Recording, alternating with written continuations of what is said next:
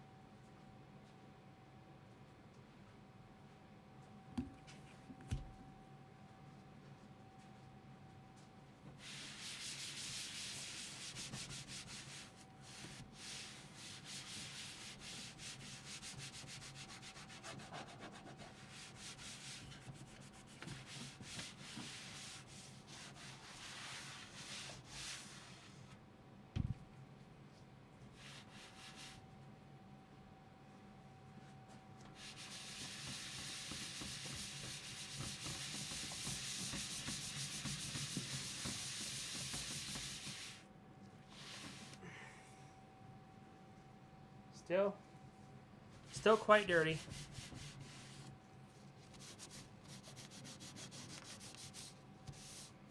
This front bezel is kind of nasty looking too.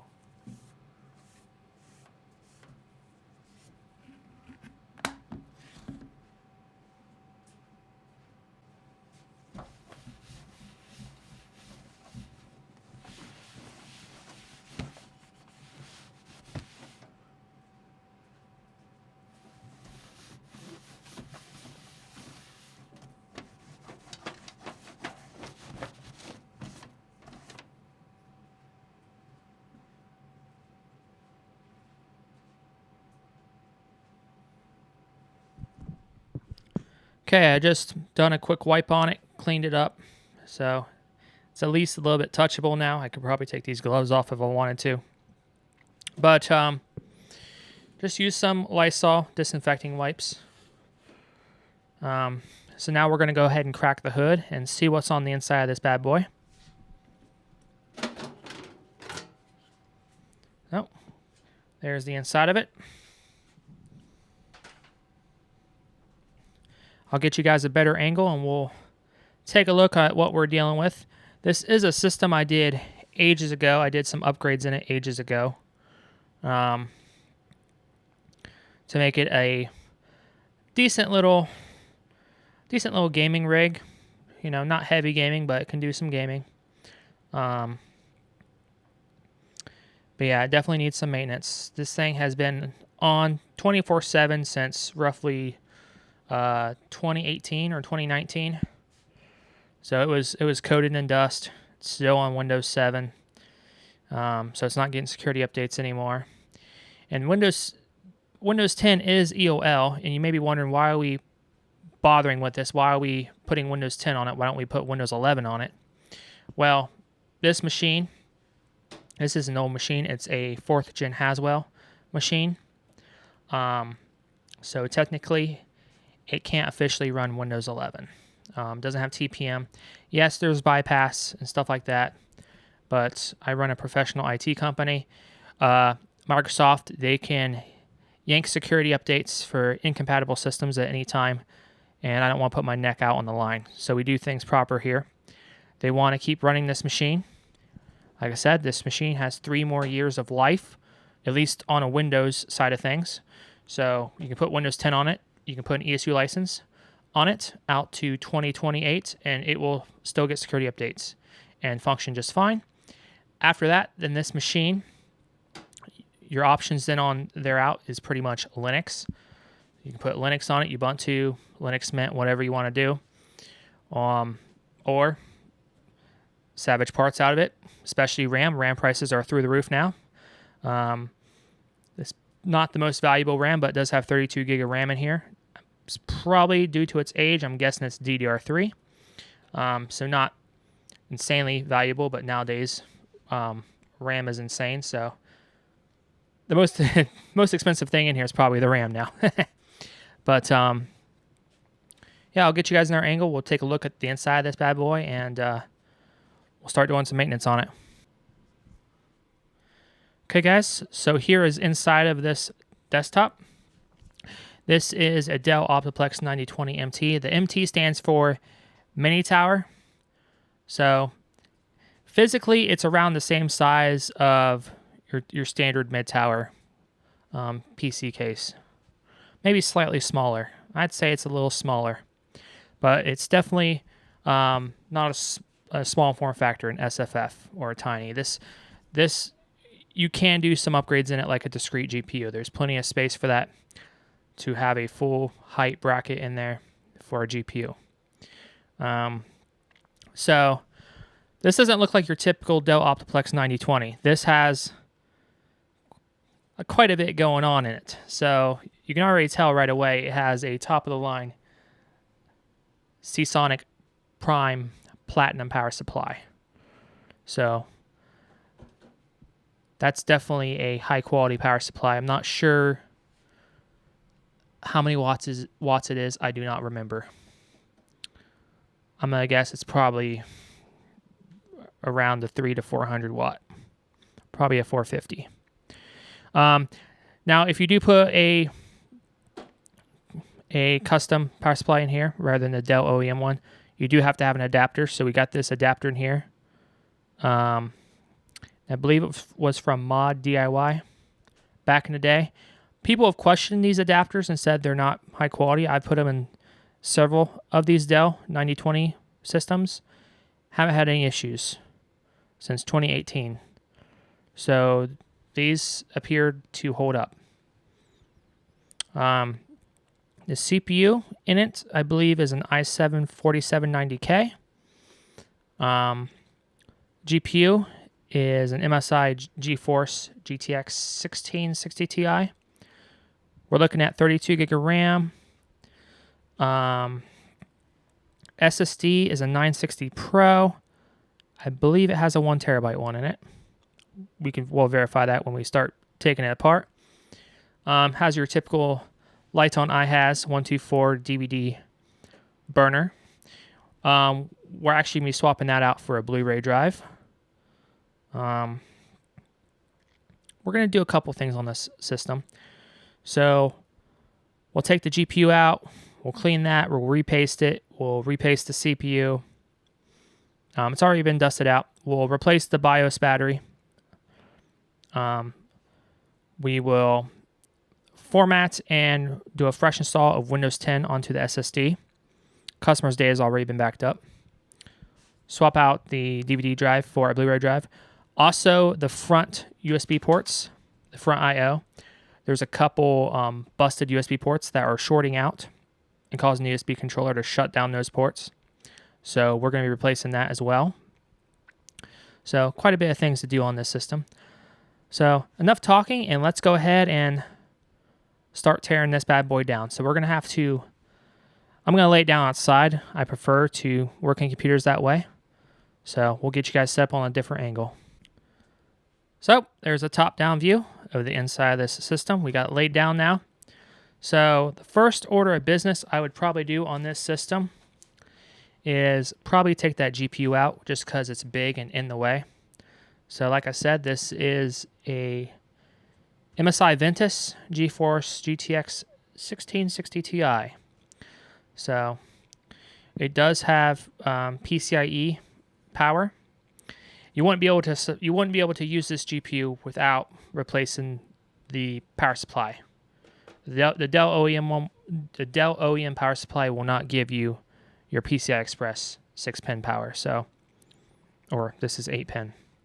But so that's how we got that. We got that from the Seasonic. So we'll go ahead and disconnect this. You just push the clip and you wiggle and pull out. So there is our 8-pin PCI Express power. And then that can just move out of the way for right now. And then we see that this is screwed in to the back, so I'll have to get out a screwdriver. And I don't think these OptiPlexes have a retention clip. It might have something you just have to kind of like bend out of the way. So we'll go ahead and get a screwdriver and get that out of there. So this is a 2-height card. So it's got 2 screws right here that's holding it in. I'll just screw those out.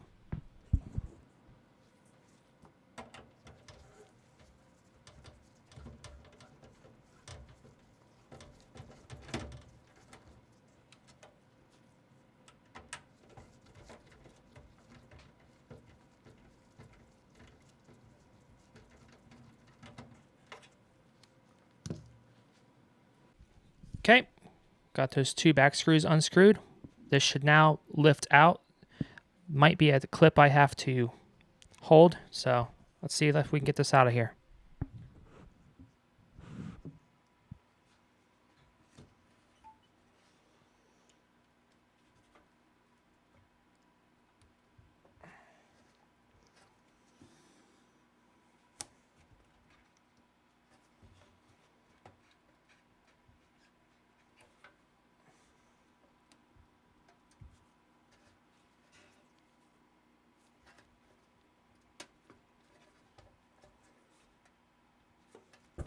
So the third screw from the neighboring slot cover is kind of interfering with the back bracket a little bit. So I'm going to take that out as well.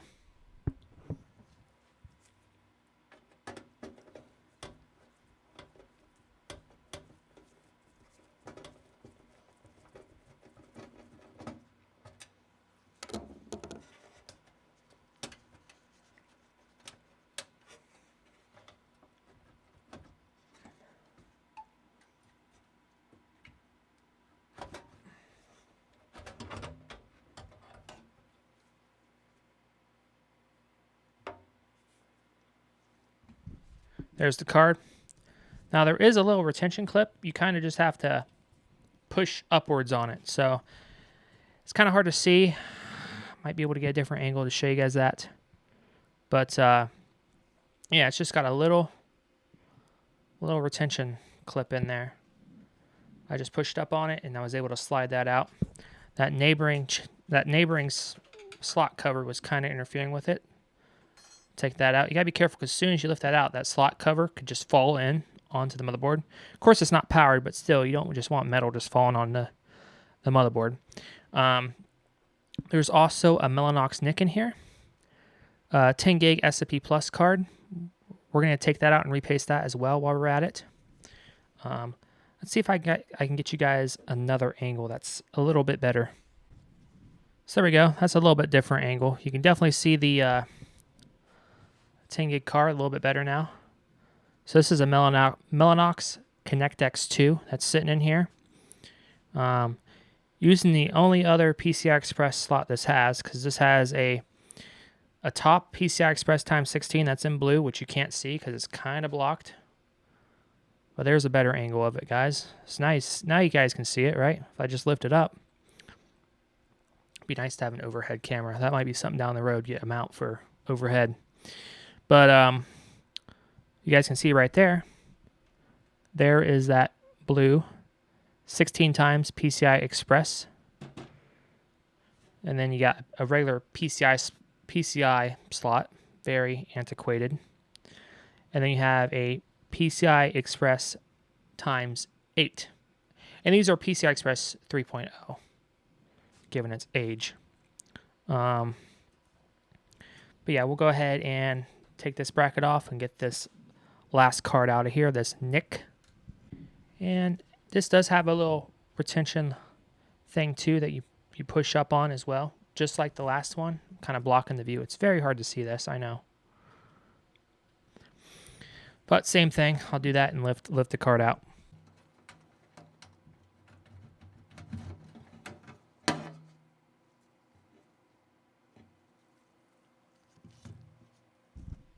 Card removed. We'll go ahead and change our angle. And then next order of business, let's get this heatsink off too. Let's get that out of the way. Okay, so heatsink on these is pretty easy to remove. This is a stock Dell heatsink, and it's plenty sufficient for the i7-4790K. This is actually a slightly better heatsink than the stock Intel heatsink. So that's why I left it for this i7-4790K CPU, because the TDP was like 4 watts more than the i5 that it had in it. So it's not a big deal. But how these heat sinks come off is you got 4 screws, right? And then you have to keep iterating back and forth between them to even out the pressure as you unscrew and also as you screw in as well. So you don't just want to do one screw all the way and then the other. You want to keep rotating back and forth between all 4 pegs. So we will take this heatsink off, and we will also repaste the CPU. Place a CMOS battery that's down here as well. RAM's fine. It's already maxed out. No upgrades there. Fans, we're not going to worry about replacing those. They've been dusted out. And they should last in there 3 years, hopefully, without any bearings failing. That's a gamble, but we're not going to worry about these fans. So yeah, let's get this heatsink off.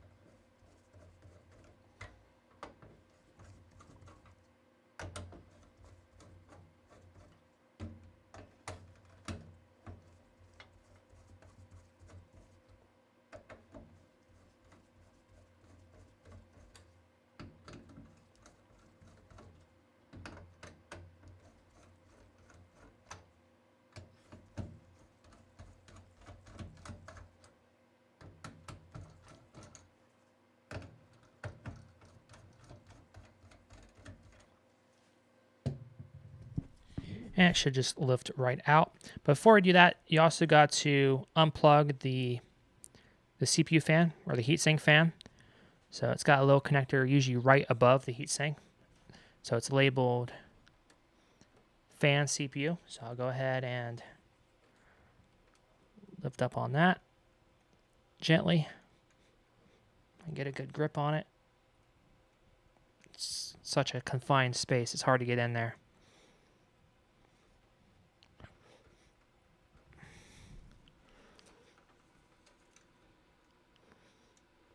Oh, it might have a clip. I'm going to push, yeah.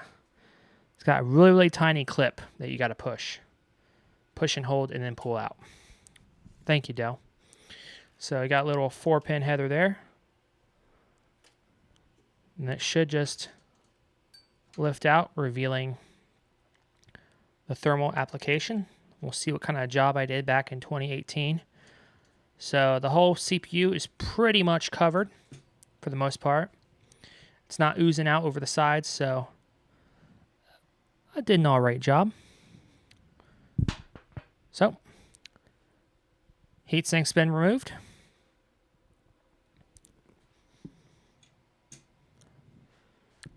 While we're in here, we'll also do that CMOS battery. These look a little tricky.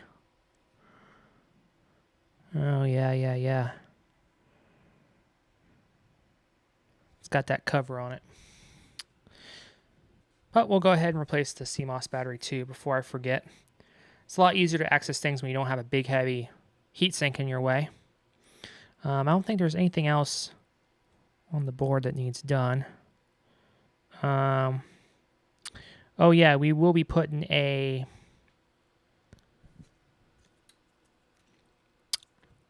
hard drive in here.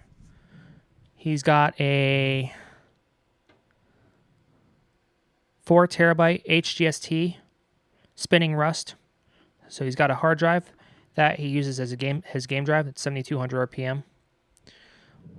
He's been having that in an external USB enclosure. We're going to actually put it in here. I do got caddies in, so we'll pop that in. And we do have a second SATA power leg, so this will move down here. That will move to that. I'll have to install a second HDMI, or not HDMI, a second SATA data cable. Hopefully he's got another 6 gig port available. He's got 2 other ports. We'll have to consult the manual, see which ones are 6 gig, because that is a concern with these older OEM systems, these older Dells, is some of the SATA ports are 3 gig and some of them are 6 gig. So you really don't want to plug your SSDs and hard drives into a 3 gig port. You want to try to use all the 6 gig ports you can. And if you have an optical drive, you can put that one over onto a 3 gig port if you are out of 6 gig ports. So that's something I'll have to look at the manual, see which ports are which. But yeah, cable management's not the best in these kind of units. Looks like our excess was tucked away into the second optical drive bay that wasn't being populated. So yeah, not the best cable management, especially if you use a non-OEM power supply. You know, these cases aren't designed for it. These cable links are designed for a bit bigger cases. But yeah, we'll go ahead and see if I can get a new CMOS battery.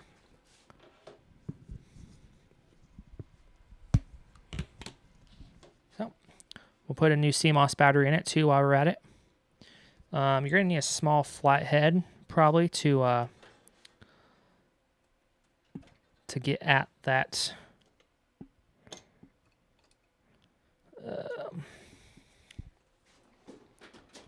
So I got a little small flathead I'll use. So let's see if I can get to that CMOS battery. There you guys go. You can see the CMOS battery a little bit better now. So here is the CMOS battery. Typically, I recommend replace these every 5 years. They'll sometimes last longer. They'll last 8 to 9 years. But since we're in here, we're going to go ahead and do it anyway. I only really recommend this when you're doing a complete fresh new install. So we're doing a complete new install of Windows 10 on this system. So whenever you replace a CMOS battery, it will wipe out the BIOS or UEFI settings, so you have to go back in there and change some things. On these particular units, by default, they like to set the SATA controller to RAID mode. And if you install your Windows install with AHCI, replace the CMOS battery and boot Windows, you'll have an instant blue screen of death. So that's a typical symptom, is you have to go in there and switch that back to HCI. So by default, these like to be configured with RAID for the SATA controller. So you have to go in there and change that. That's one common setting you gotta go in there and do. Of course, you know your date and time, stuff like that. So you have to go set that again too. But that's not a concern since we're doing a fresh install of Windows 10. We'll go back in there and we'll set the BIOS settings that we need before we install Windows 10. So go ahead and take that BIOS battery out now.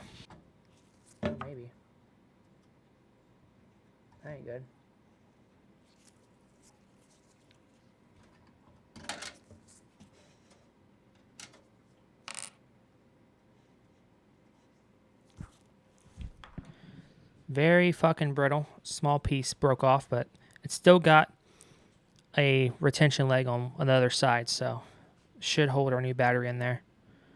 This battery is an old Rayovac. And these BIOS batteries, CMOS batteries, you can pick these up anywhere. Walmart, Walgreens, Target, whatever. They are CR2032 button cell batteries. 3 volts. So go ahead and get myself a new battery. I typically go for Harbor Freight's batteries, they're Thunderbolt ones. They actually make really good batteries that last a long time. So new battery is in there. It is staying in place. That socket is really brittle, so hopefully I don't want to break any more of that socket. That's pretty damn bad. Some of these button cell holders are better than others. This one sucks because half of the, like a quarter of the fucking cell is covered. So you got to get underneath that hood and snap it in. It's not the best. Some are better than the others. I don't like this Dell OptiPlex style here. But new battery has been installed, so the BIOS has been reset, and that battery will be fine for the remaining life of this system, which is 3 years. So CMOS battery has been replaced. Next course of action, let's go ahead and clean off that CPU while we're at it. So for cleaning off thermal paste on CPUs and heat sinks, I've actually changed my method. I used to use a little tiny shot glass, little Coca-Cola glass. I put a little bit of 99 or 91% isopropyl alcohol into it and dip Q-tips, and then dip the Q-tips in the iso-alc and then swab. But we've evolved. I actually have become a really good fan of these Noctua wipes, the NA-CW1 wipes. I've become a big fan of these. These are just pretty much iso-alc, alcohol wipes. But they do a really good job of cleaning off the heatsink and the CPU. Sometimes on these smaller CPUs, these smaller IHSs, it can be a little bit too much alcohol, so it takes a little while for it to evaporate. Sometimes you got to speed it up by blowing on it or a little bit of canned air to help expedite the evaporation process. But yeah, I've become a big fan of these wipes.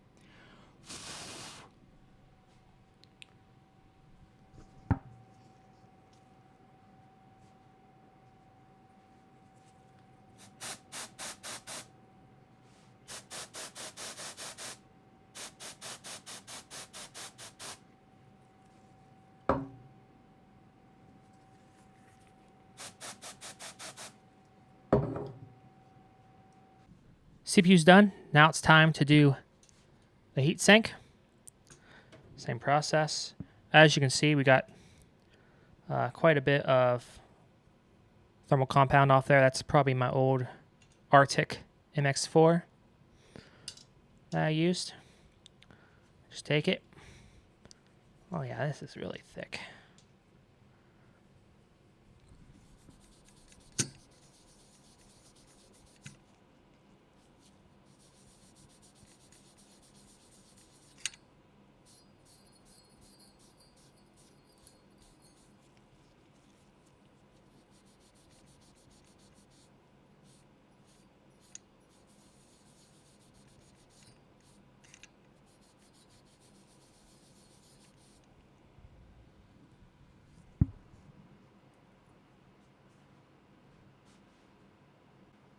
These heat sinks are misleading.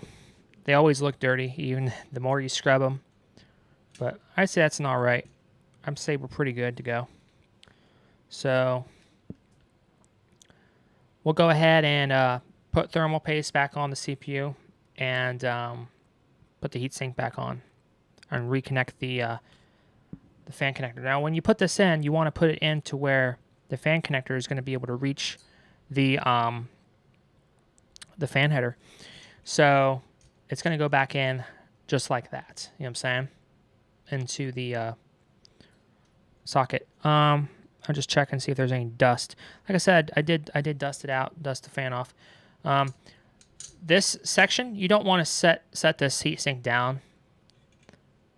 You don't want to set that on the table or a surface because you don't want dirt and debris to get on that. You want that to be very clean. So you always set the heatsink with the fan side down, the fan side to the table.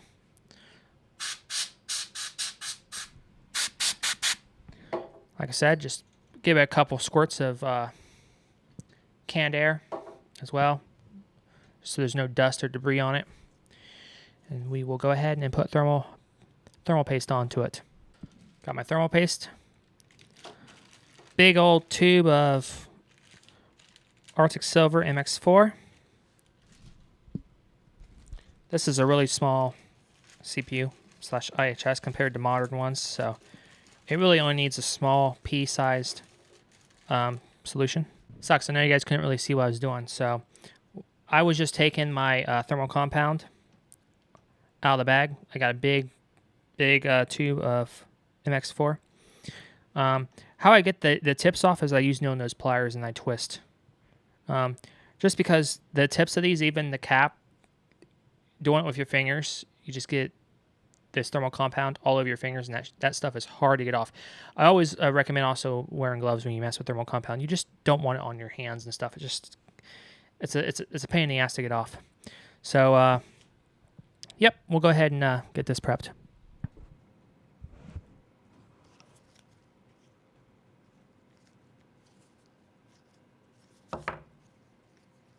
So what I always do is I always pump the tube in the back just to where it's slightly getting ready to come out of the end of the nozzle. So I'm already prepped and ready to go when I'm at the CPU.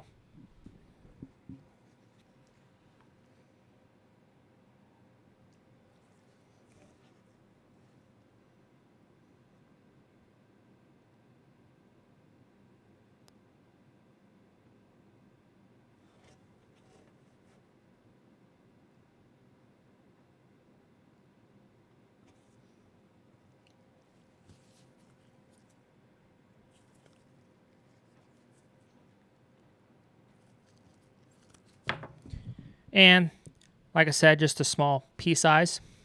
And once you have the right amount, you lift up and then you pull back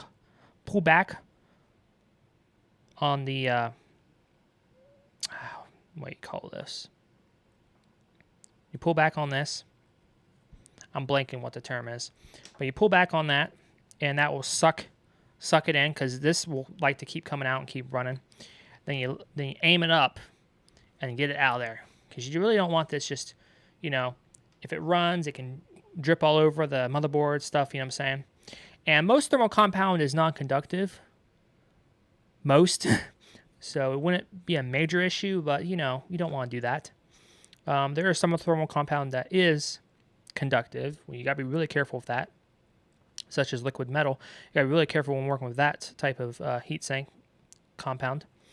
But, yep, so we got that. I'll get you guys a tight shot again. You can see how much I did. Just a small pea size. That's all you need. We'll go ahead and put the heatsink back on now. And it's the same process. Make sure you have your orientation right to where it's going to go to the fan header, which is, of course, out of frame, And I know I'm blocking the light. I'm sorry.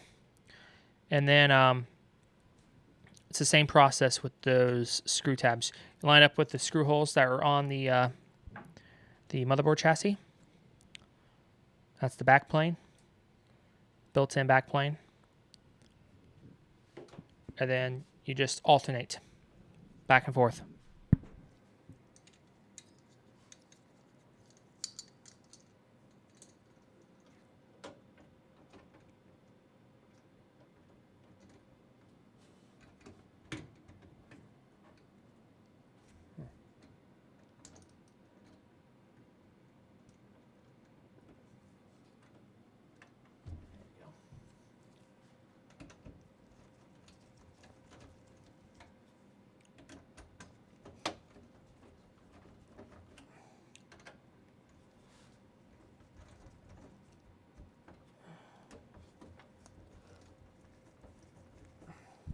And when you first start these out, these are spring loaded, so you got to put some force on it, and you kind of gotta direct it into that hole, into that socket, and get it started. Get a bite on it.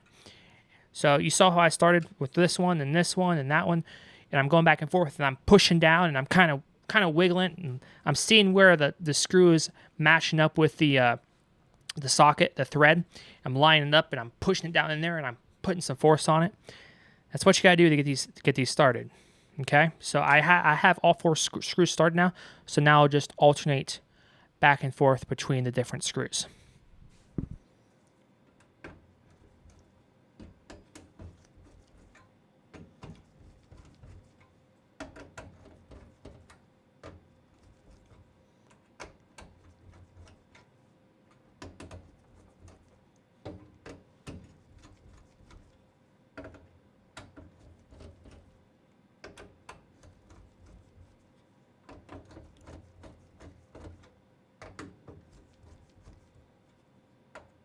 In.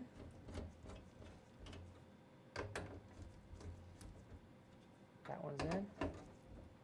That one's in. And you'll feel them. You'll feel when they're in. So I'll just go back through each one. Make it tight. You don't want to be super tight where you're going to end up busting the thread or stripping it out. There we go. We got proper even pressure applied on that heatsink. Heatsink has been reinstalled.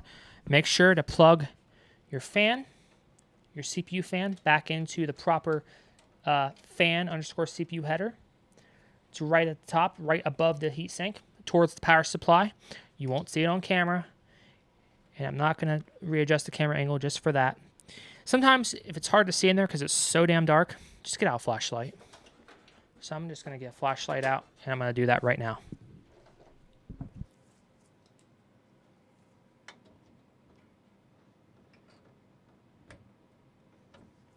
Push it down until it snaps and clicks into place. It does have a little retention clip, because of course it does. And there we go. That order of business is done. So far we have replaced the thermal compound on the CPU heatsink, and we've replaced the BIOS battery. It's been dusted out. So what else do we want to do in this? We got to replace the thermal compound in the GPU, and also I'm going to do it on the NIC card as well. Kind of overkill and crazy, but we'll do it on that as well. We'll do it on the NIC first. So the Mellanox ConnectX-2. It's very easy. Just has two little push pins on the back. You just got to squeeze them with the needle nose pliers, and it pops out. We'll do it on that card first because that's the one that needs to go in first because it's on the bottom. And clearance would be a bitch to get it in there with the GPU in the way. Then we'll do the GPU. We'll replace the thermal paste on that. Some people, they also replace the pads, but you got to have the right amount of pads. You got to have the right thickness for all their VRMs and stuff like that. We're not going to do all that. We're just doing some basic maintenance on this to get it a new lease on life for another 3 years. You know, maintenance that it's needed to have for quite a long time now. This thing was caked in dust inside of it. I'm surprised nothing shorted out from the amount of dust that was in it. So we're just giving this thing some much needed love and attention. So, yep, I'll get ourselves another camera angle. We'll get situated, and we're gonna go ahead and do the thermal paste on these two PCI Express components. Okay, guys, got a new angle. We're sitting down. We are at the bench. This is very easy to do, just on the back. It's got two tiny little white pins that you just take a pair of needle nose pliers, squeeze, push through, they pop out. This comes right off. And then we put some new thermal paste on. Not hard at all, guys. Not hard at all. So we'll go ahead and do that.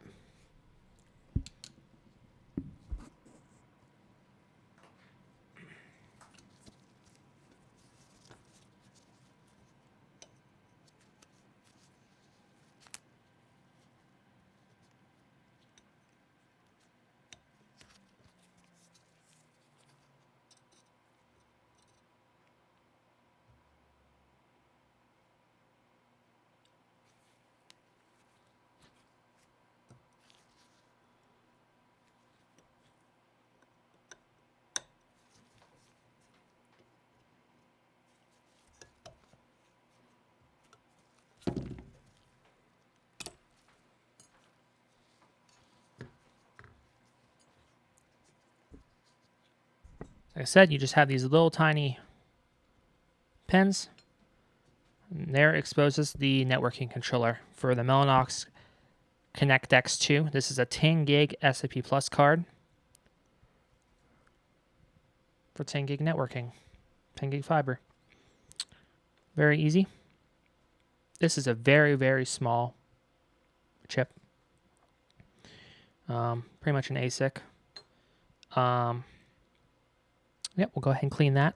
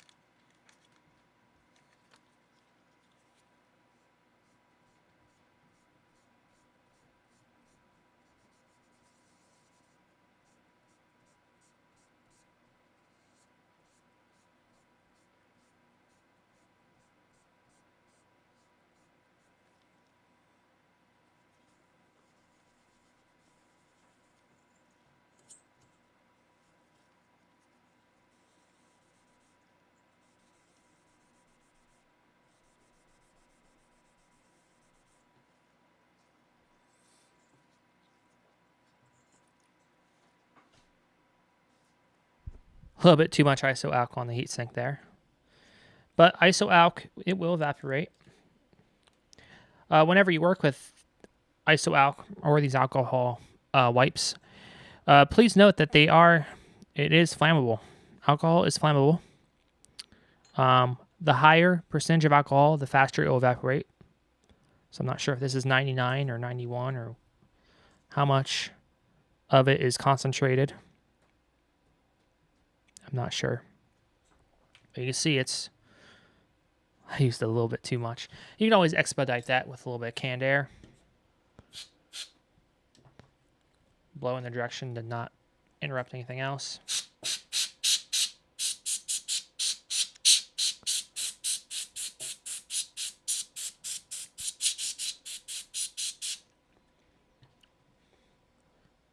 Quick spurts when using canned air. You don't want to just hold it down. That's how you get condensation and start spitting water. Same thing with an air compressor. People don't understand that. They just hold down on it. You don't do that. You do short, quick burst or spurts. And that's how you keep your pressure, and that's how you also prevent condensation and it spitting out water. No, go ahead and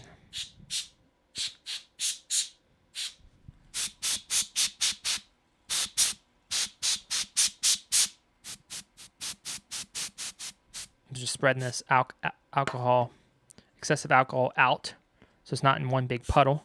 It'll evaporate faster. So these Noctua wipes, good for modern CPUs, and I'd say GPUs as well. Kind of overkill for this very, very small networking controller chip. So a little bit too excess. But no big deal, you know. You live and you learn. Now this heatsink side, like I said, you don't want to have debris and shit, so I'm going to spray it again. Just like that.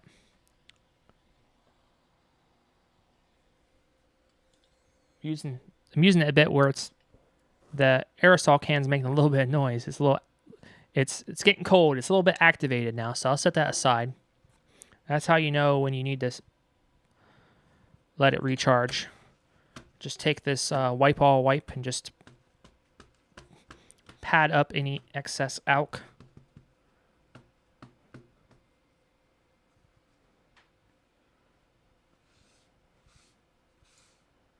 Maybe. Come on. Then we will apply the new thermal compound. Another thing, when you take those clips off, be very careful.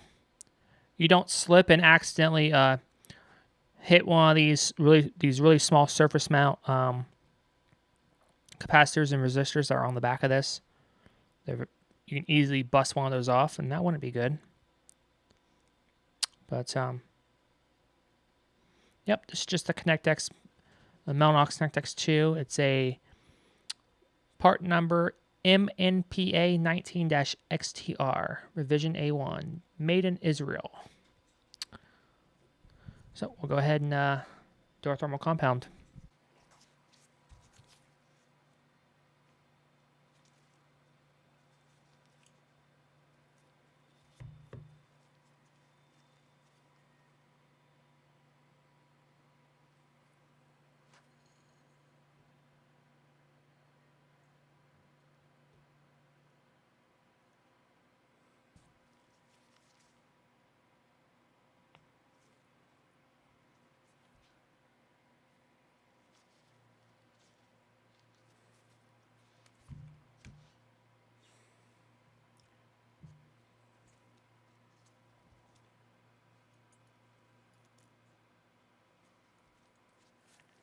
This is gonna be a bitch.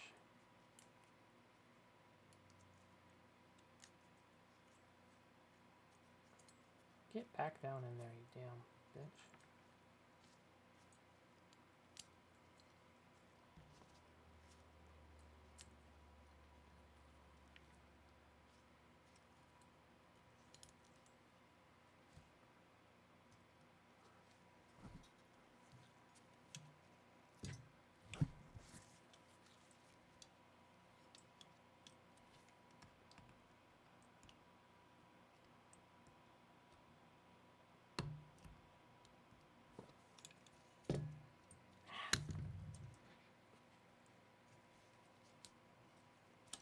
I hate this part.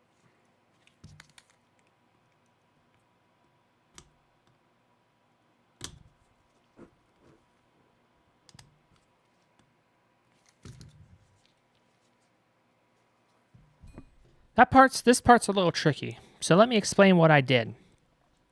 So what you got to do is you got to get those little plastic push pin things down in the holes of the heatsink, get them prepped. You hover it over, you line it up, and then you got to take a screwdriver and push down and start one side, get it in there, and get the other side, start that, and then you push them both down. But what you want to do is you got to be careful. You don't want to break the card or bend it, snap it. So you got to kind of have to hold it, the back of it, to alleviate the pressure. See how I was holding it in my hand and I was pushing down on those pins with a screwdriver, and I was able to get it in, and I went back and made sure they're both really snapped in really good. But you got to be very careful when you do that, because you can snap the card. You don't want to put too much tension on it and snap the PCB. But it's a little tricky. But also you want to be careful you don't slip and bust something with the screwdriver. So a little tricky. Of course, I recommend having gloves on too, since you're touching the PCB. But yep.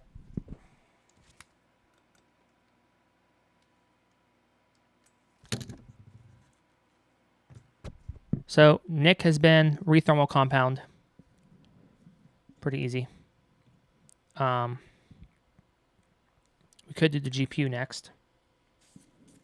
I think all the iso-alk has been, looks like it's all been evaporated. So now we will do the GPU. Okay, now we got the GPU. We're going to go ahead and repaste this. Fans, this has been dusted out. They do look a little dusty, so might take a little Q-tip to them or something. How these come off is it should just be the 4 screws on the back. This will avoid warranty. It has a little MSI void warranty sticker. So this thing is definitely past warranty. So the exact model is on the back of this. It says it's a GeForce GTX 1660 Ti Ventus XS 6 gig OC. It's got 4 screws. Let's go ahead and take those off. And these look like really tiny Phillips. They might be JS, but I'll try Phillips.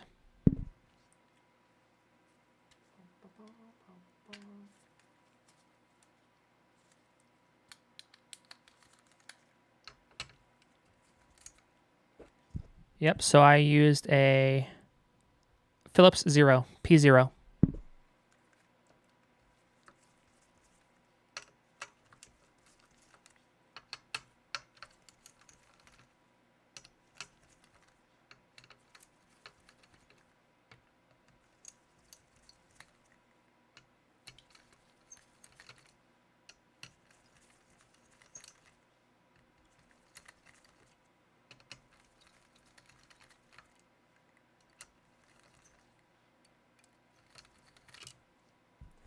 So same process with a heatsink.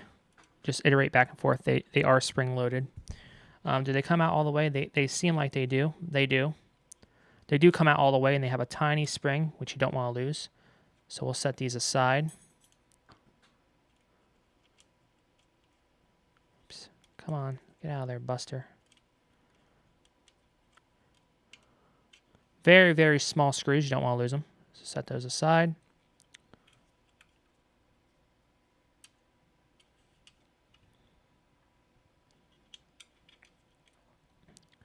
And now this might be tricky. Like I said, sometimes the thermal compound, it can act like concrete. It can really stick it together. So sometimes you got to apply a little bit more force than reasonable. But it looks like it's already lifting off a little bit. It should just lift right off. Hopefully there's nothing in the way.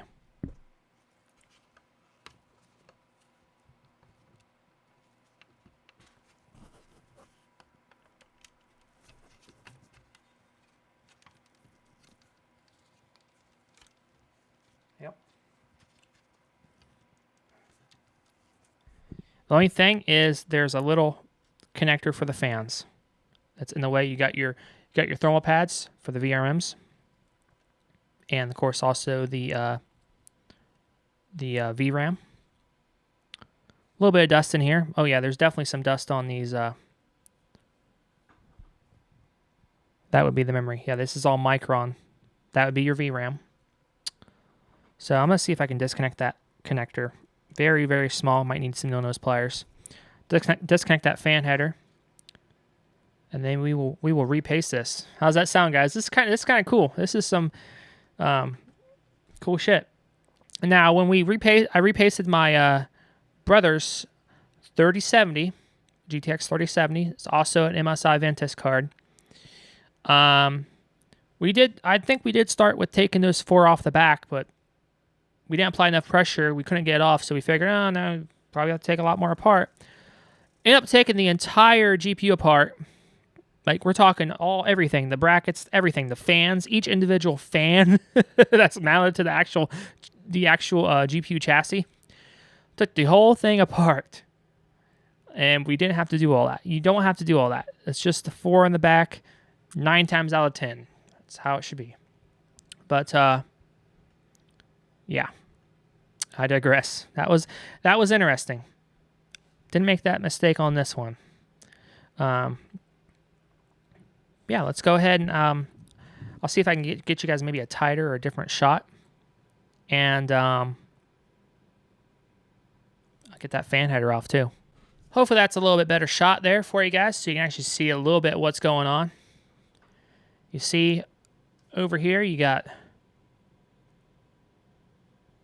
this is DRAM, this is your RAM, your memory. And this has Micron. Some will have Samsung. Either Samsung or Micron, those are pretty common. Product of China, of course. But we'll go ahead and get that fan header off, just so I can get that out of the way a little bit. And we will repaste this GPU.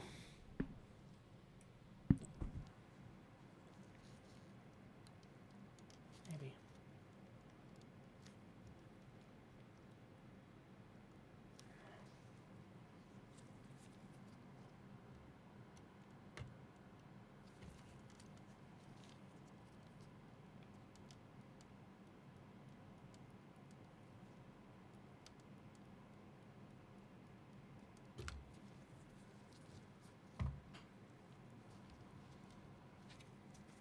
There we go.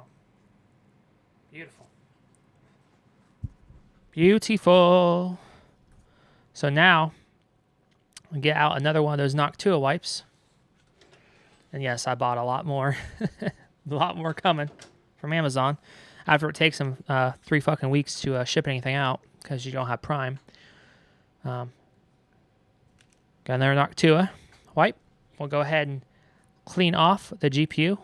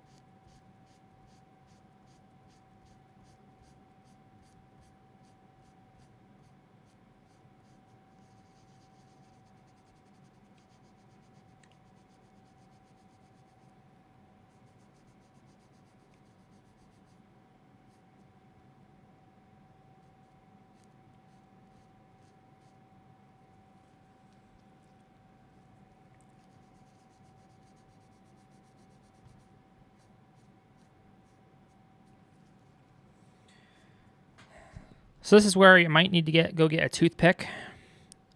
I usually have them, but I don't have any down here right now.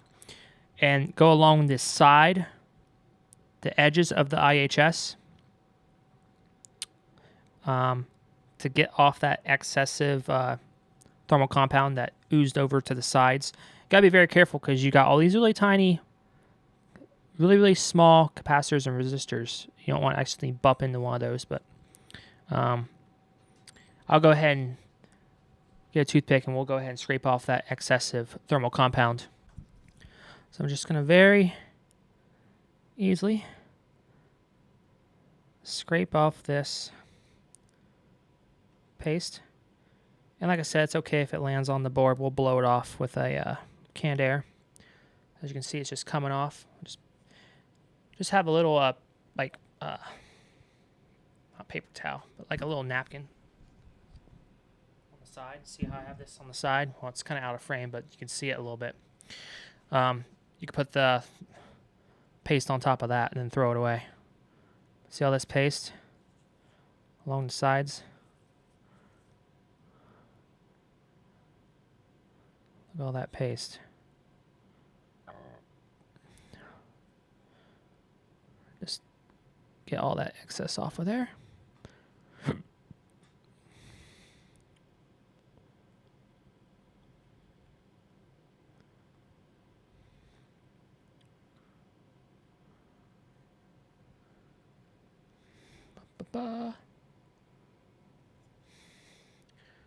Take our little canned air. I'm gonna do this off cam because I don't want to blow it onto the table and stuff. So I'm gonna just blow it onto the floor.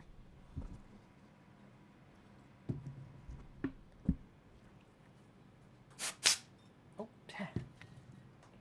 lost the tube.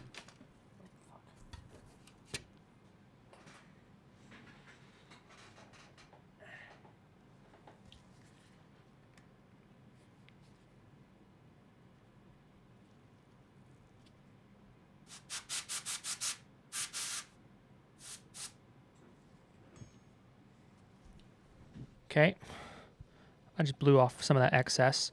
I'm going to take the wipe again.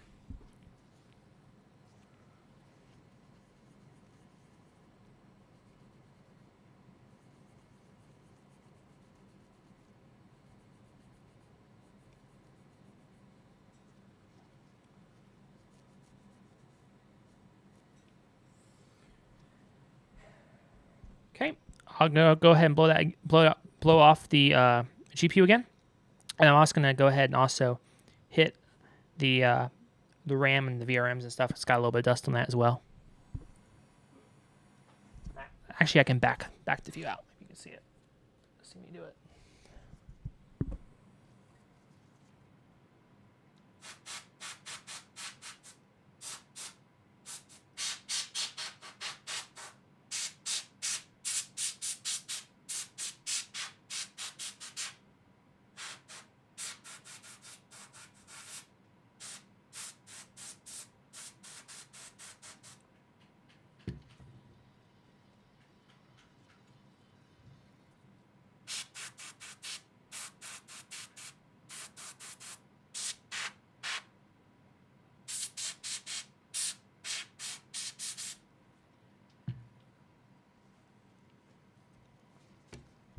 technically this has got another heatsink that you could pop open, but it actually looks like they're probably using thermal pads under it, so ain't gonna worry about that. The main thing to worry about, the GPU, and this thing definitely need it. Now, replacing thermal compound GPU is pretty overkill, pretty crazy, but this system has been sitting unattended 24/7 on for like the past, can I do math? 6 or 7 years. So yeah, now we're going to actually do the heatsink, okay? And actually get the back end of these fans as too while I'm at it. So now we're going to do the heatsink.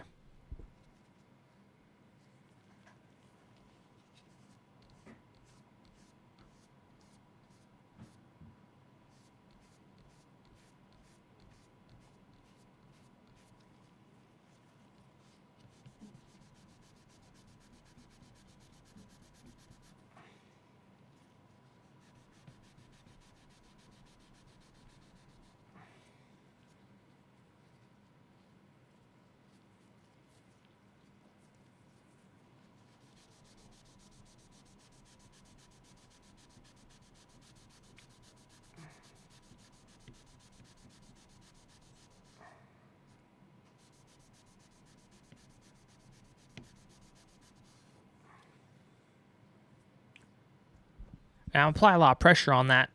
Now you don't want to put the wipe over the thermal pads. Just where the GPU hits the heatsink. You can tell where the thermal residue is at.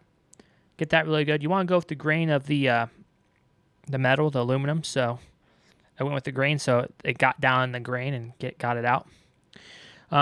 There's quite a bit of dust around these thermal pads, so I'll go ahead and hit that with the canned air as well.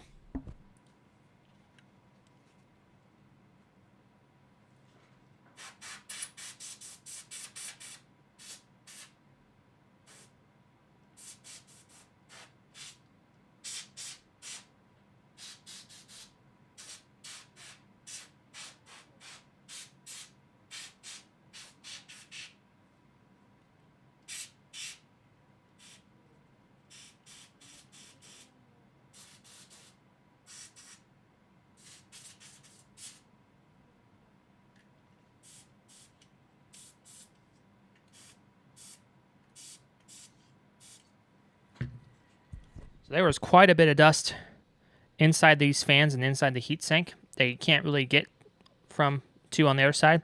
So what I'm going to do is I'm going to get out the blower, and I'm going to go ahead and let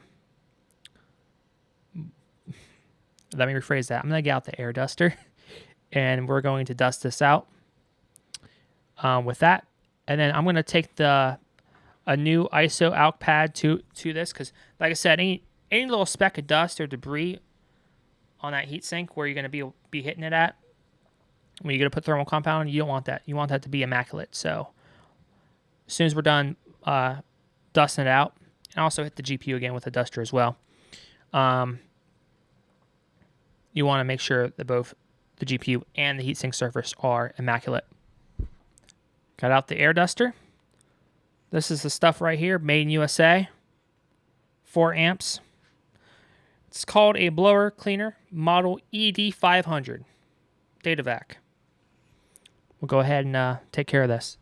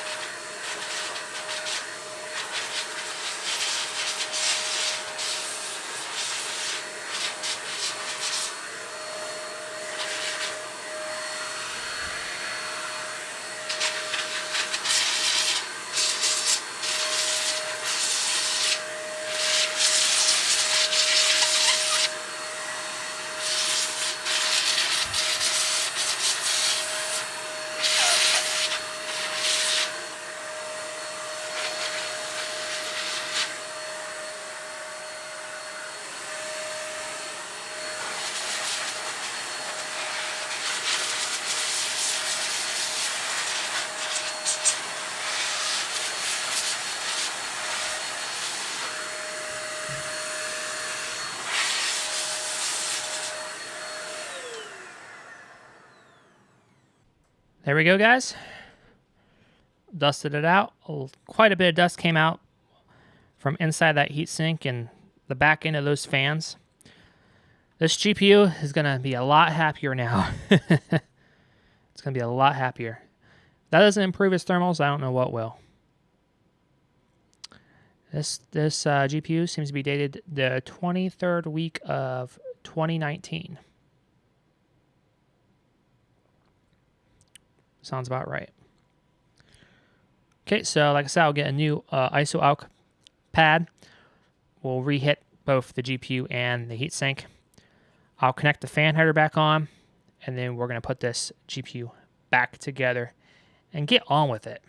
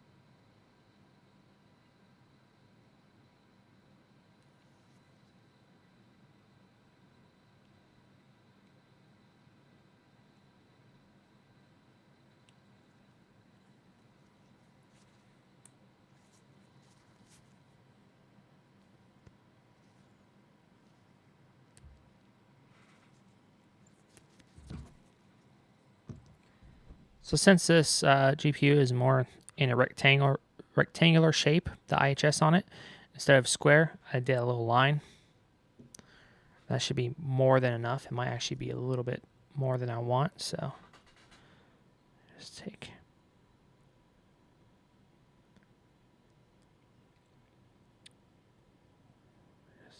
Sometimes you can take a toothpick and absorb the excess.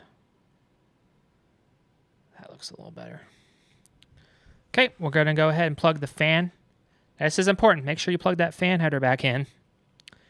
And then we'll put this back on. These are little tiny spring-loaded screws, so they're going to be interesting to put back on.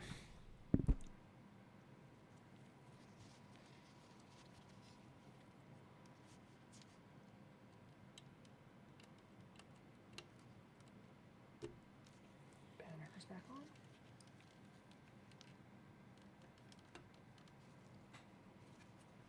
Flip it upside down.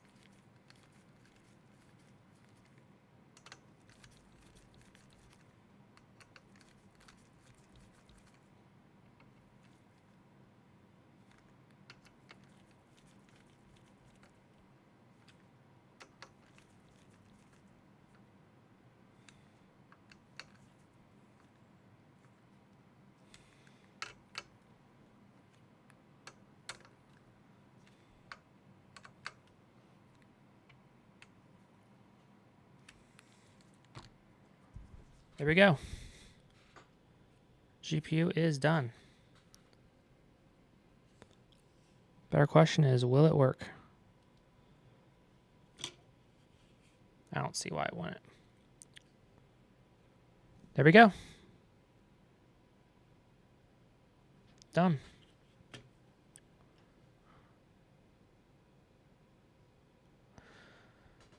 Okay. Let's put it back together. Let's put the GPU back in, the Mellanox first, and then the GPU. Then we'll move on to the next hardware steps, which will be replacing that optical drive with the Blu-ray one, the DVD one with the Blu-ray. Pop it in that game hard drive. And then all the hardware stuff should be done. We'll boot into the BIOS, check that over. This thing's probably about due for a BIOS update as well. We'll check the BIOS version, update the BIOS, then do BIOS settings, and then we'll boot into Windows 10, or Windows 10 installation media, and format over the existing SSD that's in there and install Windows 10. And then from there, it should be drivers and software. So first things first is we're going to put the Mellanox ConnectX-2 back in. That goes all the way on the bottom slot. So I'll go ahead and do that. I'll put that expansion port cover in next, and then we'll put the GPU in.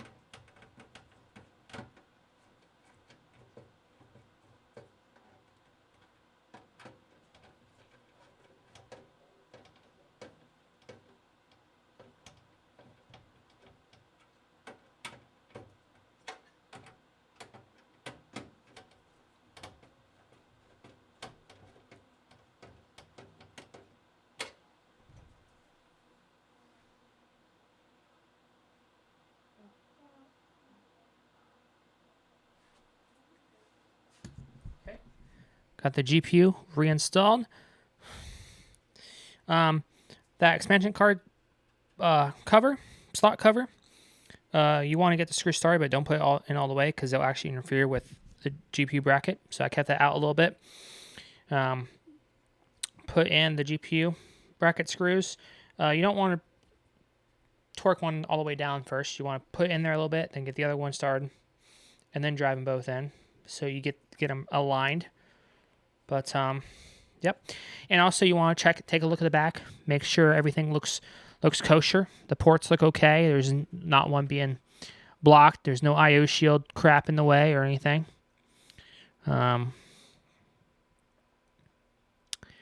Everything looks all right. So one of the most important things is you want to reconnect your PCI Express power to your GPU. Line it up, and then it does have a clip. Just like that. Make sure it's fully seated and it clicks in. It's very fucking important. So there we go. That's done. What's next on the docket? What is next on the docket?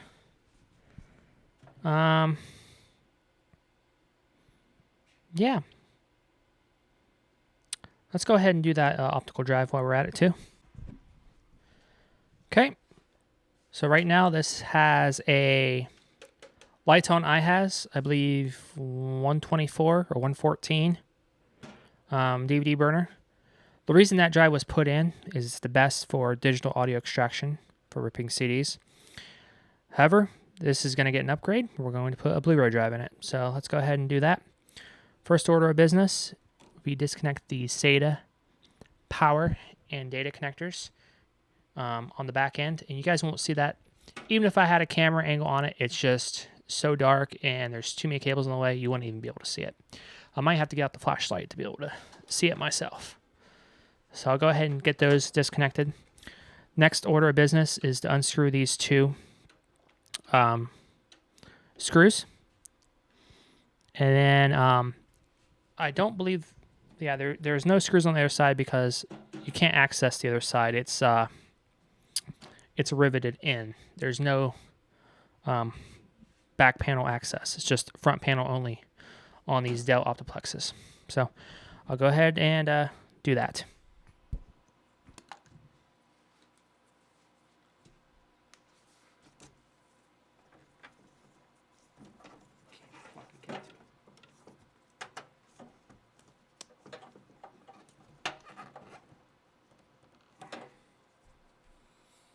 Might have to use Neil nose. Now this has a locking 90-degree angle SATA data connector, and we got all these power supply cables in the way. It's hard to get to it, so I'm probably gonna have to get out my Neil nose pliers and do it.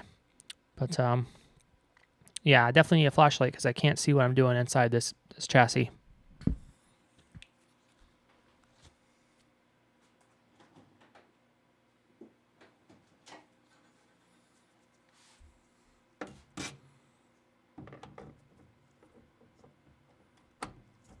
That.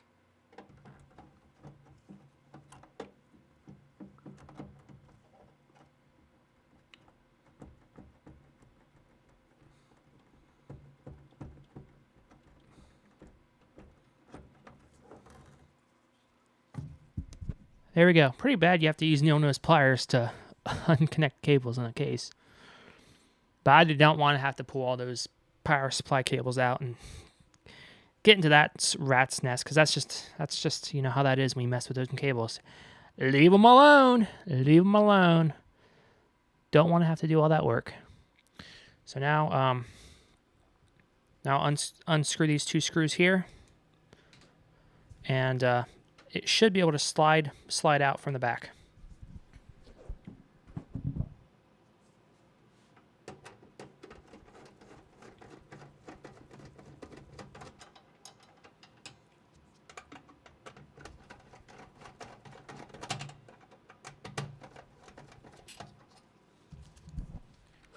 Yep, just slides out. Now, this does have a lever system, but it had no effect on locking that in. It did not seem to... See, I pushed that back. Actually, yes, it has an effect. I can't get it out past here, so I probably have to hold that down and then slide that out.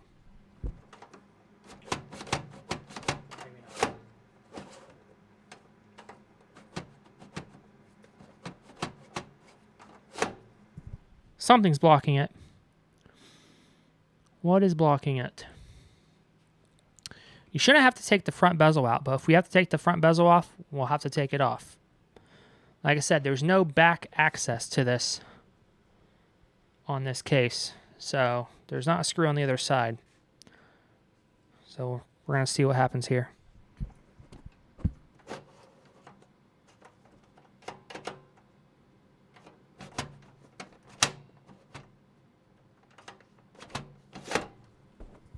Taking the front bezel off, having another look at it.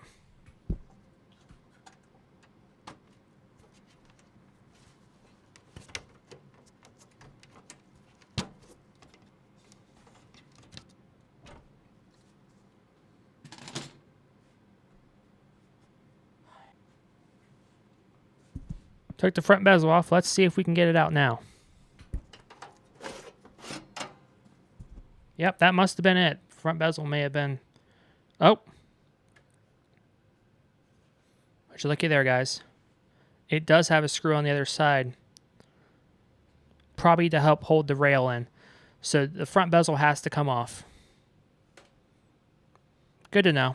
And it's on the bottom. So this has 4 screws, 4 holes for screws. It's on the bottom first one. So we'll have to note that when we put the Blu-ray drive in. But this is, see what it is. It's a model, it's a Lighton iHas 124-14FU. Manufacture date of February 2019. And these are good drives, but the one caveat with these Lighton iHas drives is the actual, this slot will get stuck and it won't open. You'll have to keep pressing the open button 100 times to get it to open. They're the best for DAE, but they have a bad mechanism in them. So I don't really recommend putting these in computer systems anymore, and I don't put this particular model in systems anymore. But it is good for DAE, but there's other drives out there. So as you can see, we could see the remnants of the big beefy 24-pin power supply connector, or cable, I should say, being shoved in that bottom unpopulated optical drive bay. So let's go ahead and locate his Blu-ray drive and get that installed. So we're going to go ahead and retrieve the Blu-ray drive. I keep them in this bottom drawer. And let's see what we got in here.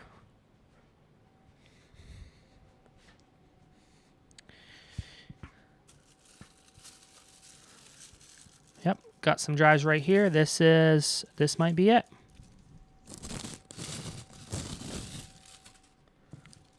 Right here, the BW 160 1HT Blu-ray drive. Okay, got the new Blu-ray drive. This is also a Libre drive. So with Make MKV, it's going to basically rip anything. This will rip 4K Blu-rays with no hesitation. So this is a fully unlocked, patched firmware. Asus BW-16D1HT. Manufacture date on this is August of 2024. So a little over a year old. And this will also bump up the value of this system because these are pretty much becoming obsolete. They're going to get harder and harder to get and obtain. Kind of like RAM, but for different reasons. So let's go ahead and get this installed. I got to get that screw off of that other side of that existing drive. So sitting right there. Put it on this one, and then we'll slide it in and connect her up.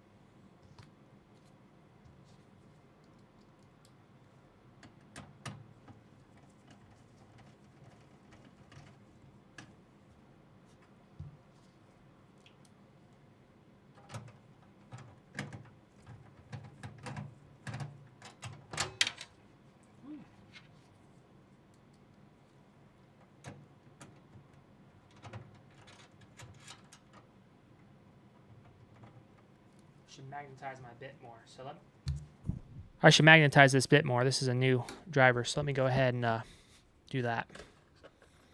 Having a little bit of issues with it. So I just got a little Klein Tools magnetizer, demagnetizer.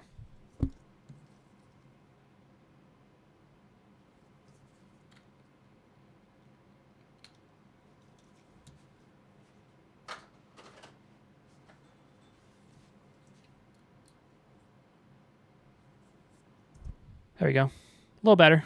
Let's go ahead and install it now.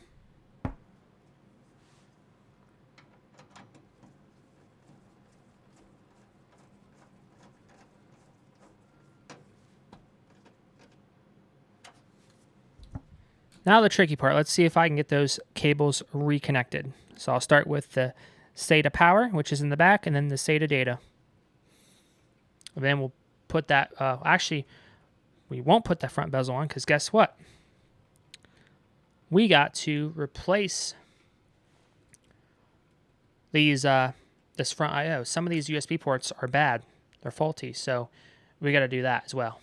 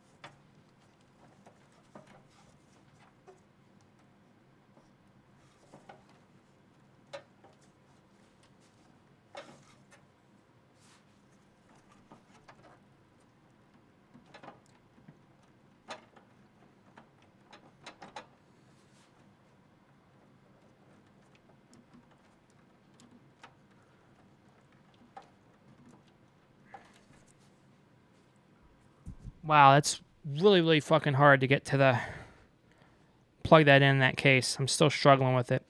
I think I might have the power, but I'm still working with it. I had to pull this. I had to unfortunately pull that out on my way. Oh boy. These cases aren't the most optimal to work in. Not at all.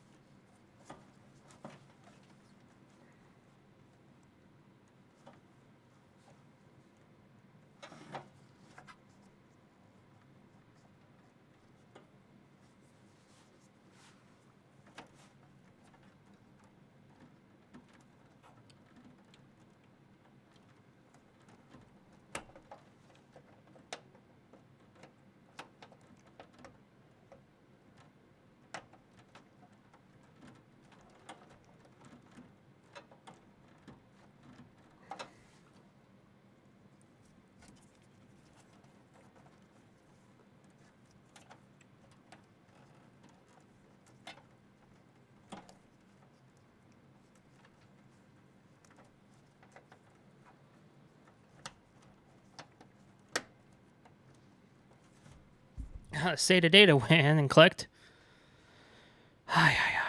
Okay. Now, fun part. This front I/O needs replaced. And we got the new module in stock right here. It's going to be fun. Not really. So a couple of these USB ports are bad. Kapupped. Yep, that first one looks horrible. So let's go ahead and get this ready for it.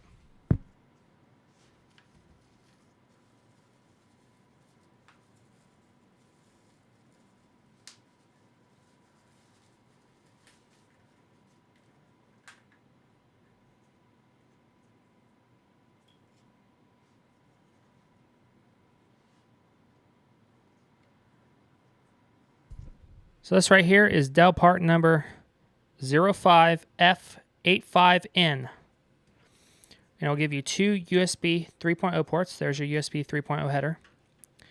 And it will give you two USB 2.0 ports, and then it has your front audio, which I'm not even going to be using anyway, so no point in hooking up, but we'll hook it up anyway. It'll also have your front audio, your 3.5mm headphone, and mic, which should be on the bezel. Yep, headphone and mic.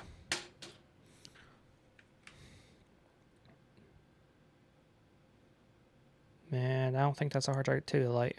Looks like an LED. And also your hard drive activity light. Yep. So you got your USB 3.0 header, which is standardized. And the other connector is not standardized. They kind of bunched everything together into a proprietary connector. So that probably encompasses your HDMI, or not your HDMI, your HD audio, and USB 2.0, and hard drive activity light, all in one connector. Which is convenient because we just got to plug in, locate, and plug into one connector. Not as convenient if you want to put this motherboard into a different case. You'll have to get some type of adapter to break that port out. But yeah. So next, I'm probably going to lay this down again, shine a flashlight in there, and see where these are plugging in at, and then we got to see how this removes. Looks like fairly simple. It looks like there's one screw right here, and it might just be on a hinge. So yeah, we'll figure that out, and that will fix him there. I'll get you a close-up on that HDMI or that USB port, see if you guys can notice it.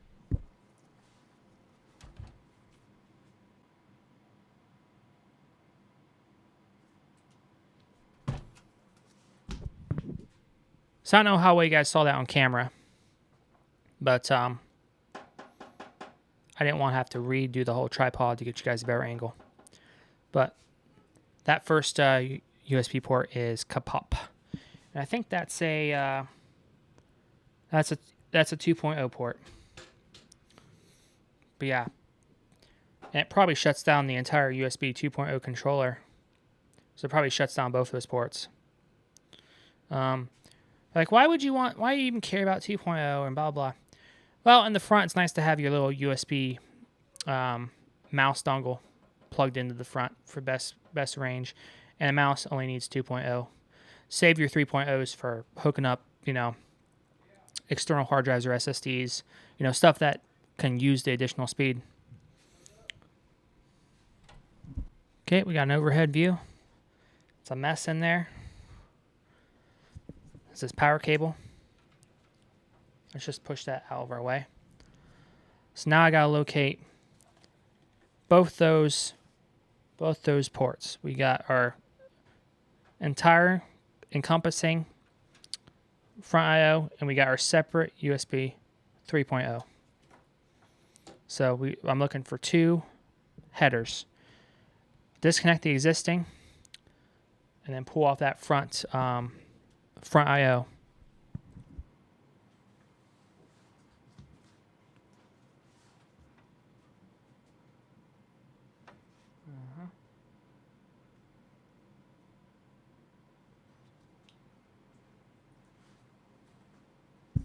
So they're both on the bottom right-hand corner of the motherboard. One's labeled front panel. The other is labeled... The other one is not labeled. Does not appear to be labeled.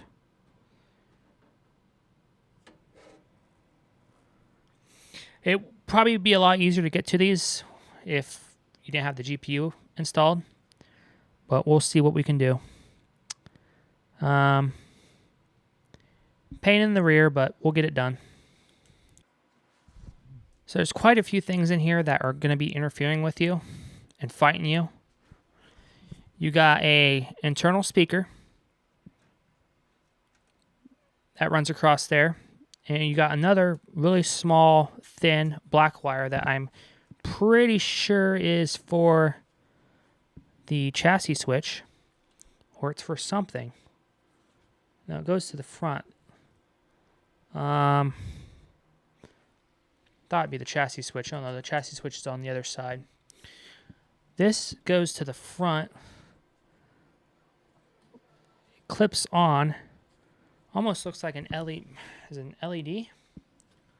What would it be? So you got something in the front. I'm not sure what that is. TBT HDR. Where's that going? It's going to the front. It's likely a thermal temperature sensor. So, small black plastic clip-on device often mounted on the metal chassis behind the front bezel. It monitors ambient air intake temperature to regulate system speed fans. If disconnected, fans may default to 4-speed. Okay, that makes sense. So it's a fan. So it's a thermal sensor. I was like, what the heck is it? So we got a thermal sensor, and then we got internal speaker, which doesn't really matter a whole lot other than BIOS beeps.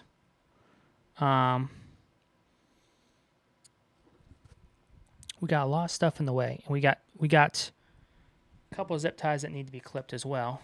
I'll get out my micro cutters for those. This is going to be fun to replace that front I/O. It's got to be done.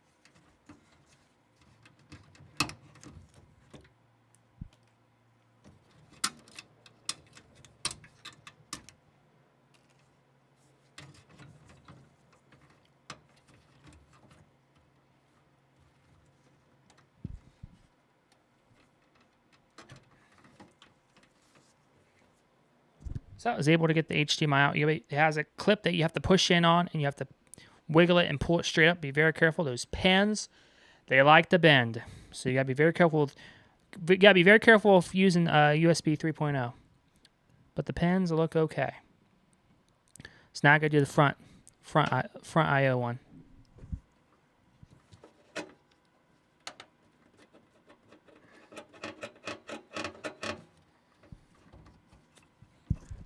There's the front I/O. Pain in the ass.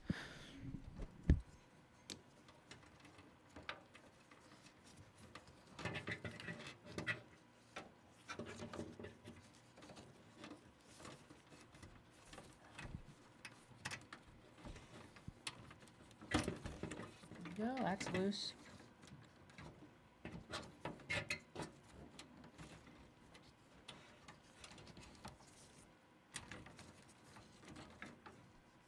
Let's connect to another SATA. Fuck.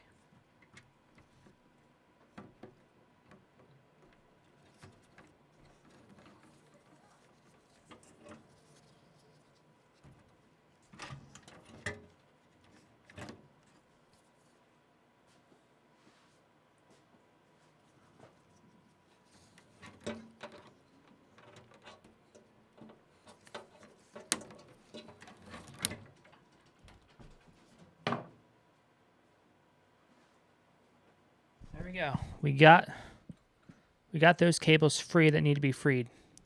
Let's go ahead and get this front fucking bezel off. So it looks like there's just one screw up here. You unscrew, and then it probably is just hinged on. So, or it might be metally clipped. We'll see.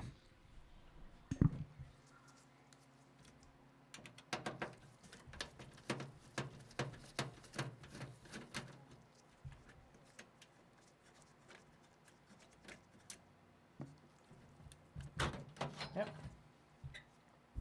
Yep. It just slides on the other side. You pull this out with all these cables in the way. So I gotta watch out. So you want to hold these cables on the other end in your hand and guide them out so they're not just dragging apart and catching on stuff inside the computer case.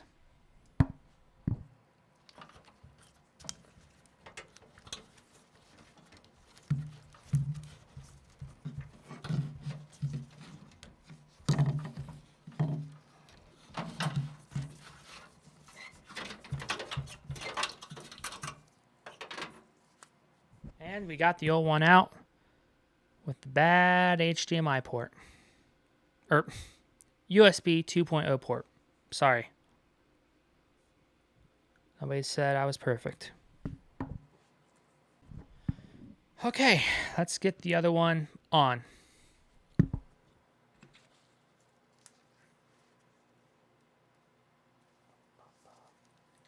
First thing you do, you want to route the cables into it first and then put it on.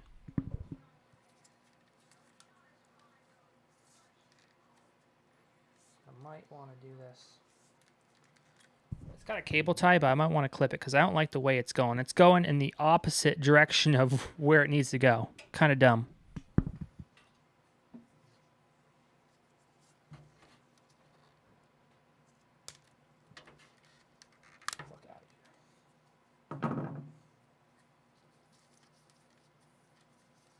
Allow me to route this how I need to route it.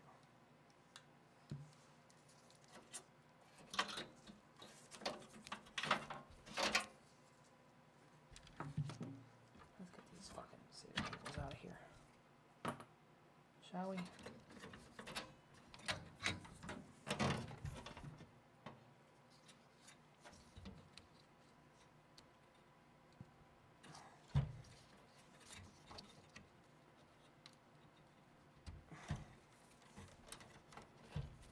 So I'm just making a clean pathway. I'm just getting these I unplugged disable cables and moved them out of the way. I'm trying to move this shit out of the way so I can see what I'm doing. I might take this speaker off. It just clips in.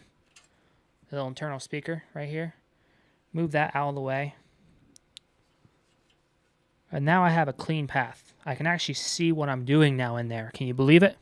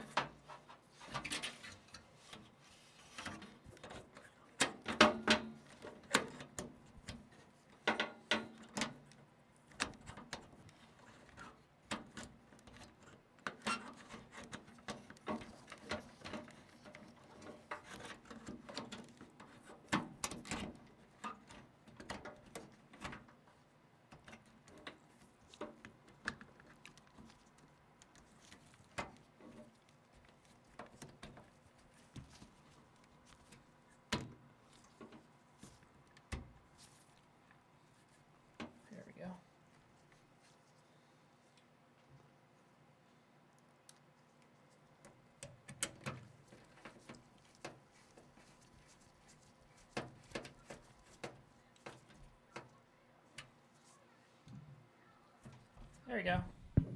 It's in there. Now we gotta figure out the routing. How I'm gonna route all this. This is it's a mess. Let's get the SATA power from the SSD out of the way too. I don't like it. I'm gonna have to clip these wires anyway. I might as well just disconnect everything, you know?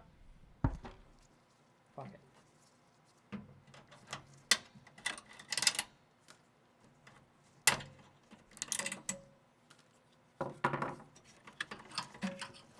Move that out of the way.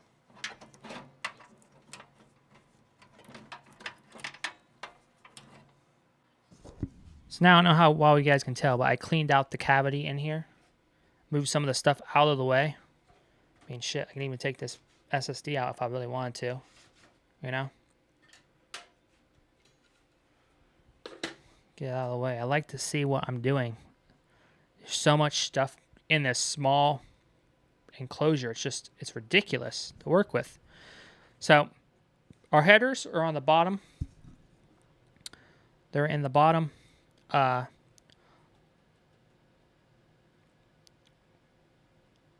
right-hand corner of the motherboard. Yep. And this has a little black.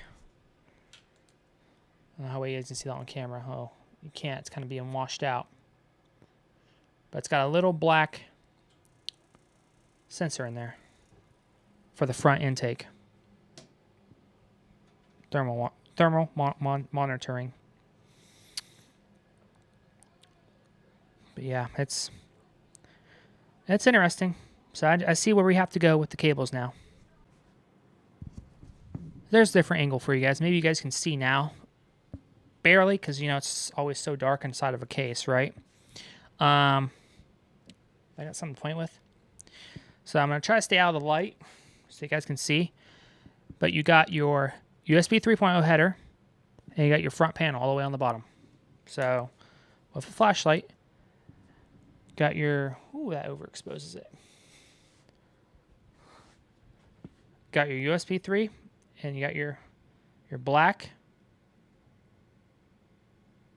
front panel. Okay. Yeah, you can see, but you can just barely make it out. Wish I could have got you guys a tighter view, but it is what it is for right now. First order of business, I'm going to go ahead and do the front panel. That's all the way on the bottom.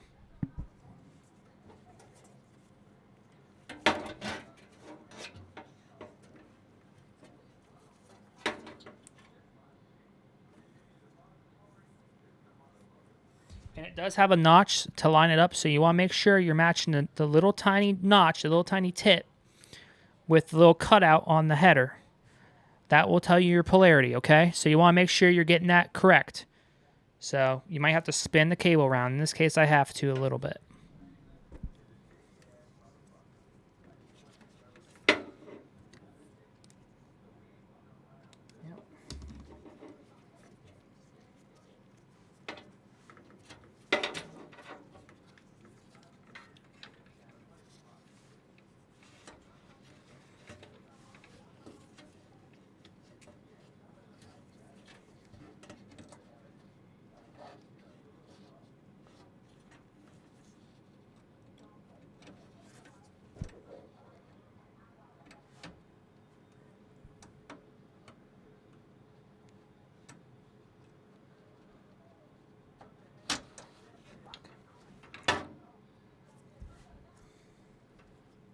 There's like absolutely no fucking room at all.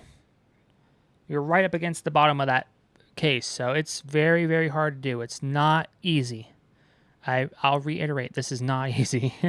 It's quite complicated. If I have to do this, a paid job, front I/O replacement, talking a lot of money. Probably at least $75 to swap it out, I'd say. It's a lot of work. You got to basically almost gut the system just to be able to work in it.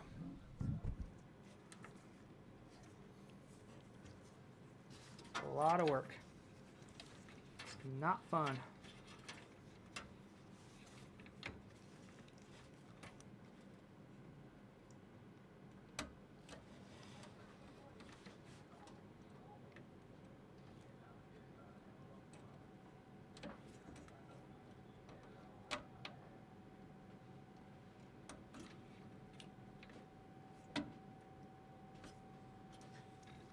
I feel like I almost have to take the motherboard out, get the connector on, and put the motherboard back in. I feel like, wow. In these cases, dude, these cases, they'll slice you up. Wow.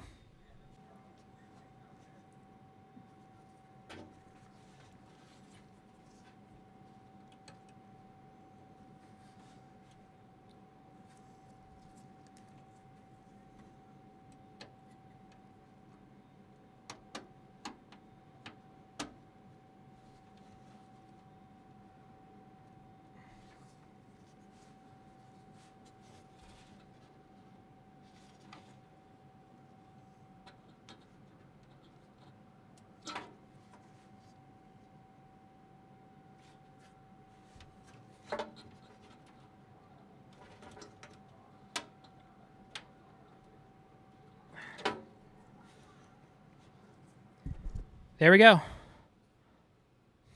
Front panel installed. You gotta line up that notch, and then you gotta click. Make sure both sides fully click in. Click in one side, then click in the other. Kind of give it a little wiggle, but you gotta be very careful with them pins. So there we go. That's been done. Now time to use USB 3.0.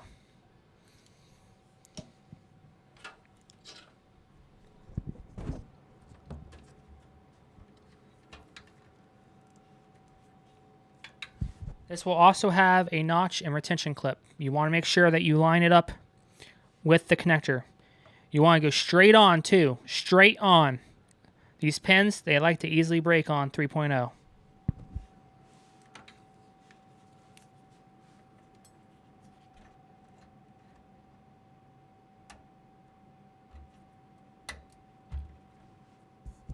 There we go. 3.0 has been installed. So those cables have been done. Taken care of. Thank you. Beautiful. So now we got to connect up.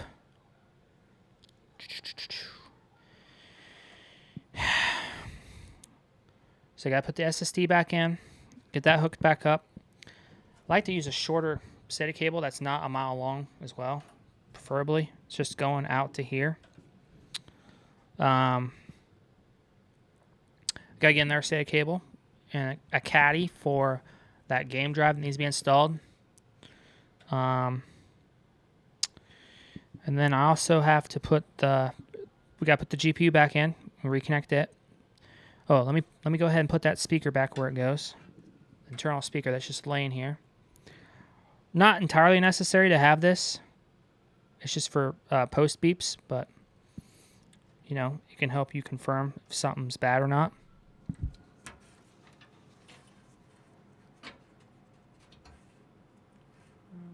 Where does this go? It slides in somewhere. Yep. Just slides in on the bottom here. Just clicks into place. And that's just an internal speaker. All that is.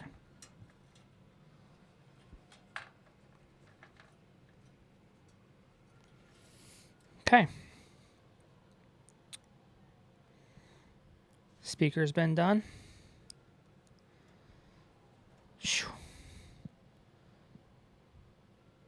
Let's see if I got some SATA cables laying around, shorter ones.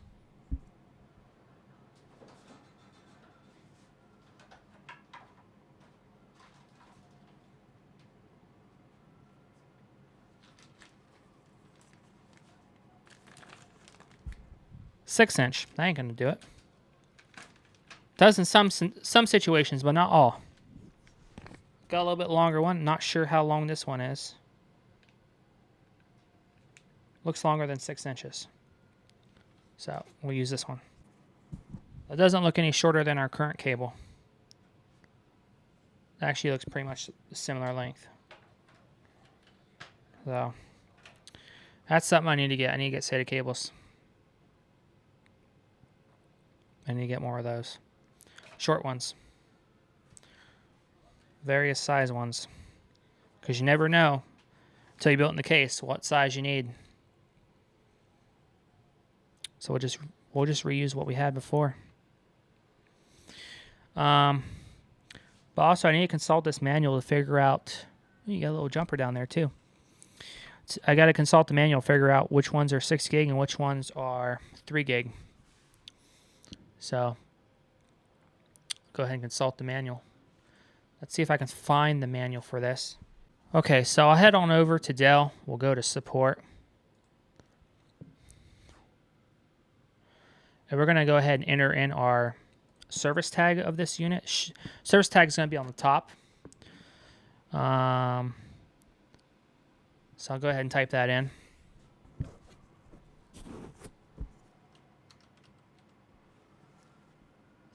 Our CD70.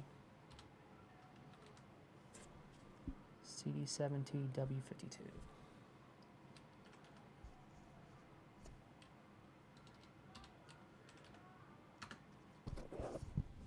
Let's see if it pulls it up. Yep, it does. So we got an OptiPlex 9020. Ended support in 2018. About the time this unit was picked up.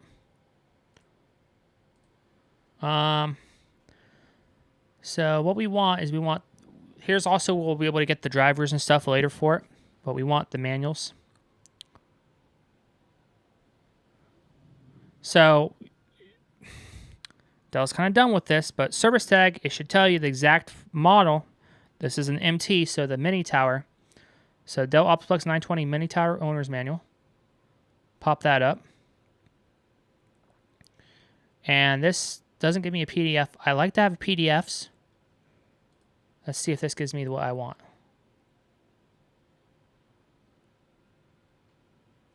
It does. Okay, this is a little bit more of what I wanted. Okay, it tells you how to remove all the different things and what you're dealing with. So we already went through the process of that. But what I'm looking for is the SATA specifications. Yep, DDR3, as we expected.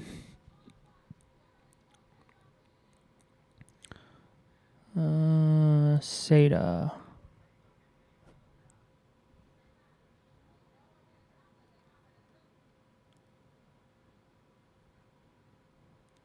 Four 7-pin connectors.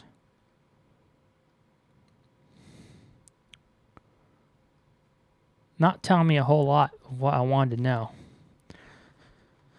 It might be with, shit, let's see here. Yeah, this is all fun and good. Let's take a look at SATA.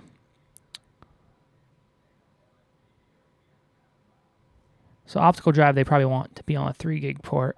Installing a hard drive. Well, this is very nice of them, huh?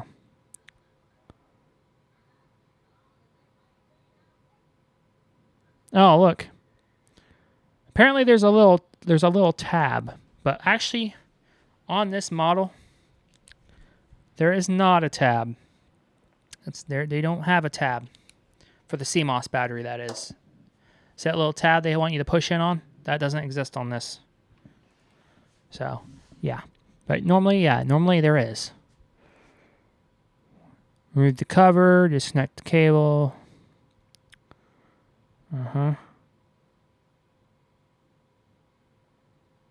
This is very, just doesn't even tell you much. Connect the data cable and power cable to the back of the hard drive. Install the cover.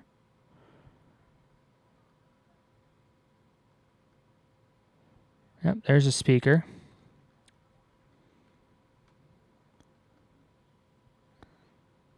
I just want to know what SATA... It should tell you somewhere in here what SATA ports are 3 gig and what SATA ports are... Yeah, so right here. 14 and 16. 14 and 16, yep.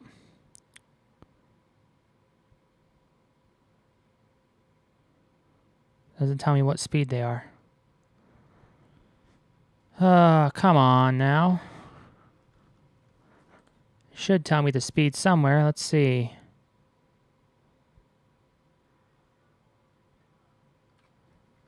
Nope.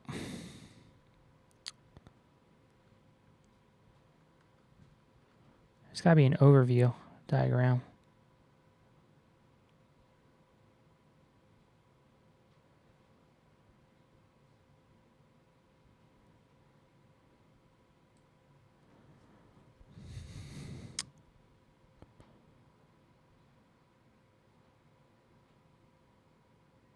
System board components. Yeah, it should tell you right here, but it doesn't.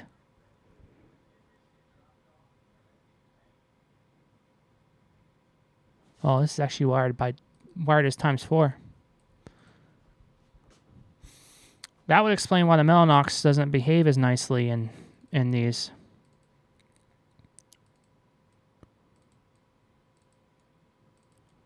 Mellanox cards are very picky. They like to see a ×8. That's probably why they're running around 6 gigabit. Well, also the CPU, but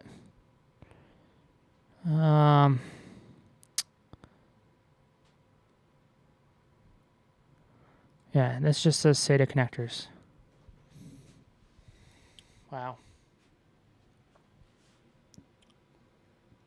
Well, these are colored. So SATA 2 and SATA 3 are white. And then the other two, SATA 0 and SATA 1, one's blue and one's black. Blue on black. So I'm guessing the colored ones are 6 gig, but it doesn't. So I'm gonna do a search for these.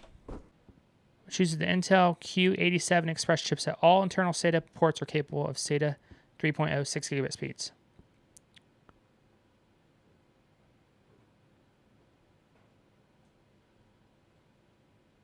Okay.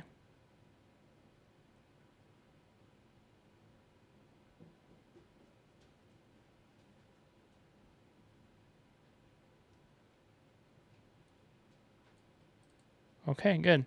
This is something you do have to check, though, on some of these OEMs. Like, I had an HP that it did indeed fact have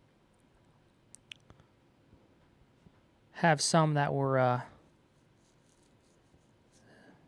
3 gig, SATA 1.5.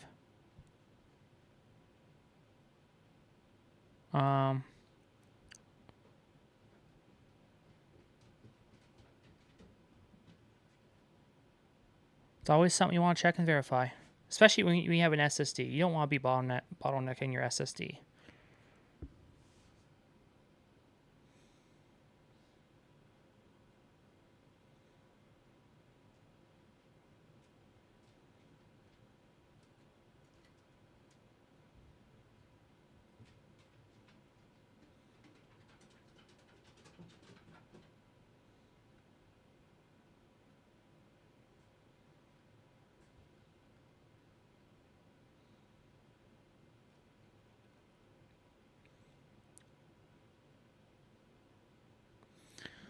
First slot is SATA 0. Yep, that's where we had the SSD at in that blue one. So I'll just plug that back into that. Okay. Here's our SSD. It's an 860 Pro. Let me see if I have... It is a 1 terabyte. We'll go ahead and put that back in.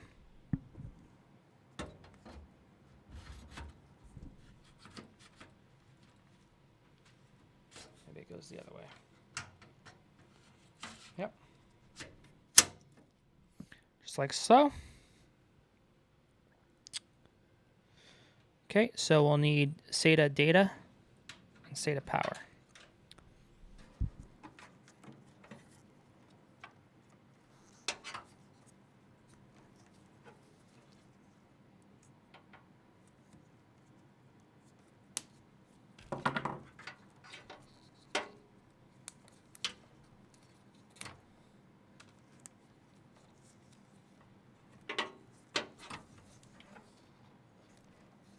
Wow.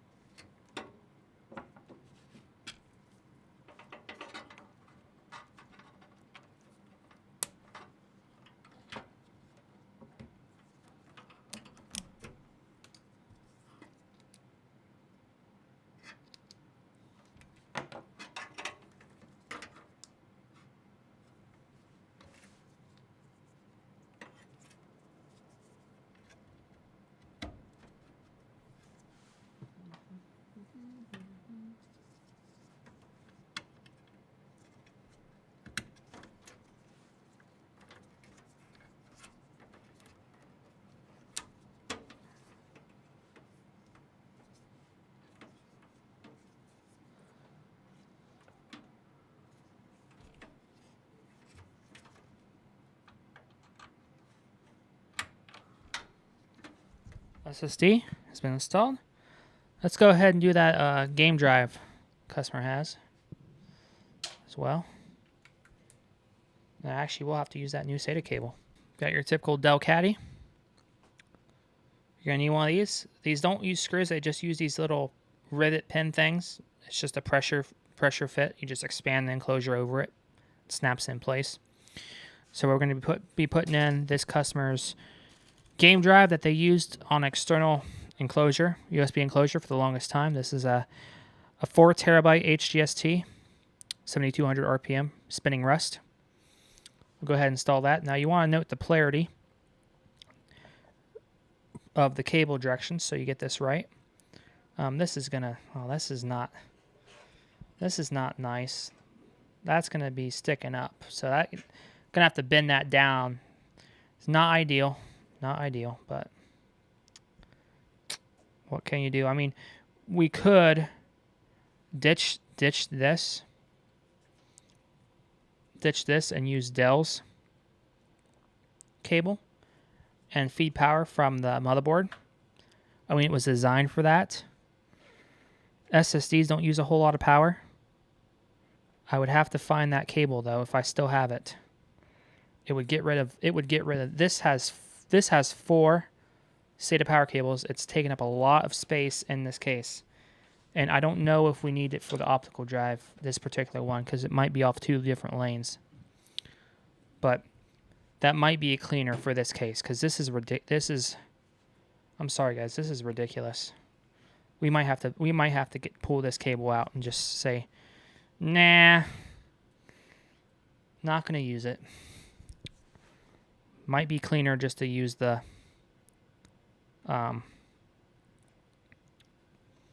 Dell one, if I can find that cable. Trace this back. Trace it back. Yep.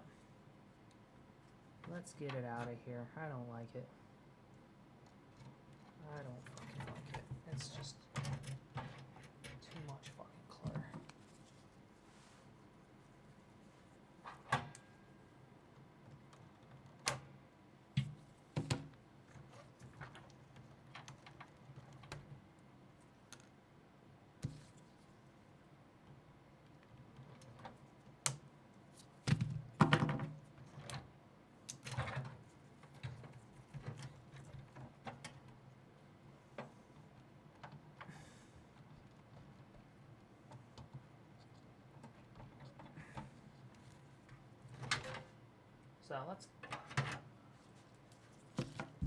So there's this cable, SATA data cable for the Seasonic Prime Platinum.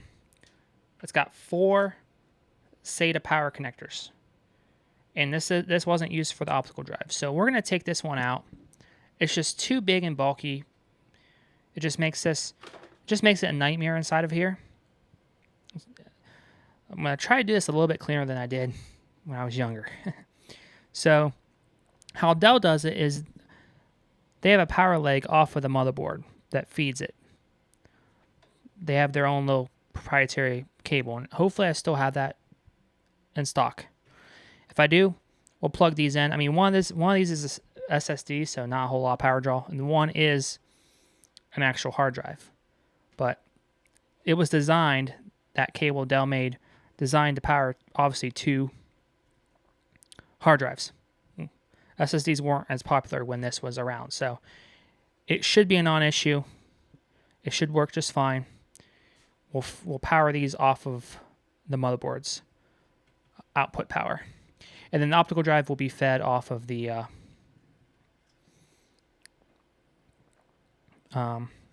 directly off the Seasonic with the other SATA connector, which is still kind of crazy, but it's up here just doing its thing, you know. So we'll let that live up there and do its thing. Even this external PCI Express power, it's like a mile long. It's like I said, not designed for this type of chassis, but it can work, and it has worked, but it's not going to look the prettiest. So now I got to see if I can locate that HDD_ODD, so that stands for hard disk drive and optical disk drive power cable. Okay guys, we are back on the bench. I was able to secure the cables that we need.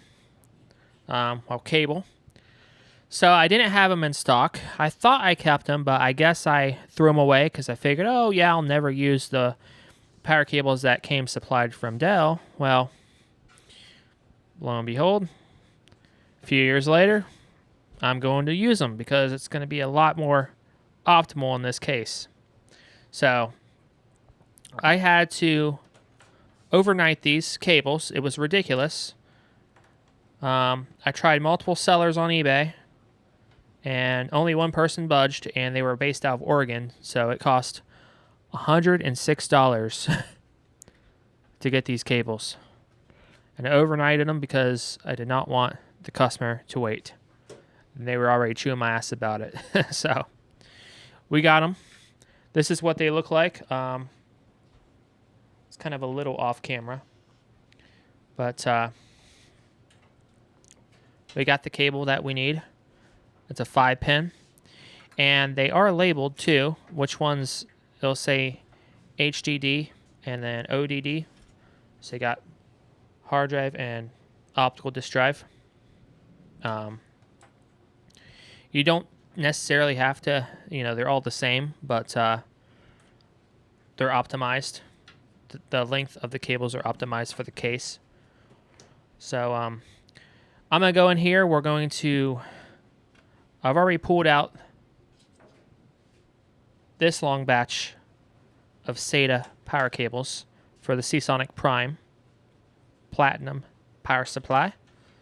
This has 4 SATA power connectors on it. It's long, it's ridiculous, it's not necessary. There's a second one in here that I need to disconnect. That's going to our Blu-ray drive, so that will get removed. I'll reroute some stuff in here. We'll clean it up, and then we'll get this thing ready to install Windows 10. Of course, first we gotta go into the BIOS, change some BIOS settings, check the BIOS version, see if we're running the latest version. Then we will boot Ventoy and install Windows 10 and get on with it. Okay, guys? So let's go ahead. I'm going to go ahead in this and clean this bad boy up.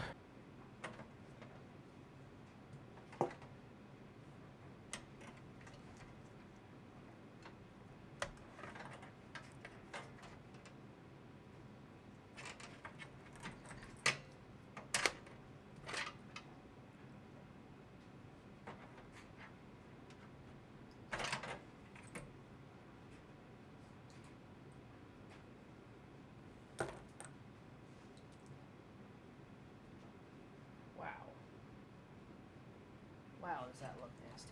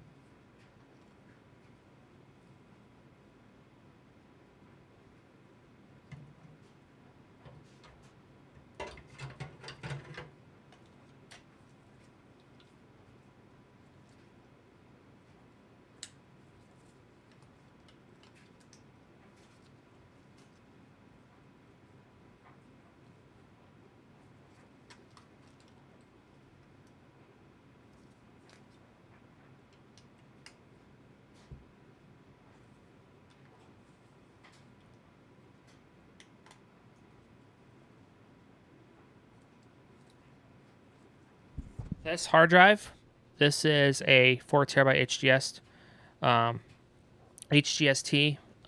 This is his game drive. We'll connect the SATA cable, data cable, but we won't connect the power yet. Because when we install Windows 10, we just want to isolate the drives to just the SSD that we got in there.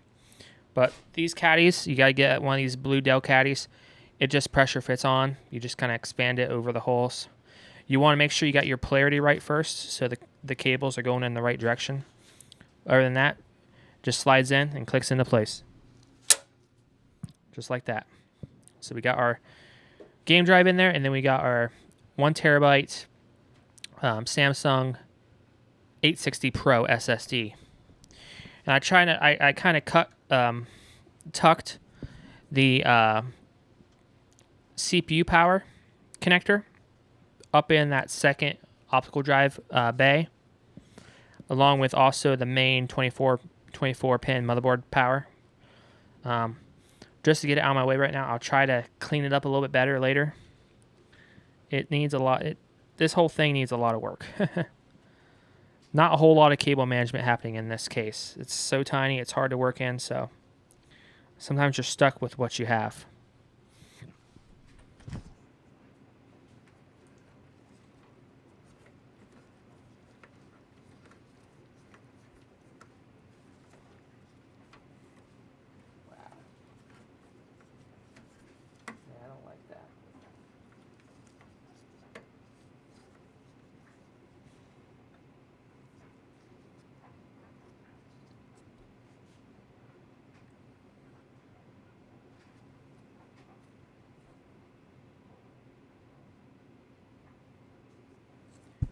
I did find more SATA cables rather than these long monoprice ones out of some old motherboard boxes.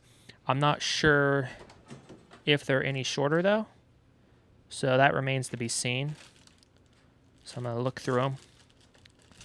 I'm not sure if they're shorter though, but I got some more SATA cables, so hopefully I can find a shorter one.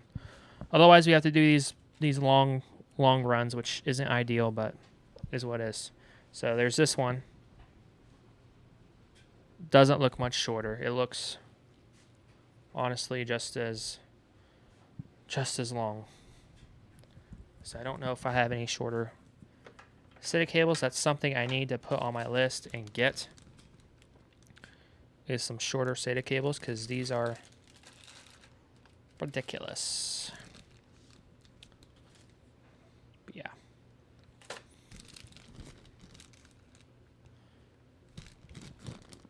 I should get like a variety pack, so I really need to do. So I might be reusing these long existing SATA cables, but it is what it is.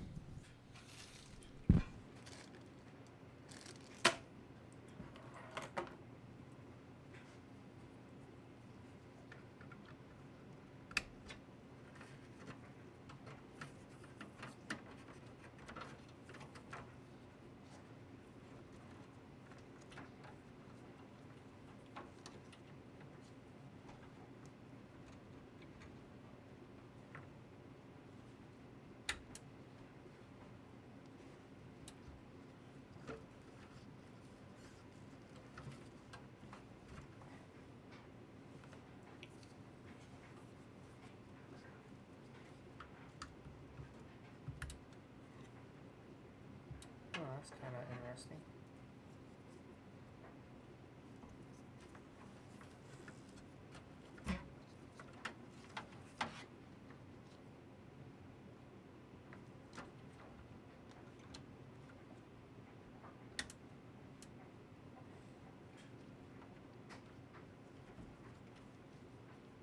There's those.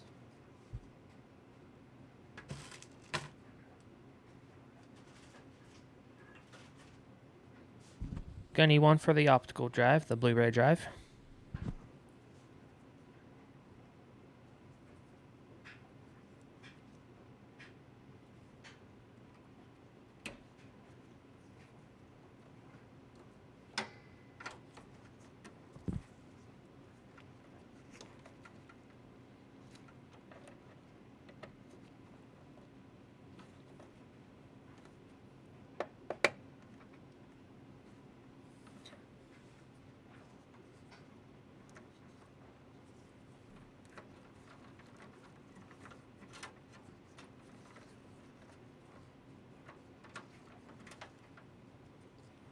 Yeah, that cable's way too long.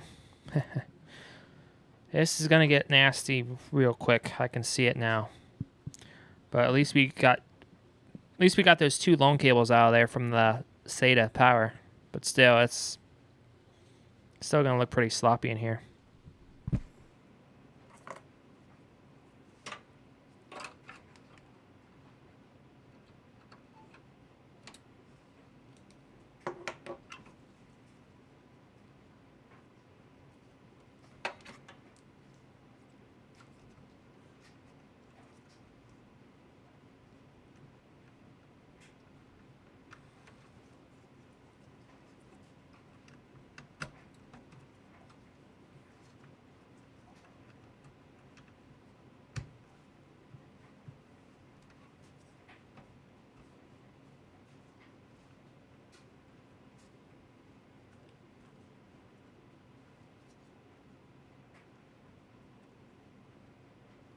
So, even with the right proper cable, this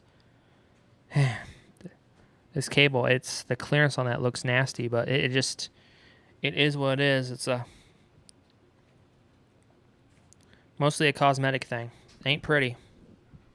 Oh, and this cable here is Dell part number 0CR9TD. This SATA power cable.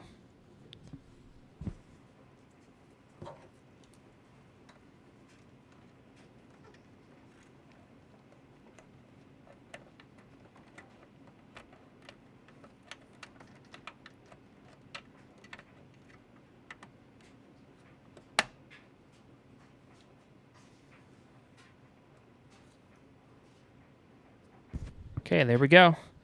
Now just push this excess that's hanging out, and then push that in, put the bezel on, and then we got to might do some zip tying in here too, because this is nasty looking.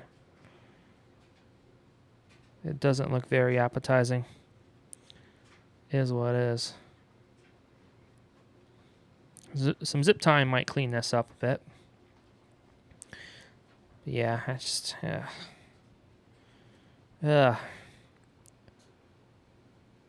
this had an M.2 slot, it'd be nice, but I mean, yeah, you could put one in via using the PCI Express, but we're using the Mellanox. Yeah, does have UEFI, so it's got that going for it. Yep.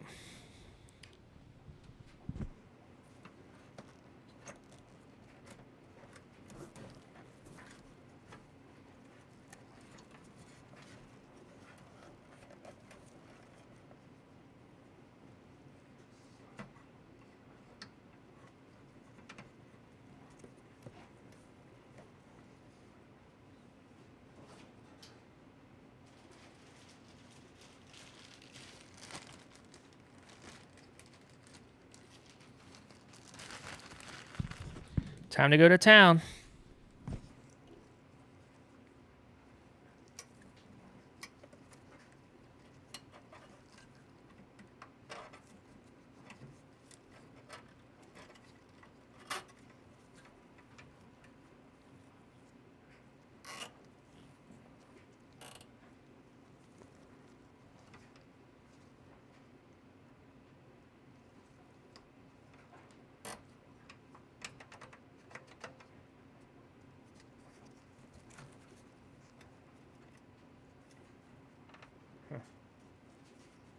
Thinking of how I want to do that.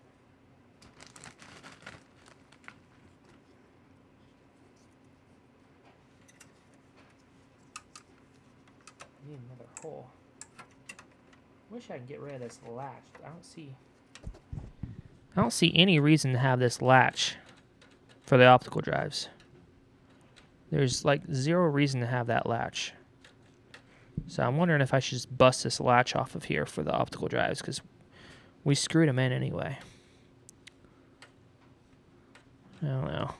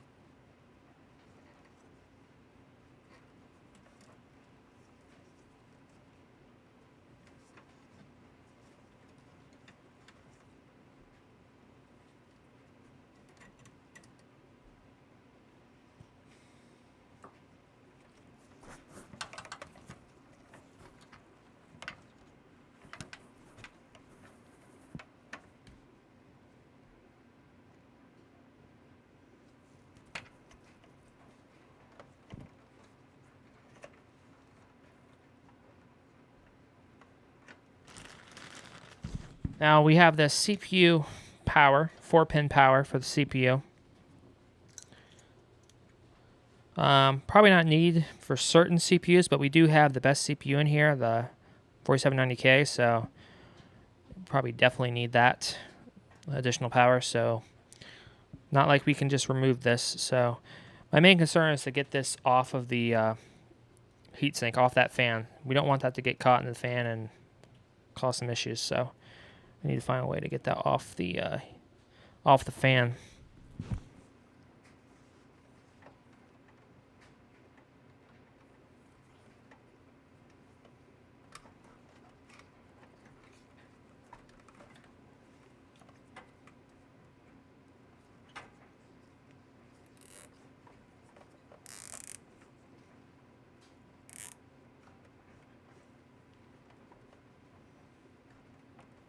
Gets that off the fan.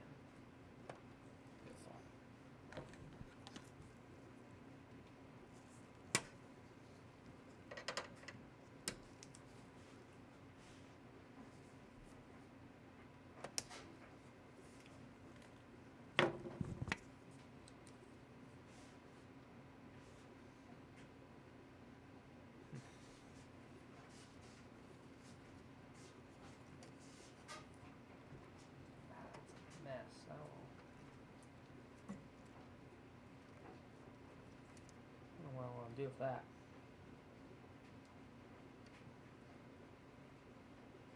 Oh yeah, that's a mess.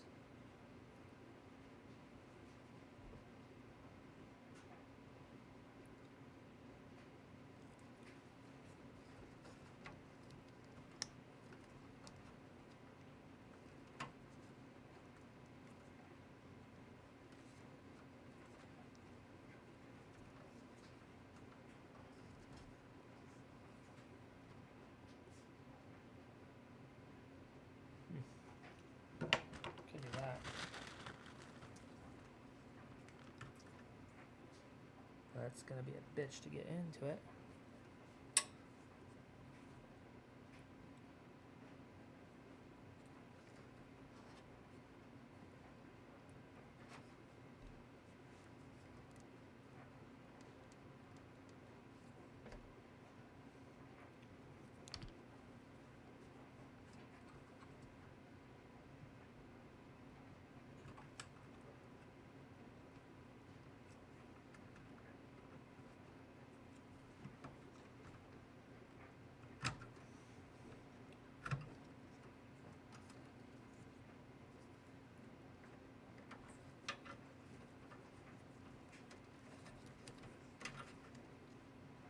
That looks a little cleaner.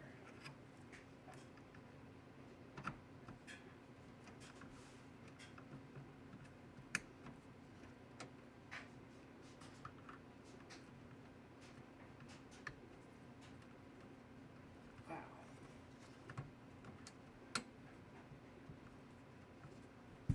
Yeah, it makes it kind of hard if you use right angle connectors, which you kind of have to for the SATA data. They kind of interfere with each other a little bit. They do offset it a little bit, but it's still, it's not a very clean design. It doesn't really give you enough headroom.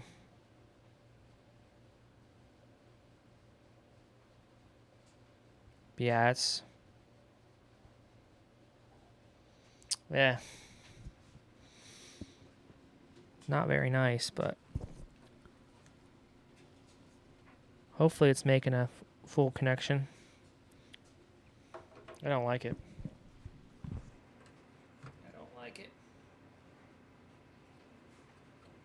I feel like I almost be better off putting the SSD just floating up here, but that's not professional.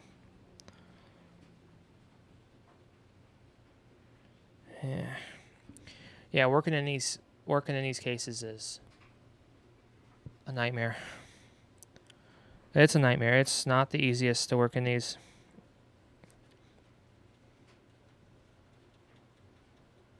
So, yep. Back to the drawing board. It's gonna be easy. It's gonna be interesting once that GPU goes back in there, because that's gonna get in a lot of way too. I'm kind of curious how that's going to work out. But yeah, hopefully hopefully that works. I don't like it, but it is what it is. It is what it is.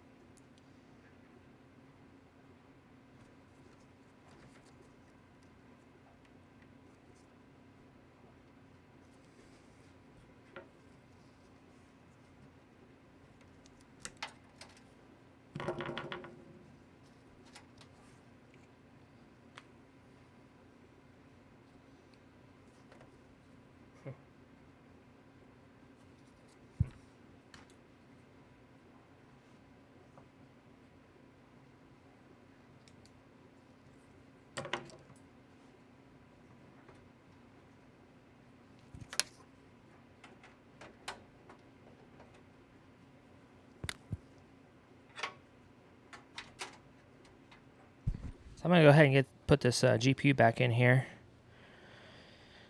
We'll see what it looks like. I'll boot it up, look at the BIOS, then get on with installing Windows 10. Like I said, not really too much I can do about the cable management other than order custom cables, but we're just trying to get this thing going okay for another 3 years, and then it'll be replaced with a custom built. So we're using a non-OEM power supply, so a lot of these power cables that are in here are way too long and bulky. So it is what it is, guys. We're using a discrete GPU, which needs its own PCI Express power cable going to it, so it is what it is. I'll put the GPU back in here, and we'll keep going with it.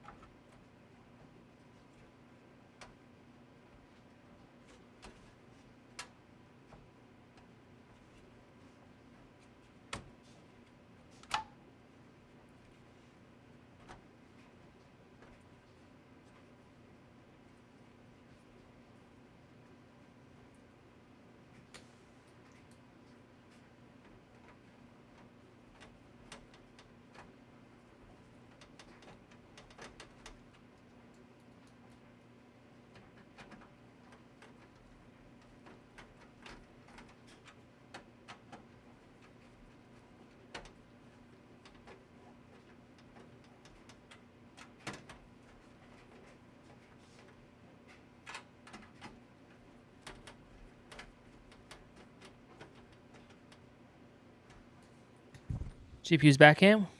Don't forget to connect the PCI Express power. And then hopefully she boots and won't cause any issues.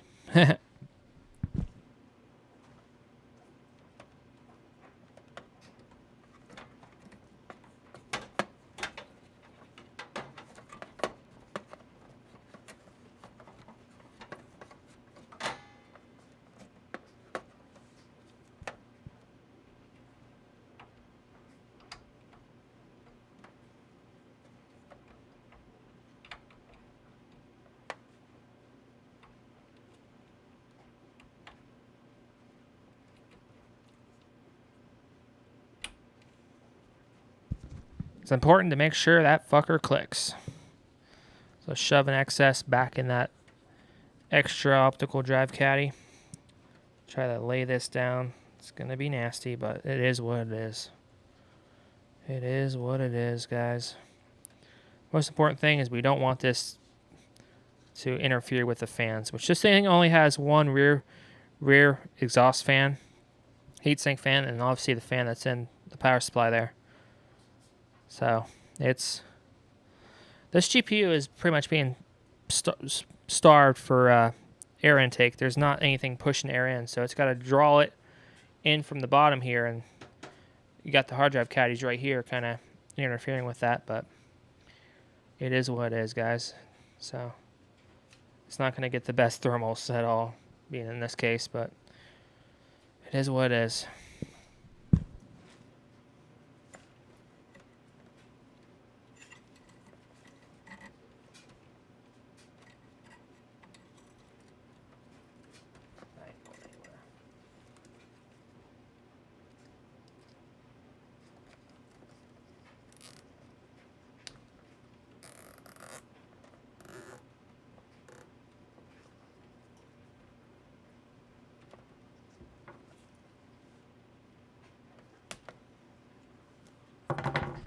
There we go.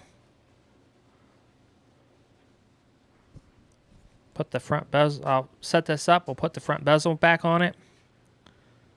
And then we'll power it up and hopefully it doesn't blow up.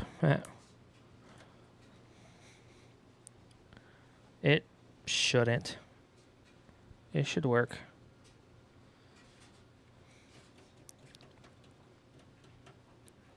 Yeah, I'm going to keep this game drive unplugged for now, power-wise, as well. Let's set it up, put that bezel on. I'll have to hook up power. We'll also hook up a kilowatt meter just so we can see power draw. And got to hook up power. We got to hook up a keyboard and a mouse. Let's start with just a keyboard. And, oh yeah, get video signal into the computer as well, into the capture card. So, a few things to do, but we'll get it going.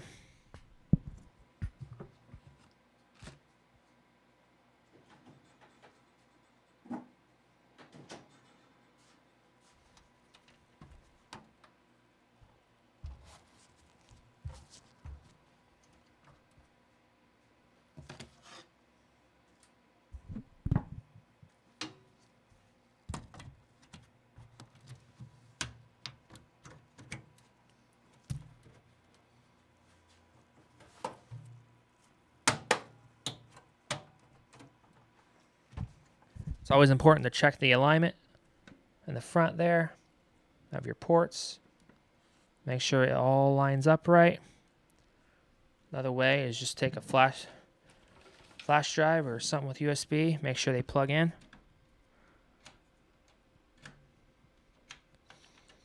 Make sure nothing's blocking them. Looks good. Audio ports jacks line up. The Blu-ray drive is flush with the case. Power cables did not extend past that cover. All these clips, it has 4 clips. You gotta make sure all those clips are clipped in. Not a horrible job inside there, but you know, it could be better. But it is what it is.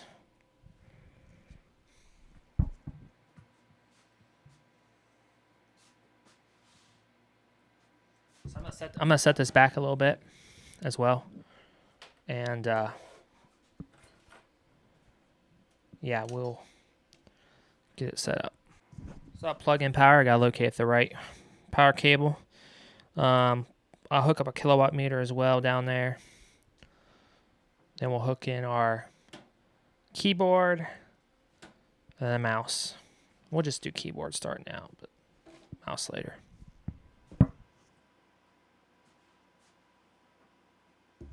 Oh, and it might be best to disconnect that SSD, although it shouldn't matter. We're just going to go into the BIOS. But we didn't want it to boot all the way into Windows.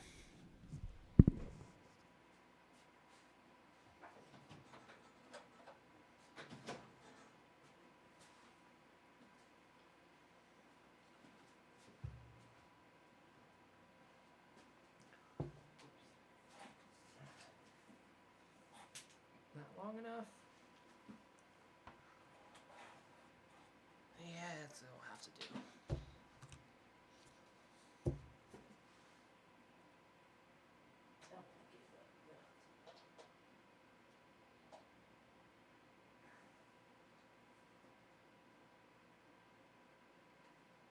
Jesus, what the fuck?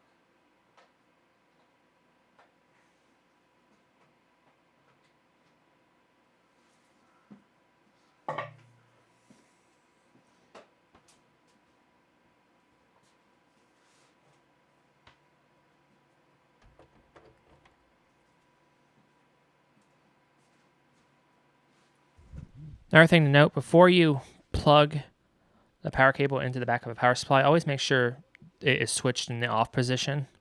That's just something you always want to make sure you do. Otherwise, you can have problems with that. Video. Hopefully it will reach.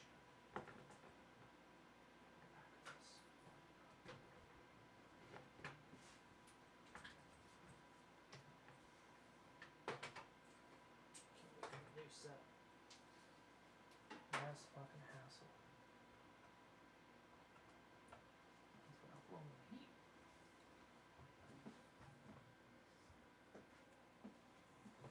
Will we reach? No, we won't.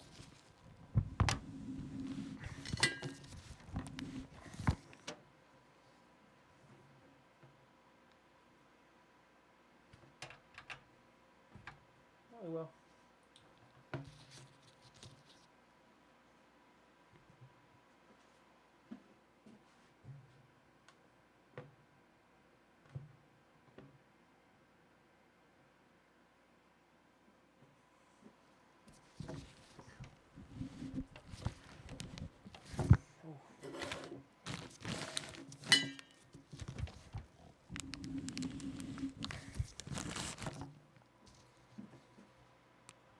Can't put so much strain on that.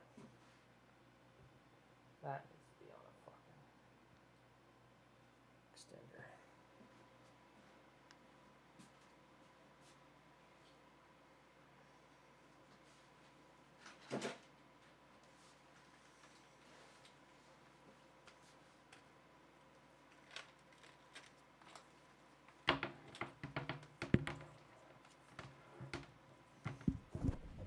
What better way to test the front USB ports than to plug a keyboard into it? Since it's a Dell computer, I'm just going to use a Dell keyboard. It doesn't matter, but you know.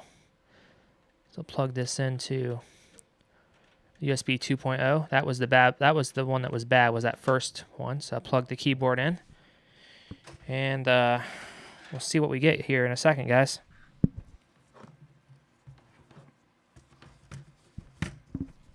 Think it's gonna work? What do you guys think? Got that up. Actually, since we're gonna boot it, well, let's keep it on this scene for right now. We're mostly gonna see if these fans work. They come on. I'm also going to look at the front, make sure our hard drive activity light works as well. So I'm gonna go ahead and switch. I'm gonna go ahead and switch the power switch on the power supply on. Now this might trigger this computer to turn on and instantly turn off. Whenever you change something with a computer, whether it be RAM or reset the BIOS. These computers, they tend to do that. They do a little cycle.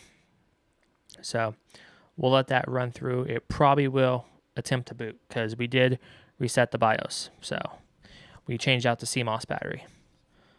So that might trigger it. But I don't know yet, but it's very likely to trigger it.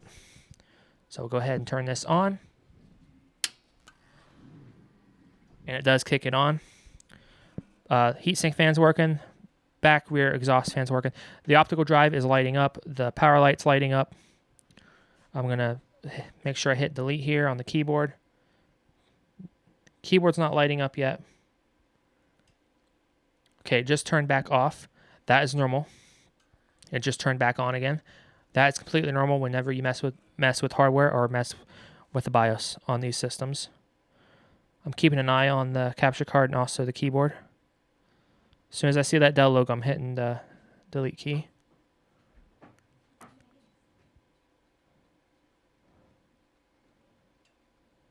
And it just turned off again. And it just turned back on again. Optical drive's lighting up. Is it going to work now?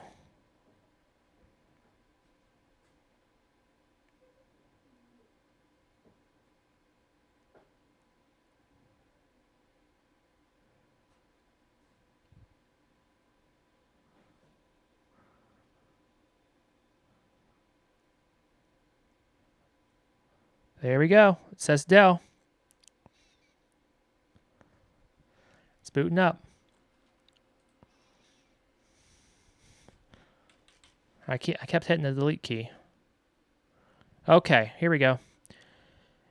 Invalid configuration information. Please run setup program. So we got to go in the BIOS. It doesn't have a date and time. To change setup, press the F2 key. Our keyboard works, so that means our front USB ports are now functioning again. Hallelujah. So we are now in the BIOS. Everything is working. Everything is kosher. Awesome. So now we can go in here. We can set the date and time. Do everything that we got to do here. So I'm going to go ahead and take the camera off there. Now I got to make sure I'm using the right keyboard. Sometimes there's so many keyboards on this desk. You get confused, you start using the workbench PC instead of using the customers. So move some of this stuff out of the way. This gets a little crazy sometimes in here, guys. But it is good. That's the reason why you get a nice big desk like this. Give yourself a lot more real estate. So we got down to sensitive information. So we have the BIOS version. This is good to get out a notepad or a post-it note. Write down that BIOS version. So BIOS version appears to be A25.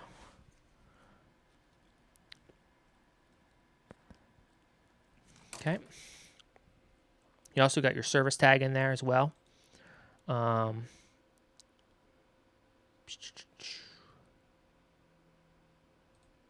we go.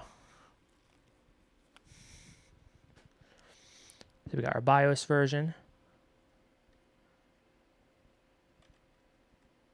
And I should hook up a mouse. So the way this works is it works best with a mouse. So let me see if I can grab a mouse, guys.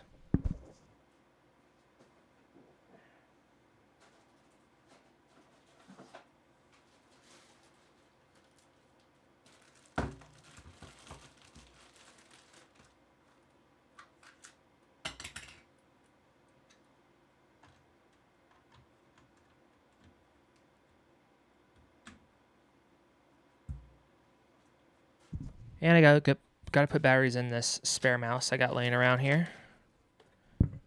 Just 1 second, guys. So it just shut off. I think I accidentally hit the escape button. Boot it back up again. F12 is boot options.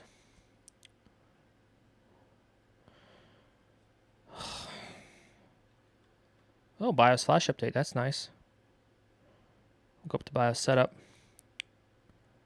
Okay, we're back in. Does the mouse work? The mouse works. Look at that, guys.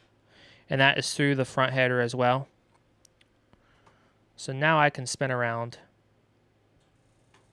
Response time is probably not going to be the best, but it is what it is. Yeah, oh, that response time. It's probably the capture card. Probably be best to plug this into the other capture card. That response time is abysmal. Okay. So I jotted down the BIOS version. So we're on A25. We got our service tag right there. Manufacturer date. So this is from 2015. Sees 32 gig of RAM. So sees all 4 8 gig DIMM. It sees slot 1. It sees our graphics card, so VGA compatible. That's a graphics card. And then slot 4, Ethernet, so it sees our Mellanox as well. It sees our i7 4790K. It sees our SSD. It sees our Blu-ray drive, Asus. You got your MAC address for your LAN on motherboard. That's the built-in 1 gig Intel. I believe it's an Intel NIC. I could be wrong. Got your audio controller, your Realtek. So NVIDIA HD graphics. That's all good. Boot sequence. So here you go. So you want to come in here. You want to change a few things in here as well. You definitely want to change this to UEFI. We'll hit apply. You definitely want that to be UEFI. You can add boot options or you can view them. Maybe. Okay, it doesn't see an existing UEFI. Well, that's kind of interesting because it does have the an SSD in there that's hooked up that has an OS on it. So maybe that Windows 7 install was done via legacy. Shouldn't have been.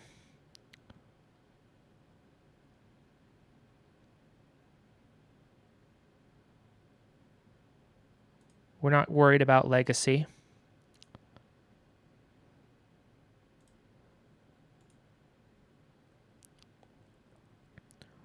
Yep. So now we got to set the date. It still thinks it's 2019. So I actually need to back out a projector mode on capture card here. There we go. Click on the date. So it is 12. And I believe you hit tab. Maybe you just got to click again. Usually tab or space will do it. 16 of 25. And time is 5. Put 05. 34. I don't care about seconds. Like I said, once it boots and syncs with NTP, that will fix it.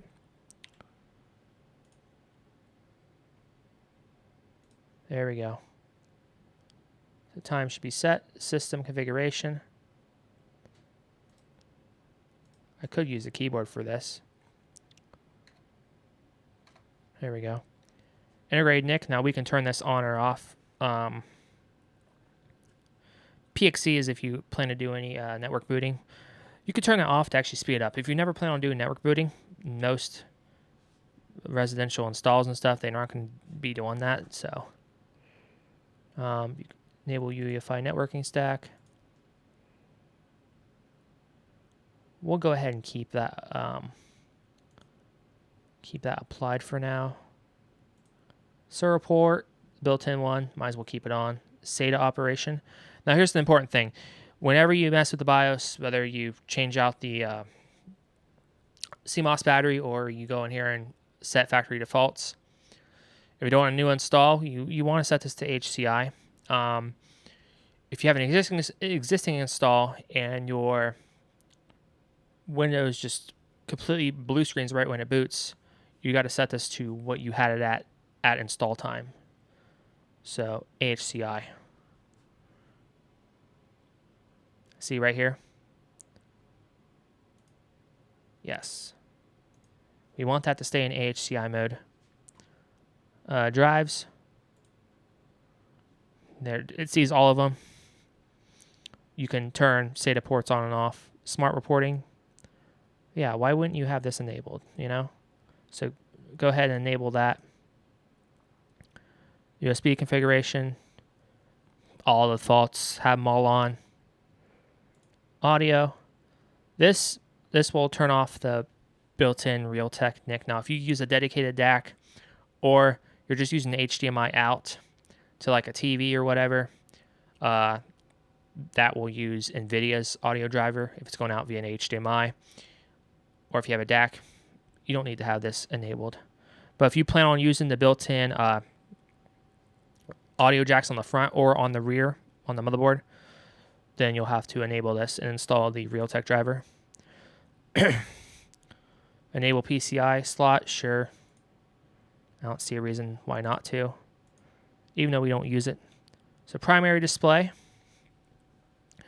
It's best to just keep this on auto. Yeah, you could set to NVIDIA, but if you have issues, you need to get into the BIOS. You come in here, you might lock yourself out unless you have to pop the battery, and you know what I'm saying? You don't want to do that, so we'll just keep it auto. Multi-display. Security. It's not a BIOS password or system password. Don't need any of that.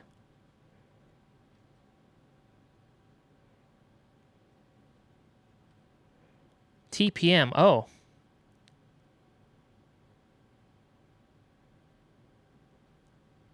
That's actually interesting. This actually has TPM now. It might be a really old version like 1.0 or 1.1 or something, but this you have to turn on for Windows 11. Now, we're not putting Windows 11 on it, but I mean, fuck.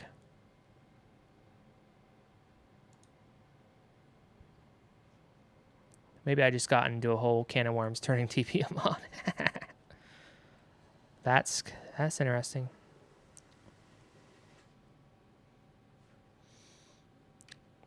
Chassis intrusion, we don't need that on this. It's every time you pop the side cover, it will bitch and let you know. Yeah, I'm thinking maybe I shouldn't have turned TPM on. It's not needed for Windows 10, but secure boot. We're not going to mess with secure boot or enable it. Performance, multi-core, all, yep. Intel speed step, C states. Now here's if you're having issues, particularly with audio. Sometimes you have to come in here and disable C states or speed step. And also, if you want the computer to run at full clock all day and night and not down clock at all, you can come in here and disable speed step and C states, and that will keep it fully clocked at the either the turbo or the base, depending on thermals. Turbo boost, enable that. Hyper threading control enabled, yep. That's looking good. Power management. Power off, that's fine. Auto on time, nah. Fan control, no. Wake on LAN, you can come in here and turn that on. It's not really necessary on this machine. Post, enable numlock.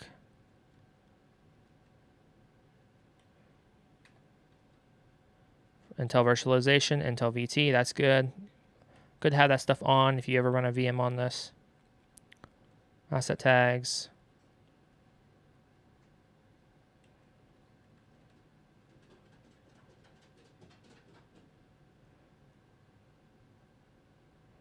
This is probably for PXE booting, I would guess.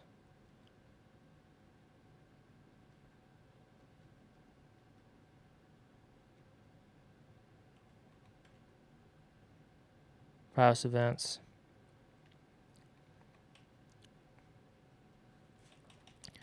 Okay. We went through the BIOS, changed some settings, and we are looking good. Next thing we're going to do, we're going to exit. It should say exit saving changes, although we hit apply on everything, so maybe it won't do that. But we'll let it reboot. We'll go back in the BIOS and we'll just verify a couple key things were saved, such as UEFI booting. So let this boot up again. What was it, F12 for boot options? Yep.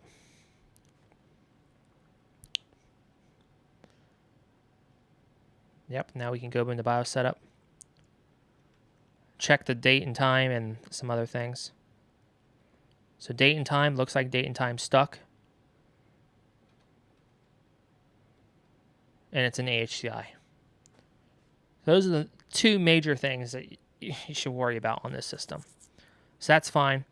I'm going to go ahead and press the power button on the front of the unit to turn it off. And then we will proceed. Then we'll proceed to plug in the Ventoy drive and install Windows 10 onto the existing SSD. So I'll go ahead and press the power button and see that turned it off. So I'll now plug in our Ventoy drive into the front, into a front USB 3.0 header. So this will also test the, so we just tested the 2.0 ports, now we're testing the 3.0. So this is a more in-depth test here, guys. And then we'll boot, and hopefully we'll be able to boot into Ventoy and UEFI mode and install Windows 10 and get on with it. Sound good? So I'll press power button.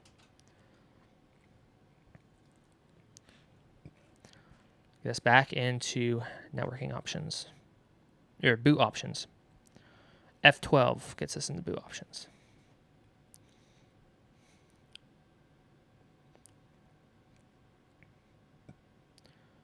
Come on, Bessie, boot up. There she goes.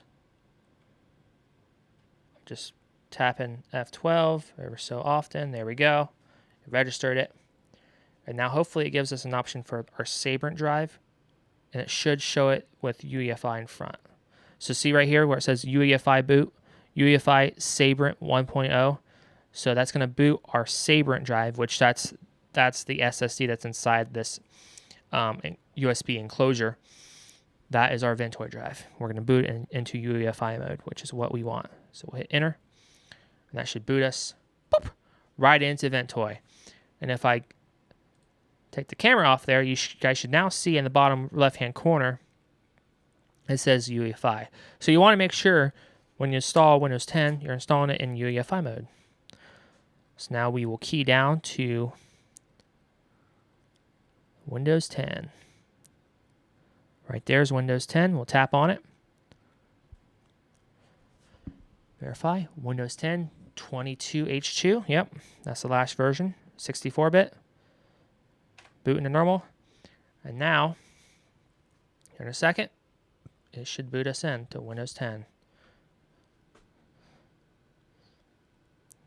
Hopefully it remaps the resolution. I might have to go into the capture card. But we'll let it's still booting it, so we'll let it do its thing.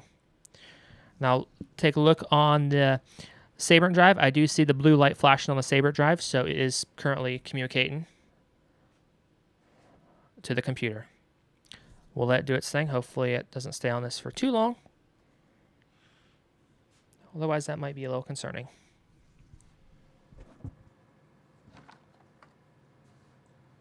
There it goes. You guys can see it loading.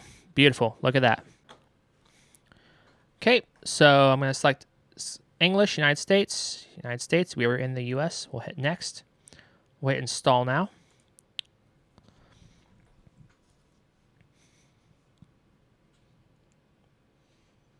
Let it run through its paces here. Top of the Sabrent drive is not flashing right now, so it's probably all in RAM right now. Accept the license terms. Hit next. We're going to want to do a custom install, Windows only. So here's the important part, guys. This is an existing drive, so it's not going to show unallocated. It's going to show the existing drive. Now here's where you just want to have just the hard drive or SSD plugged in that you want to install to. Otherwise, you might have trouble locating the right one. There is a command line command you can pull up. You can pull up CLI and type a certain command to get the makes and models of the drives and figure out, and then tie the drive number to the right drive. But it's, this is a more simple way. The best way, instead of unplugging the SATA data from everything, just unplug the SATA power. Just unplug the SATA power connector from the drives that you don't want to install to. And if you're doing NVMe, if you have multiple NVMe drives, just don't connect those yet. Don't plug them in yet until after the OS install. Then pop them in, then boot, and then you go into disk management and format them and make them extra drives. So this is the most important thing, is we just have two drives popping up. We have the Samsung 860 Pro 1 terabyte SSD, which is what we want to install to, and also we have our external USB drive, which is a Sabrent drive, and it will show up as Ventoy because we have it labeled. So obviously we know drive 1 is the Ventoy drive. We don't want to install that. So obviously the drive we're dealing with is drive 0, okay? Now it says Windows can't be installed to drive 0, blah, blah. Well, that's because it has an existing partition table on it, existing MBR or UE or GPT table. It's got an existing OS on it, right? It's got Windows 7 on it. Now, before you format and wipe over this and install a new OS, make sure you backed up all the customers' data and stuff that they want off that drive, obviously, right? If you're using an existing drive. We've already taken care of that. All the data they need is already backed up. So we'll go ahead, drive 0. I'm going to hit delete. And before you click that, you want to make sure you got the right drive number. So drive 0 is definitely the SSD. Drive 1 is our Ventoy drive. So we're sticking with drive 0. And there are ways, just capacity, But you can't always rely on it because if you have multiple drives at the same capacity. So drive 0, we'll hit delete. And that will delete that partition table off drive 0. Give it a second. See how that becomes unallocated? But guess what? We still got another partition we got to take care of. So we'll click on partition 1 on drive 0. We'll hit delete. Hit OK. And now see how we just have a single drive 0 unallocated space and it shows the full 1 terabyte. Well, there is some overhead, so it shows 953 gigabyte, but it shows the full 1 terabyte that we want. Oh, my mouse froze up there for a second. Oh, there we go. Very laggy. The capture card I have it going into is for the computer screen is a cheaper capture card. I could plug it into the CamLink one, but that's running the camera. But anyway, I digress. So what you want to do is you want to locate the existing drive that you want to install to, figure out the drive number, and then you want that drive number to just have a single one that says unallocated. So you just click on each partition and delete them like I did. Now what we do is we make sure we click and highlight on the drive we want, drive 0, and hit new, okay? And always double take. Always look up and verify because you don't want to write over a drive you don't want to, like your Ventoy drive or your USB drive. Hit new. Oh, that's lagging. Click new, and it's going to ask size. You just want the default full size, and then you hit apply. Ooh, come on, Bessie. Apply. Ensure that all Windows features work correctly. Windows create additional partitions. You hit OK. And then now don't click on any of the others. Those are backups, and that's for the file that's for the boot system. Okay. So we just leave that alone. And now we hit next. Ensure it's still on the drive 0. Drive 0 partition 3. We'll hit next. And there it goes. Now it's going to copy all the system files, the OS files from the Ventoy drive from that Windows 10 image, unpack them and put them on and install them onto the SSD. We'll let that run. And it should run fairly fast because we're going from an SSD to another SSD. And we connect our Ventoy drive to a USB 3.0 port, a super speed port, so it should be, have 5 gigabit of bandwidth available. So when you plug in your flash drive and you have a somewhat modern computer, if it supports UEFI and can boot via UEFI, 9 times out of 10 you can boot using the 3.0 port, and you should utilize it. If it's an older computer, you'll probably have to use USB 2.0, and it'll just be slower, but it'll still work. So see how fast that's going? Copying files. So we'll let that run and do its thing. I'm taking a look at the Sabrent drive, and it's flashing. And also, I'm looking on the front of this as well, and our hard drive activity light also works. It is blinking. So that front panel that we swapped out also included the hard drive activity light, and that also works. So that's awesome. These little things you want to know as a technician. You want to know all those little minor details. You want to take note and look out for that. It's like, oh, do all these USB ports work? Do the 2.0s and the 3.0s work? Yes, they do. Does the hard drive activity light work? Do the audio jacks work? You just verify all that stuff. We know the optical drive worked because I saw it blinking when you first turn it on. So it's communicating. It's getting power. So this should now boot. And here we go. Sometimes this might boot back into your flash drive, back into Ventoy. But it looked like it picked up and is booting from the SSD, so that's awesome. And it's just running through its paces, guys. Beautiful.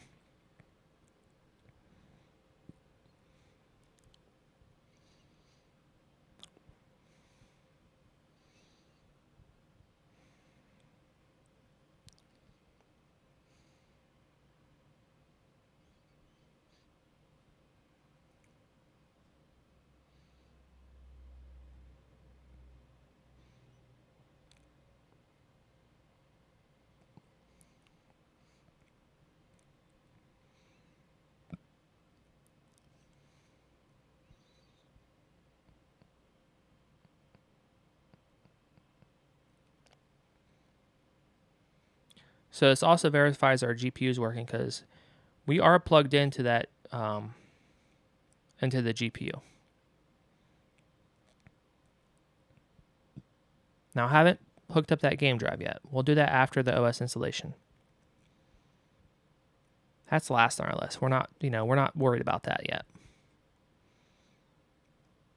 But the system is working. It still works, which is nice.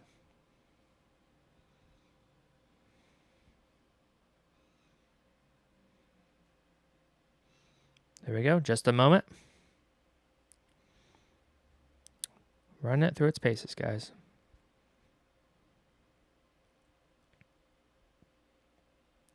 Okay, let's start with region. We're in the United States still.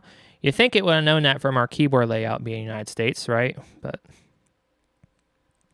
Microsoft doesn't know better. This is the right keyboard layout. Yes. We're in the US. Skip. Now it's going to say, oh, you're not connected. Now, whenever you install Windows, make sure you don't have an Ethernet cable connected. Okay? So say I don't have internet. And they're gonna be upset with you about that. Like, oh, well, you can have access to OneDrive and Outlook and blah, blah, blah. I like how it still says Skype. Well, Windows 10 it doesn't get updates anymore for features, so they haven't updated that. So it's still going to say Skype, but Skype's no longer a thing. Continue with limited setup. Limited, right, in quotes. Then you type who's going to use this PC. What is their name?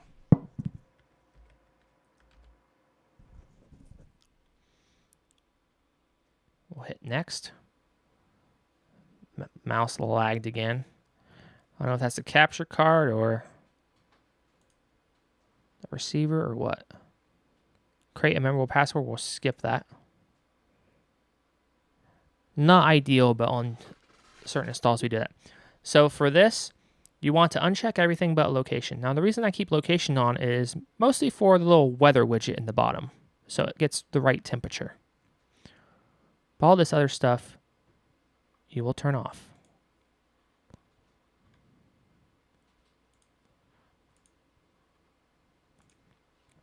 So it's going to end up looking like this. And just location, and then you hit accept. Are you sure you don't want to mess up Cortana? No. Hi, we're getting things ready. That's what it should say. We're getting everything ready for you. Yep.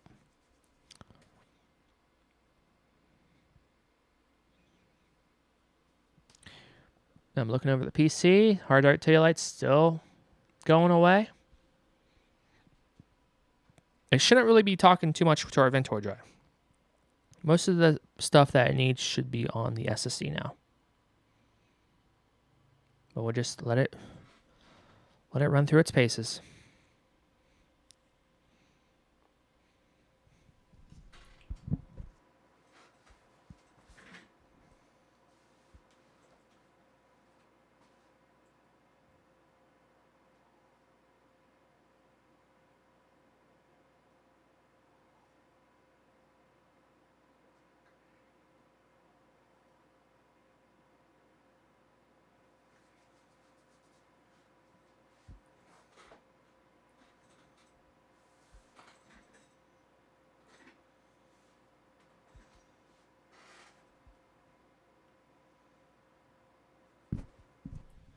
And look at that, guys. We have a desktop. We got a desktop, guys.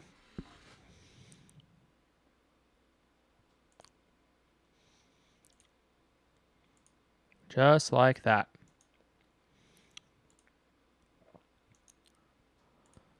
Unpin some stuff.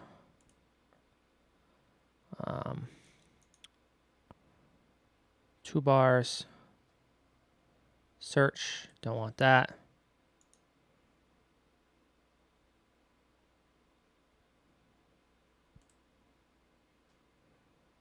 I want the weather, although I think that updates once you get internet.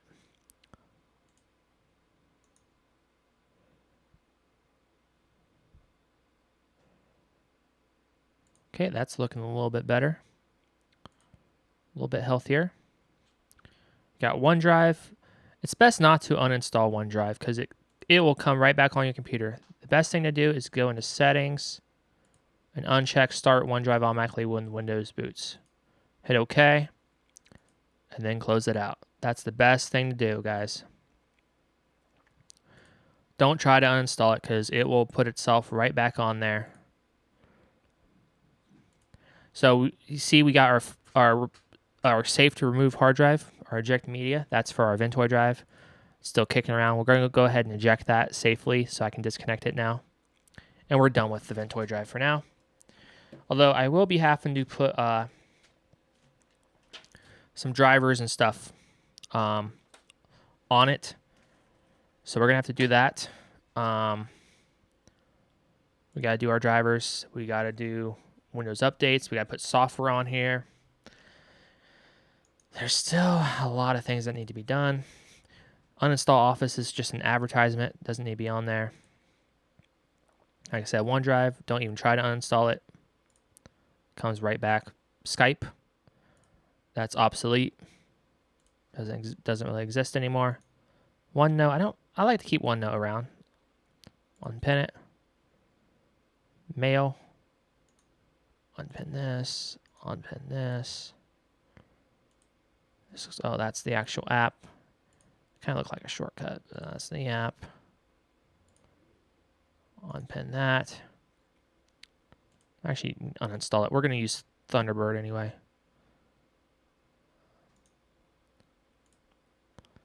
What is tips? Unpin. Unpin. Unpin. This is just garbage.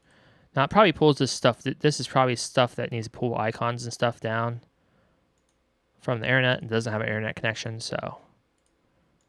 But we don't want all this garbage. And that's Windows 10 for you guys. Would be nice to Windows 7 was still a thing, but it's really not anymore. Alarms clock, will keep that. Cortana. I guarantee it that will come right back. It probably will. But it is what it is. Groove Music. Keep that if you don't intend on putting like VLC or KLAC codec pack on there, because that will play audio files that are on here. But we will be putting KLAC codec pack on here. Solitaire, I mean, you can remove it. It doesn't matter. Mixed reality, portal. Movies and TV. OneDrive, don't even bother to remove it because it will come right back on there. And then your setting that you set for it probably won't stick, so you might as well just keep it on there so the setting will stick. Photos, keep that, even though I'll put Irfan view on here, you want to keep that. Just, this is good to keep, this is good to keep. Tips, can't uninstall tips, kind of dumb. Voice recorder, just a basic, that's fine to keep. Weather, keep that, that'll give you your temperature in the bottom corner. Accessory, Windows secure. Xbox, he has an Xbox, so he might want to keep that. Game bar, your phone. So we went through there, we cleaned a couple things up. Another thing we want to do before we connect this to the internet, another thing we want to do is disable driver updates. Oh, and another thing I noticed, guys, this did not ask us for a product key. So that means that during installation, it picked up a license key. Now, what license key?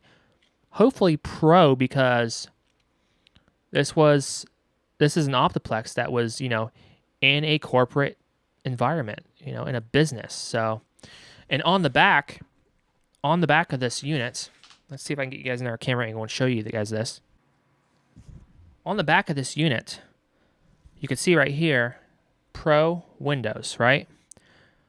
This unit came with a Windows. It's probably, wait, this was from 2015, wasn't it? So this came with a Windows 10. This came with a Windows 10 Pro license. So it already had Windows 10 Pro license on it. I was going to say, because that looks like the Windows 10 one. It's either 8.1 or 10. I'm pretty sure that's 10 because 2015 when Windows 10 was out. So this came with a Windows 10 Pro license embedded in it. Now a lot of these corporate machines, and well, any OEM machine, even if for a customer, they will have an embedded license in the UEFI. So if this was for like residential, it'd have a home or home premium. But it has a Pro, so it picked up that. So, and I have quite a few of these sitting around still. Windows 10 Pro license, retail. Thought I'd have to bust that out and use it, but in this case, we did not have to use that, which is awesome. You guys can see the back fan spinning a little bit, right? You guys can see that. It's doing stuff. So fans work. It's quite quiet too. So the bearings are still there. You guys can definitely see that. So the bearings are still fine. Caked in dust. I'm gonna go ahead and take a look at the GPU, see if those fans are spinning. And yep, they are. They're spinning. So when we took apart the GPU, that's still working. Everything in this is kosher. Looks like everything is kosher. Fans are spinning. Only thing hardware-wise is just connect the that game drive, which you don't want to do while it's on and has power. You're not supposed to do that. So we'll have to power it off and do that. So next course of action, guys, is we got to download some drivers. We got to download software, and a lot of Windows updates. So we'll get to that. So I'm going to go ahead and set the keyboard for this system aside. And we're going to get into more of the software things here. Okay. So we're at the computer here. This is the Workbench PC, by the way. So we're going to go to Dell and we're going to go to support home. You want to put in the service tag, right? So it's already picked up our previous service tag that we entered. I'm just going to verify. The service tag on this unit is on the top of it. It will just have a little sticker that says service tag. So CD7TW52.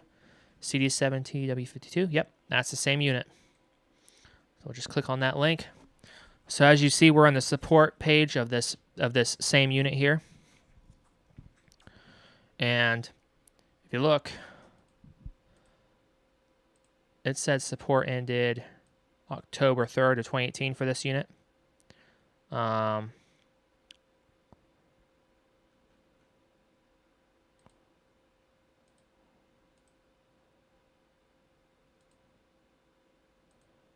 Cool. Anyway, we're going to go to drivers and downloads. There's quite a few things that we need to download. Yeah, Windows 11 is not supported. We don't care. We are going to put an ESU license on this computer so it can still get security updates for Windows 10. So we want to find specific drivers. We'll just hit select drivers. And here we go. We're under Windows 10 64-bit. So we got a bunch of dumb stuff. Dell Command, Dell Encryption, Dell Digital Delivery, USB Smart Card. So here is our networking driver for the Intel onboard NIC. We do have a Mellanox, so we don't really need the hat, you know.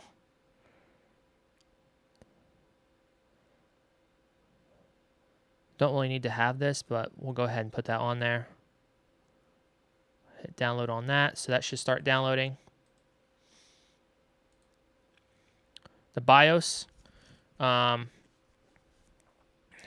it's showing latest is A25, and the version we have installed is A25, so there hasn't been a BIOS update. It's units end of life. Intel H2 graphics, we're using the NVIDIA, so we don't really care about that. Intel Management Engine, yep. Go ahead and get that downloaded too after this one finishes. There's that. Go ahead and download on that. There it goes. Dell Data Protect, nope. That's, nope. Using a different optical drive. Intel Rapid Storage Technology.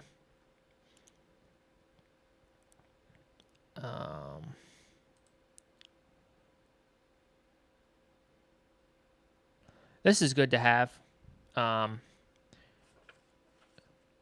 When you use SATA drives, it does actually help. Let this finish. We will get that. And Realtek, we do not care about that one freaking bit.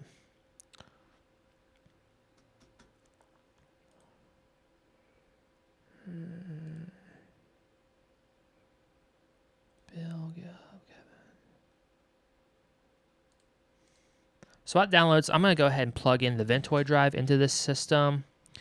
If we have a slot available, which we might not.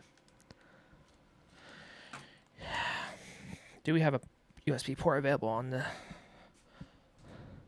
Yes, we do, in the back. There we go, plugged in the Ventoy drive.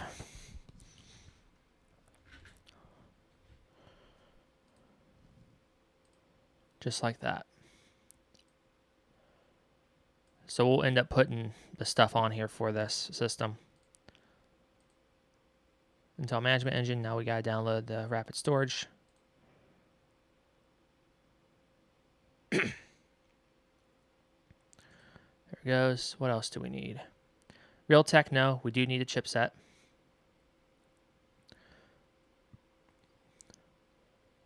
Oh, vPro. No, this isn't a it's not a vPro. Not a vPro CPU.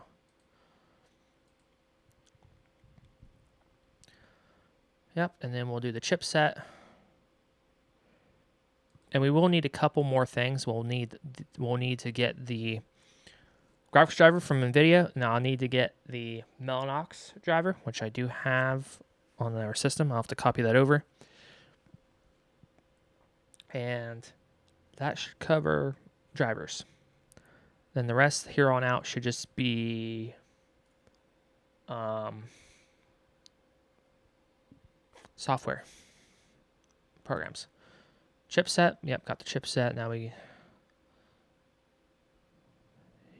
chipset. So that's all of this. It's all that stuff here. Chipset.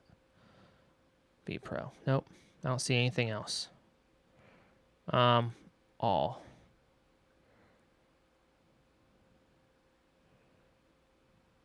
I don't see really anything else of concern.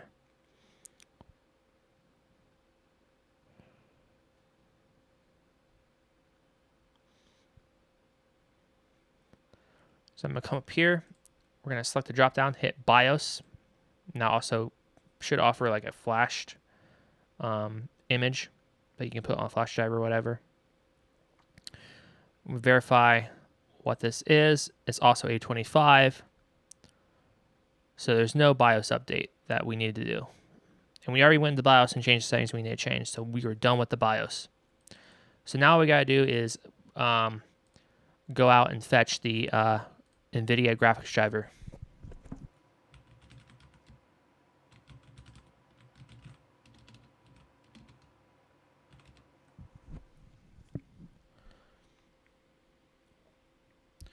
And on here, click on drivers. And then you can type in the product name. It's a GeForce RTX 1660 Ti. Yeah, RTX GeForce GTX 1660 Ti. Windows 10 64-bit, English, US. Hit find. Let that spin and do its thing. Here we go. He is going to be playing games, so we'll download the GeForce Game Ready driver. And it's a big file, so it's going to take a while to download that. We don't want the studio driver. View. Here we go. Windows 10 64-bit. Hit download. Now that's off to the races downloading. I'm going to run upstairs to the workstation, copy over a couple files that we'll need that are on the NAS. So while we wait for that to download, we're back on the customer PC. We're going to go ahead and disable automatic driver updates coming from Windows Update. You don't want to have that enabled. That's not a good thing to have. So we'll go into the group policy editor and do this. So you just go into gpedit.msc.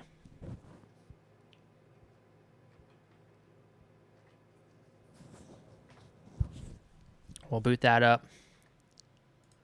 You want to be in local group policy editor. Looks like we're in that already. Local computer policy, yep. And then we need to be in computer configuration.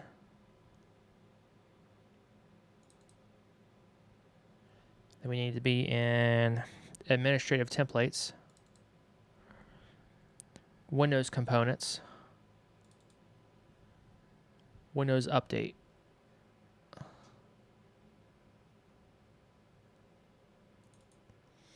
And then in this list, we need to find do not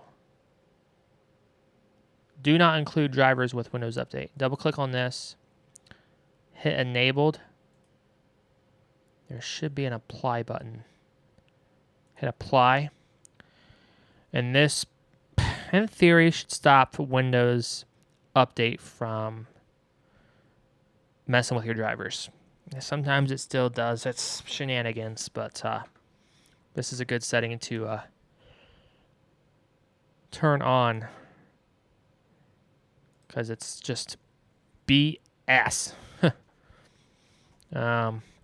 Notice we have no audio, but that's fine.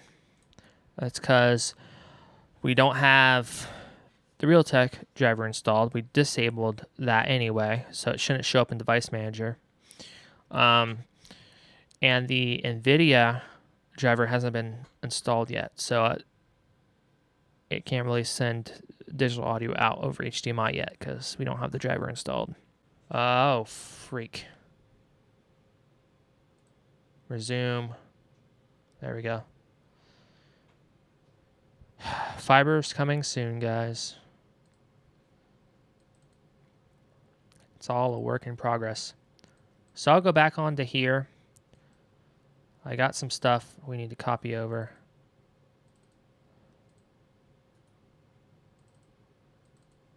BIOS has already been updated. We don't really care about that. So I'm going to go ahead and take this, cut it, doesn't need to be on here, put it on the Ventoy drive.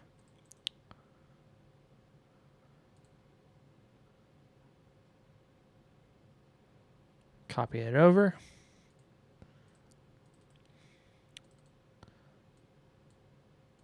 So this is the wrong driver. That's just for another 9020. Downloads.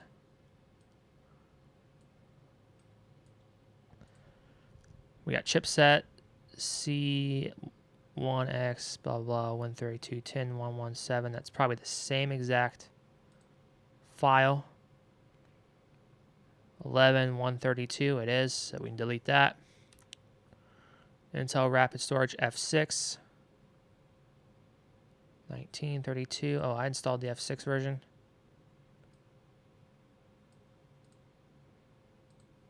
Let's go ahead and disable. Delete that. We'll copy this one over.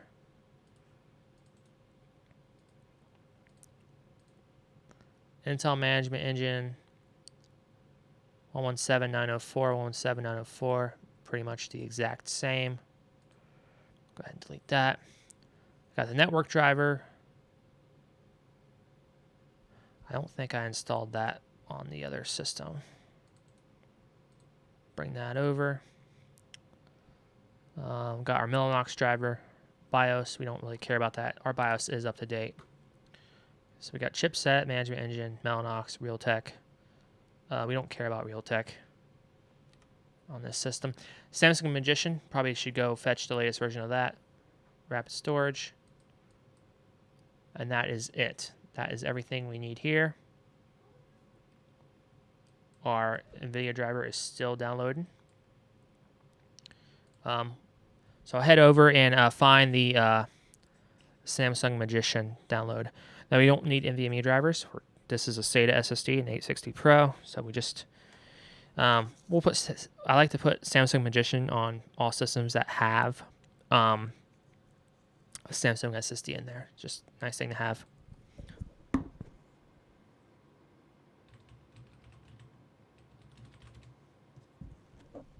Samsung Magician. Their logo looks so much like Skype. I'm just... Every time I see it, I think Skype. Anyway.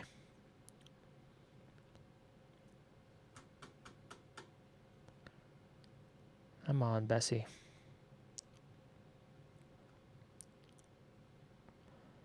Not enough download files. It's kind of weird. So, Samsung Magician.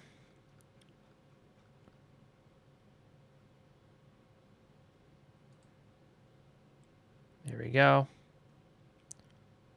Samsung Magician. We don't care about firmware. Actually, the Magician software takes care of that anyway. Driver, we don't need the NVMe driver. We'll let this finish downloading because this is also a decent size, unfortunately. So we'll get rid of this old one because I guarantee you that is outdated.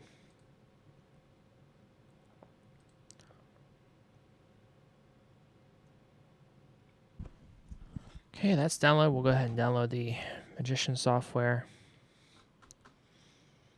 Let that go on.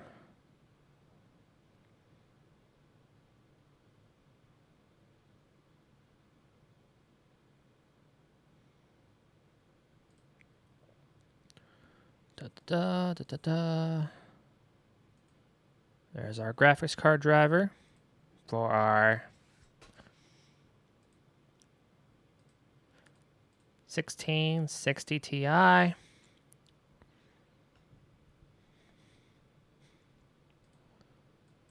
That's the beauty of having an SSD and a strong enclosure like that. Just transfers wicked fast, and that's over a 5 gig USB port, by the way. It's your typical USB 3.0 port.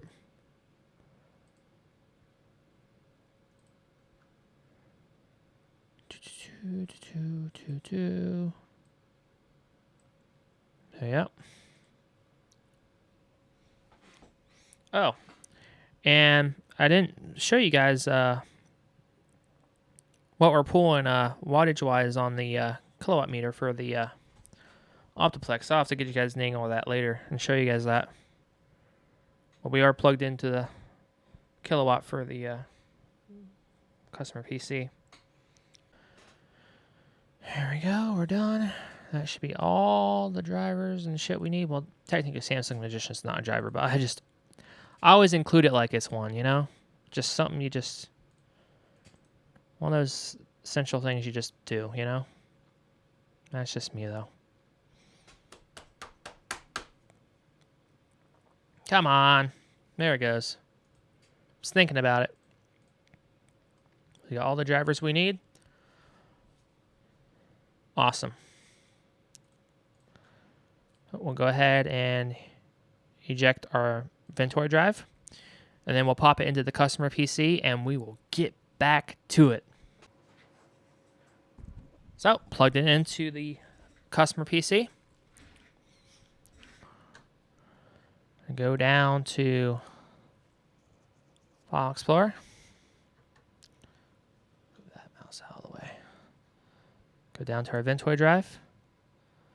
And it's always best, well, these colors looked washed out. This capture card is, this is a crappy capture card that I use for the desktop PCs, and I use the cam link for the camera angle. And you only have one cam link hooked up at a time to a computer, so you have to use a different capture card. But anyway, we're going all software shit. I might change this over to the cam link. What do you guys think? Should I try that? Let's try that. These colors don't look great. So we'll be right back. We'll be right back on the. We'll see if we can improve this for you guys. Make it look a little nicer. Sometimes you just gotta kick it in the balls a little bit. It's kind of weird. Are we getting better colors? Of course, we don't have the graphics driver installed yet either. So it's not gonna look it's not gonna look the most prettiest. Is our latency better? Oh my gosh. Yeah, latency is much better on the cam link. I don't know if the colors improved a whole lot though. Look a little better. Anyway, what I do is I'll cut this over. A lot more responsive. I'll cut this over to the desktop. Maybe I shouldn't have cut it. I should have copied. But when you install stuff, you always want to do it from the disk. Don't really do it from the USB. And then we'll eject our Saber drive. Oh, it's still running. Let it do its thing, I guess. Probably fucking indexing. Let's try it now. There we go. So now we can disconnect the inventory drive. We're done with that. Let's install some drivers and be done with this. So the first thing you install, the first thing you should always install is a chipset. We'll go ahead and do that. Hit install. Yeah, this is much more responsive, guys. Much more responsive. The only thing is the cam link just doesn't like resolution is just changing on the fly. The cheap Vivitar capture card from Walmart, it just, it just handles it a lot better. Like you can throw just 15 different resolutions, in the span of a minute, and it won't, block up or anything, or it won't fucking crash your OBS. Whereas CamLink is just a finicky piece of crap. It likes to see the resolution that it's expecting right away. It doesn't like you screwing around or not having it connected. It's gotten better. The CamLink I used when I worked at a church was just garbage. If you didn't have an HDMI, say you had a DSLR camera hooked up to it, if you didn't have a source feeding it, it would just not show up as, a camera input. It would just disappear. It wouldn't, it wouldn't show like, color bars or no signal. It would just drop off, which would always make OBS mad. But it was stupid. But it's gotten better. This cam link actually says, "Hey, no signal." It doesn't just fucking lock up OBS and drop off the face of the earth.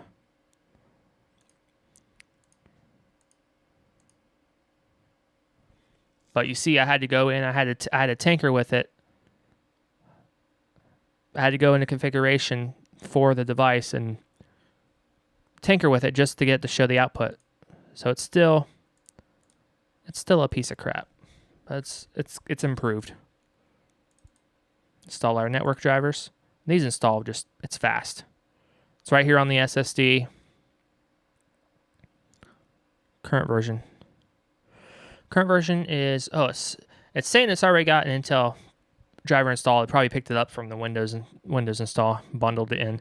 So current is 12.17.10. News 12.18.9. Yes, we want to install the new one. No, we'll just keep the old one. So this will run through its paces. Yep. Yeah, this is much more responsive, guys.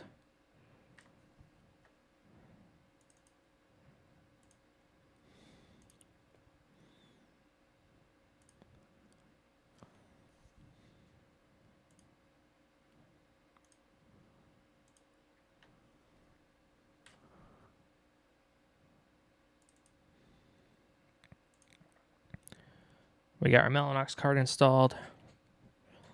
Let that run through its course.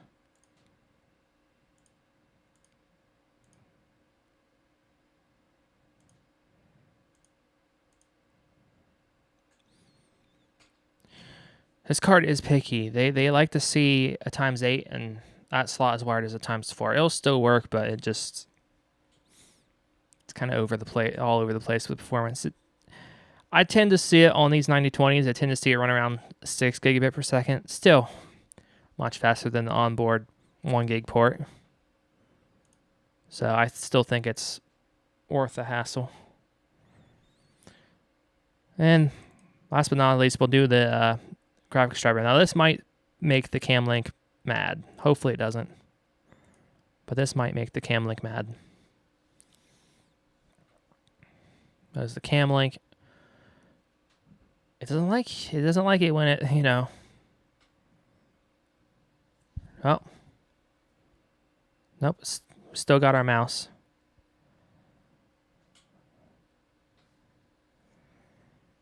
Do.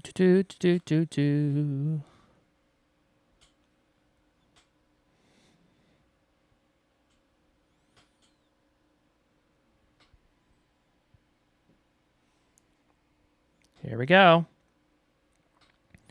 Yep. Agree and continue. Express, yep. He's a gamer. We'll install the whole GeForce experience. Here we go. Putting the 1660 Ti to work. Yippee. I still haven't even connected networking to this yet. There's really no need for drivers. 9 times out of 10, everything should be contained in them that you need. But we'll reboot. Then we'll connect up networking. Then we'll do Windows updates, and then we got to install software. Put some of the basic stuff on there that he needs, like Chrome. Mostly Chrome.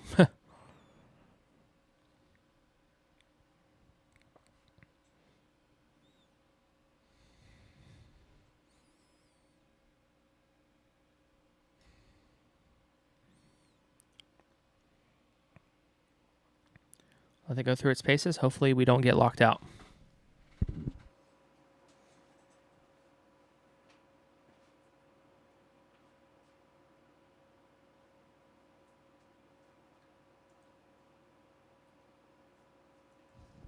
Hard drive activity light is solid lit up. So the SSD is working right now.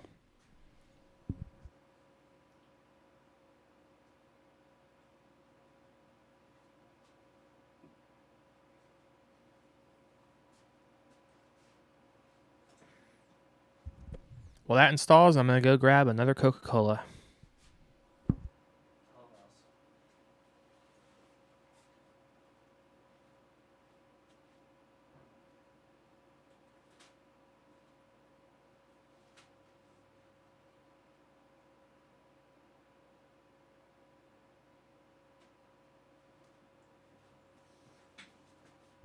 Oh, and there it went, guys. You can obviously see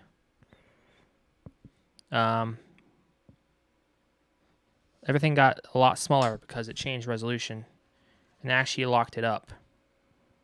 The cam link locked up there.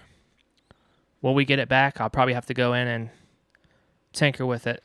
Yep. I got to tinker with it again. See, the cam link didn't like that.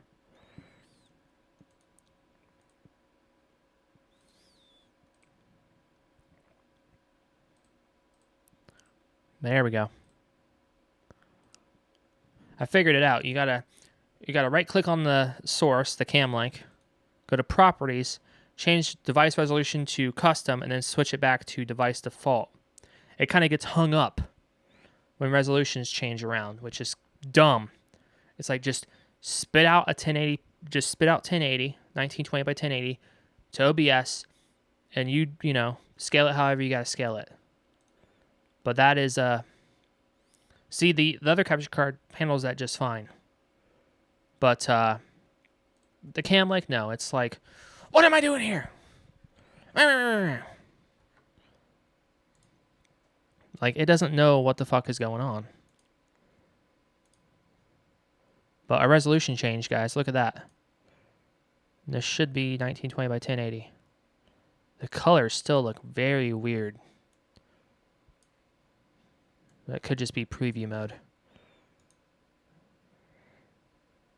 What is our resolution, guys? Oh, yeah. Yeah, that's... it went all the way to 4K, guys. No wonder why. It just doesn't need to do that.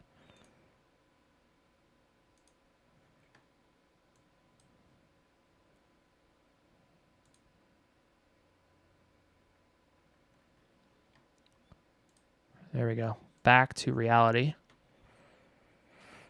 There we go. Graphics card driver is installed. We'll do Samsung Magician now. English OK. Come on, Bessie.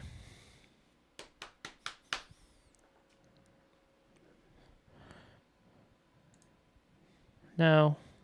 Next.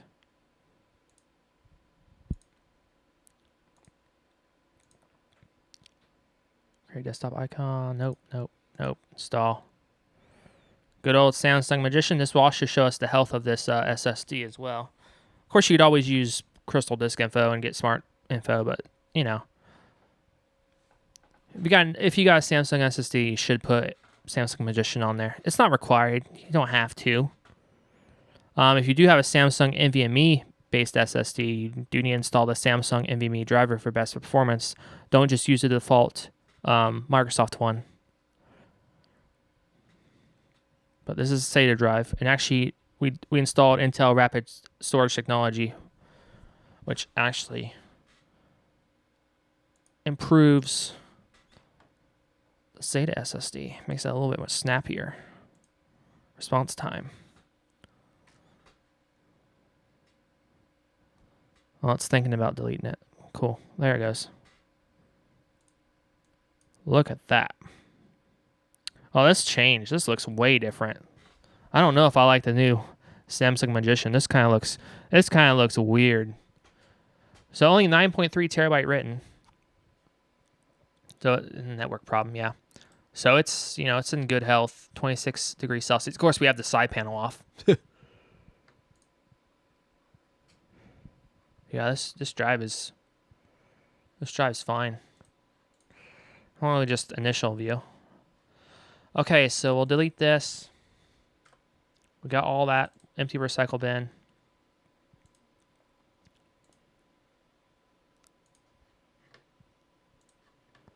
So go ahead and hit restart.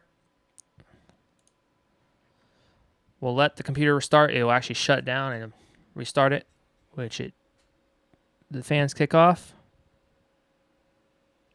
There we go. It's booting back up. Hopefully the Elgato can handle this.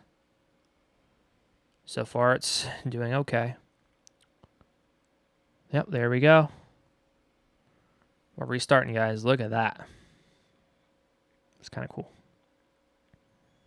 Look at that. Boom. We are back in a flash. Oh, I'm using the wrong fucking mouse. Yep, video's there. You notice OneDrive didn't boot. It's good. Everything in here looks good. Oh, there's that 3D viewer again. What the fuck? I thought I said go away. See, some things pop up. That's Windows 10 for you. Groove Music's there again. Don't know why. So some of this stuff came back. We'll have to, I don't know why. There wasn't any updates. It's not connected to the internet.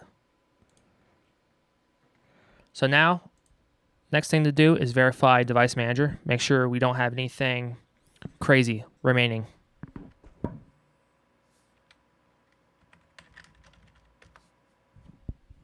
Look at that. Nothing's outstanding. Everything's accounted for, guys. Look right here, audio devices.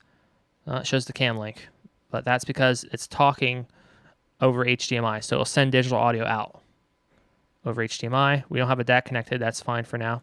Disk drives, it sees our Samsung SSD 860 Pro 1 terabyte. It doesn't see the HGST drive yet because we haven't plugged it into power. There's our GTX 1660 Ti popping right up. It sees our Blu-ray drive. That's good. So not only did it have power because it lit up and blinked, but now also has SATA data, so it's actually communicating to the OS. And it picks right up. That's good. We put Make MKV on here later to be able to rip both 1080p Blu-rays and 4K Blu-rays. We got our chipset driver. Monitors, just generic. Network adapters, it sees our Intel-based 1 gigabit onboard Ethernet connection, and also sees our Mellanox. Sees our Mellanox too. And you go in here and you can change some of your Mellanox settings and stuff, set VLANs and all this other shit that you gotta do. It sees our Mellanox, and you see right here. This is the sad part. Is it is linked as a × 4, so it's gonna be a little weird. But like I said, about 6 gigabit throughput. Oh, here's our CPU. It'll be interesting to see what it's clocking as. Of course, I didn't go into power options yet either. I got to do that. Forgot about that. There we go. There's our 4790K.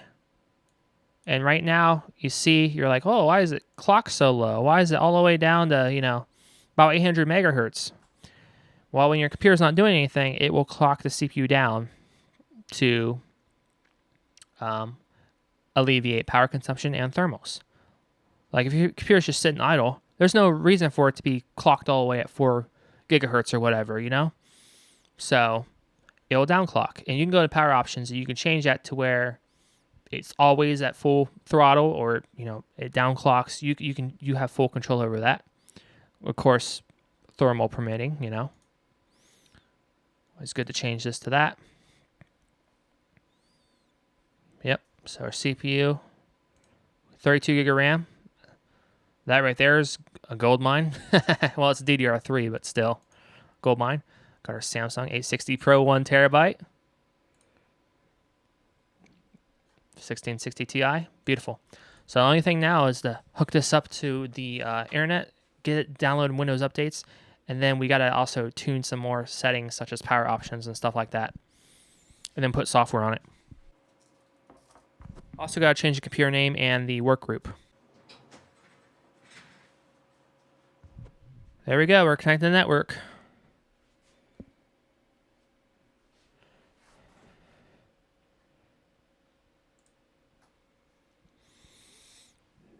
Now it's going to start communicating and doing shit. So now we're going to go ahead and do Windows updates.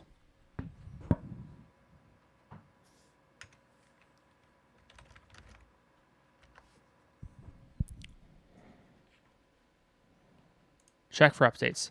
Now notice how it says some settings are managed by your organization. Well, that's because we went and did a group policy to make sure it doesn't pull down drivers. Oh, also before we do this, you always want to go in here for your date and time. Adjust date and time. We want to change this to Eastern time zone.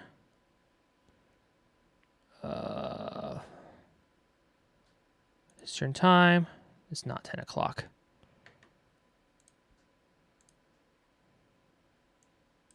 That should update us.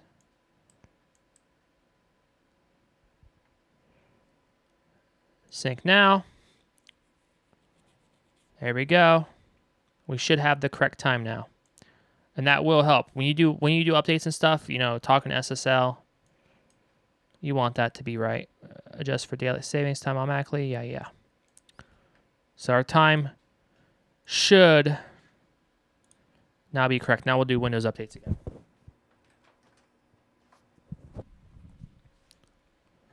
There we go. Get ready for Windows 11. That won't come on here. Now look at all that. Now it's going to pull down all these updates.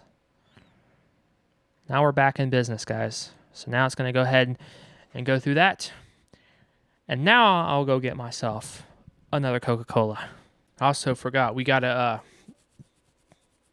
put the ESU license on this after this updates so it can pull down the actual latest cumulative update as well. Security patch from December. So this will download, as you see right now, it's downloading the one from October, but that's when it ended. But we'll be putting an ESU license on here as well, so I still got to do that as well. While these download, I'm going to go ahead and tinker with some power options and some other settings that need to be adjusted.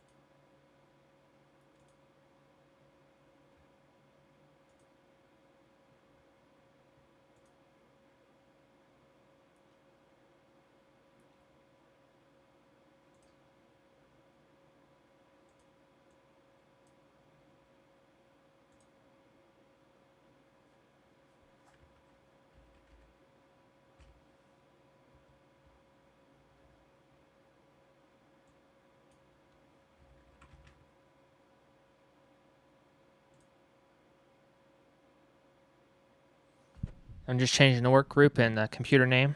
This is where you do it in the advanced system settings. If you have a custom work group, this is where you need to set it. Otherwise, you won't be able to talk to your other computers on your LAN network. This is also where you can join it to a domain.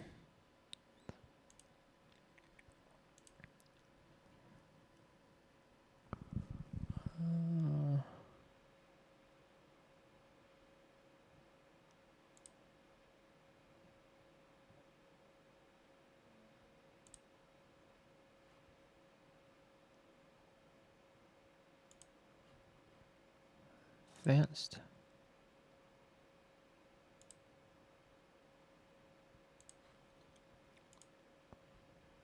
Could adjust the paging file too. Might just leave that alone. It's only 32 gig of RAM. Ain't gonna wear it out too bad. Now, if this computer had a lot of RAM, that's something you want to go and mess with that paging file. Otherwise, you're setting yourself up for a world of hurt. You have like 120 gig of RAM. That paging file is going to be like 120 gig, and it's gonna fuck with shit. Okay, BitLocker's off. Anything else? I think I'm off the top of my head. The power options did that.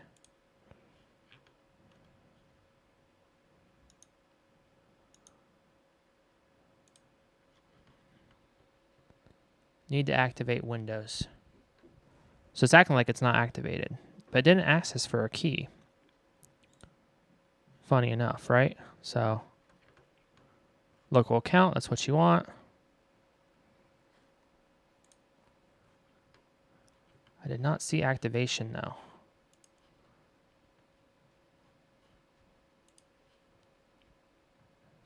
I did not like that.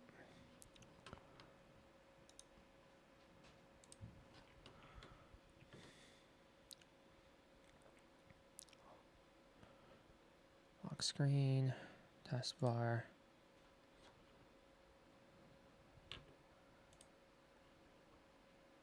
Activation.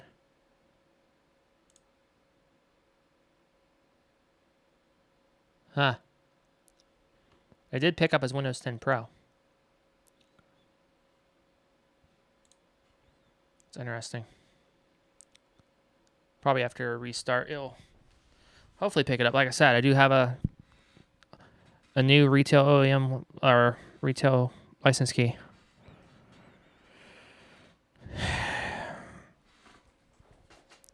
The last OptiPlex I worked on, 920, from the same place, did not have the embedded Pro license, so I did have to use a license.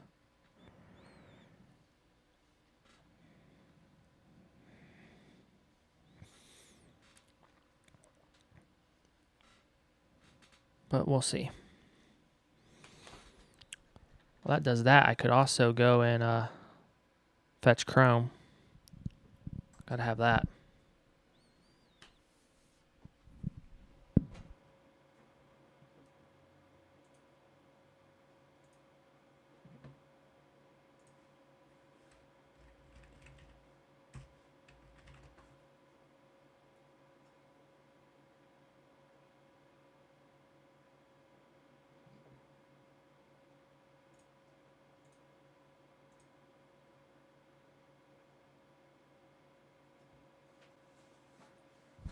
So Chrome's downloading and installing. We'll wait for that.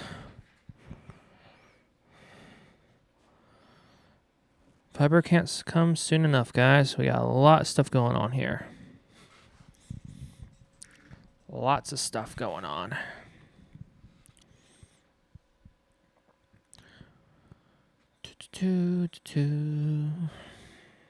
There we go. Chrome is installed. Booting up now.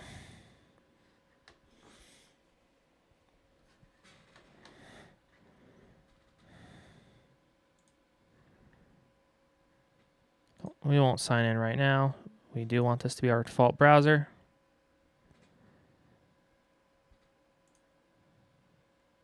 Chrome. Yes.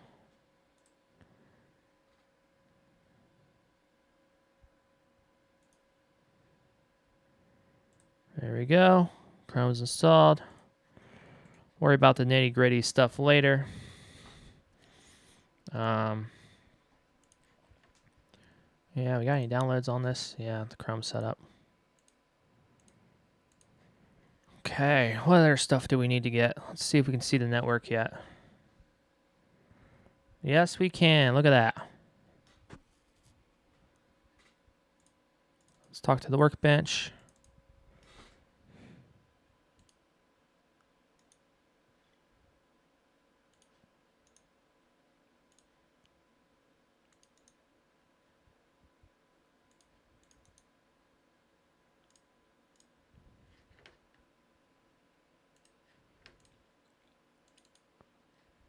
There's a list of programs we'll go through that he probably wants to have. We'll make sure we get all the essentials that we definitely need to have on here. Don't need to have SpeedFam. I got Magician. He doesn't need to have Putty. Gotta get Thunderbird. Malwarebytes don't need to have that. It's going to have Windows Defender because it's Pro. iTunes, good to have that on there if you connect an iPhone. We'll throw that on there. Chrome, Farming Simulator. These are all games. He can download most of those games later. Spotify, TeamViewer. WinRAR, I don't need WinRAR. You can put 7-zip on there. WinZip, doesn't need WinZip. He does like Spotify. We'll put that on there too. RFan View, that's good to have on there. Klight Codec Pack. Foxy Reader. So there's still some stuff that we got to put on here and take care of. And we'll put Spotify on here. I know he uses that. Mostly uses watch it Netflix and listen to Spotify. We don't want Microsoft Store. We want the real deal one, guys.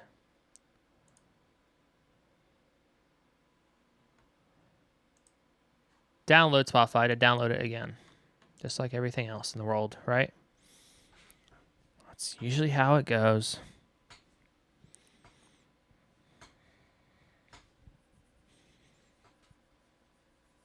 Oh, Steam. We'll have to put Steam on here too.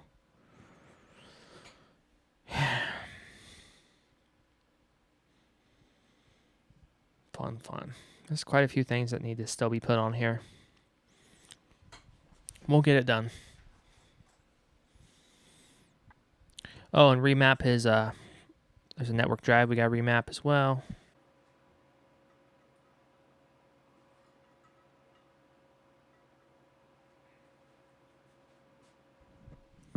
Nope, here's Spotify.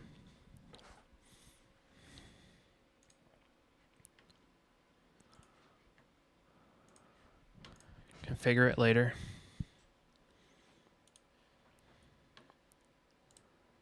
Firefox.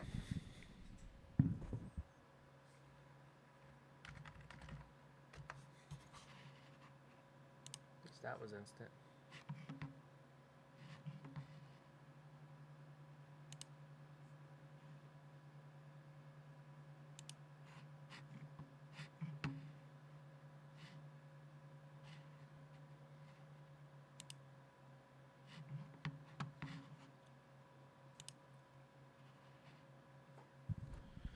Now installing.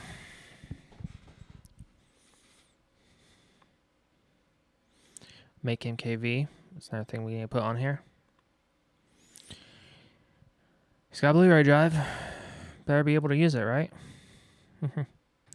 So Firefox is installed. We'll hit continue.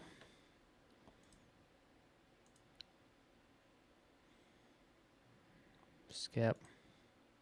Ain't nothing to import. Skip.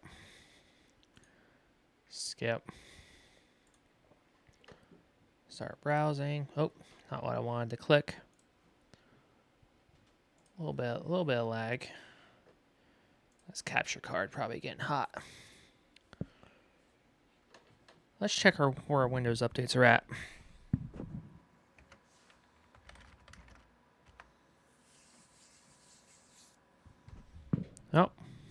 Here we go. Finishing up on downloading the cumulative update. So we'll let that do its thing. And it's going to need to have that update anyway to be able to install the ESU license. Does that? What else can we get? Chrome, Firefox. Those are essentials. Got the 2 essential web browsers. We'll get KLEC Code Pack on here. Let that bad boy download.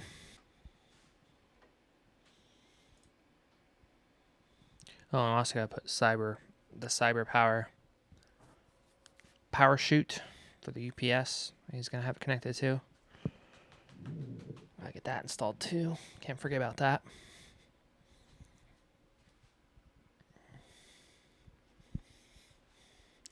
We still gotta hook up that game drive, but I don't want to do that while it's running.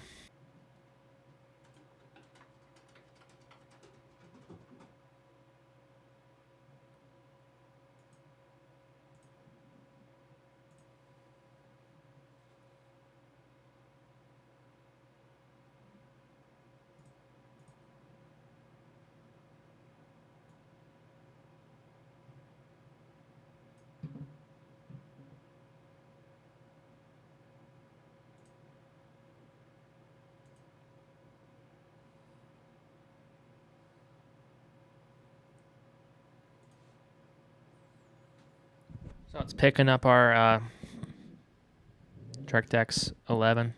It's picking up our hardware decoding from NVENC from our NVIDIA graphics cards. So it will hardware decode H.264, HEVC, VP9. This card does not support AV1. That's the newer, I believe 40 series will do it. Yeah, 40 series will do it. And so will 30. Yep, this all looks fine. Let it do its thing. This is essential if you watch videos on here. I need Thunderbird too. Aye. Okay, so there's KLEC Code Pack done. Go ahead and download Thunderbird. We'll set his email up later.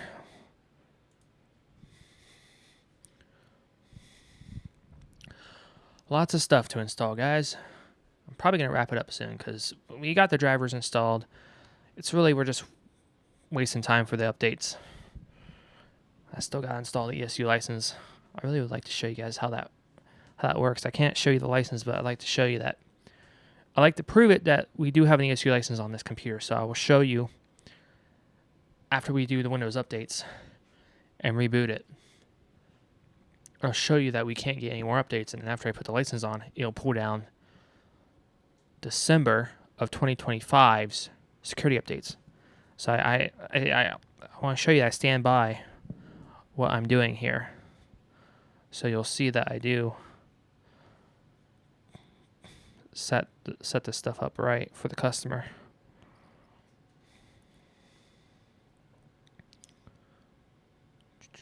Going a little bit faster now, maybe. There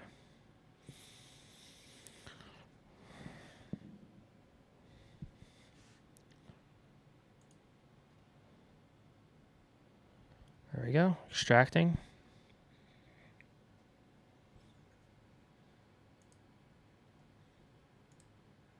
Standard. There we go. Thunderbird has been installed. Where are we at on updates? There we go. It's installing it now.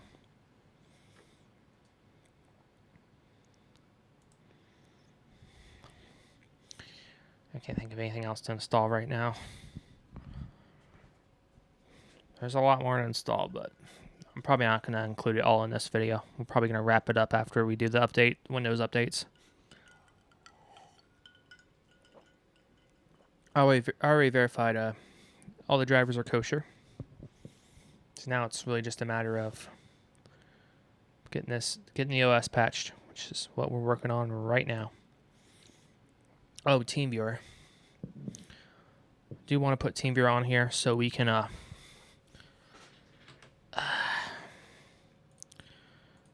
can remote into this computer later and work on it.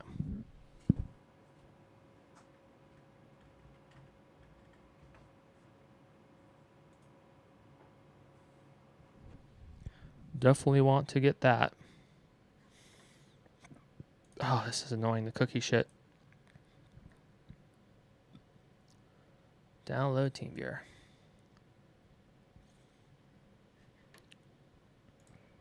Yep, we gotta have TeamViewer as well. Ugh.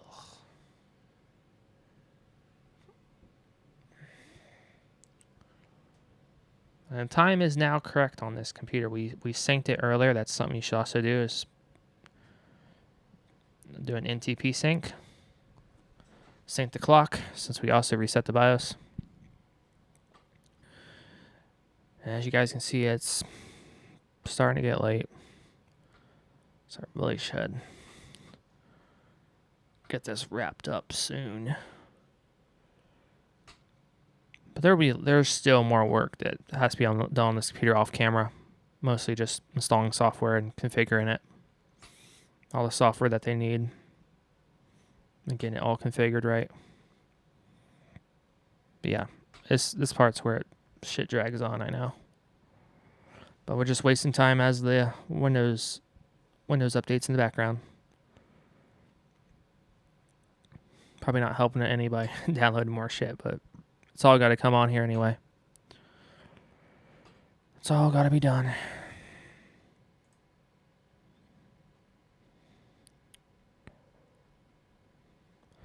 Let's see, default installation. Next, yes. Next.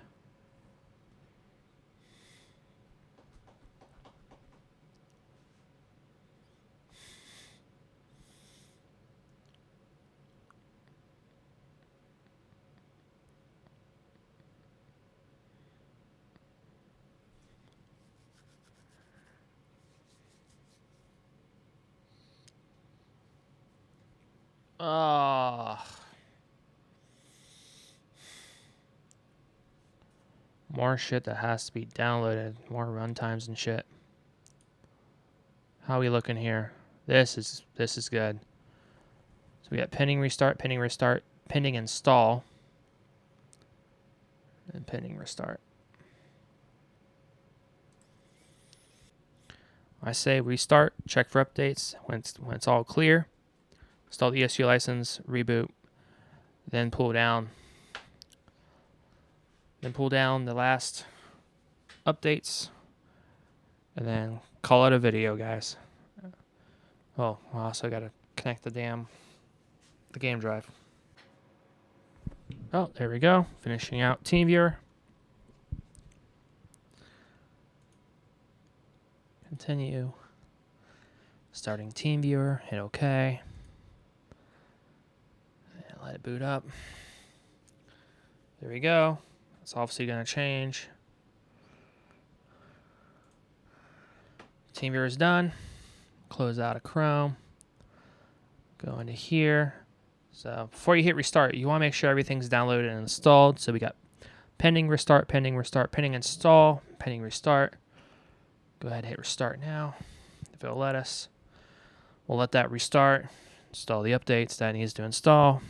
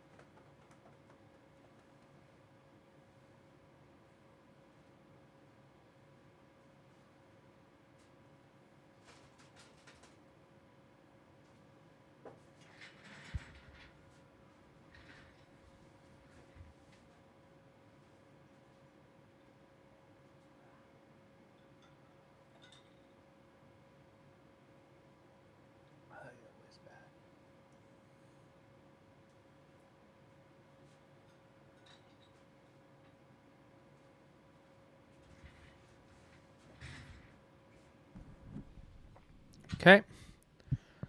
It's restarting. It's booting up.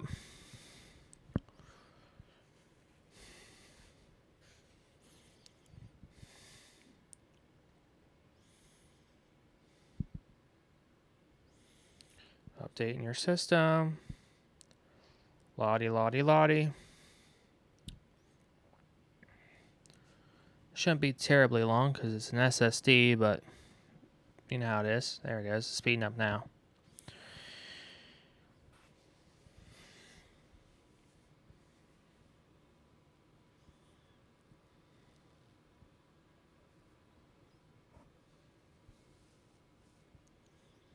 Stuff takes a lot of time, guys.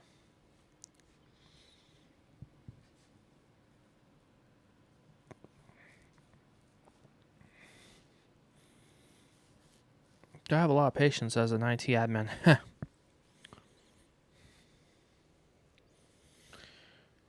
you go. Elgato, no signal. Let's see how the Elgato holds up. There it goes. Picks it back up again. Thank goodness. And maybe it's starting to behave again.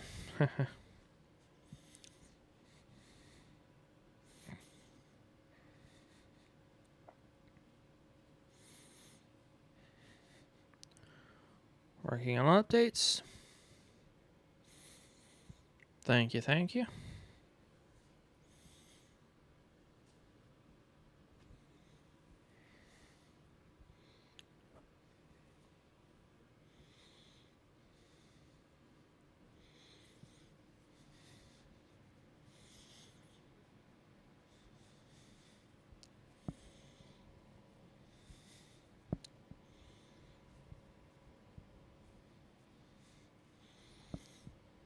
Yeah, so on the top, the service tag says manufacture date 2015-0930. So this would have came.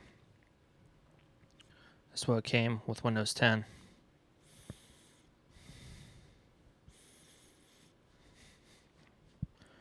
Which means it should pick up the license. It appeared like it did, but it just didn't activate to the activation server yet, which is kind of weird. But we'll go back and verify that as well. Don't want to spring an activation warning on us later.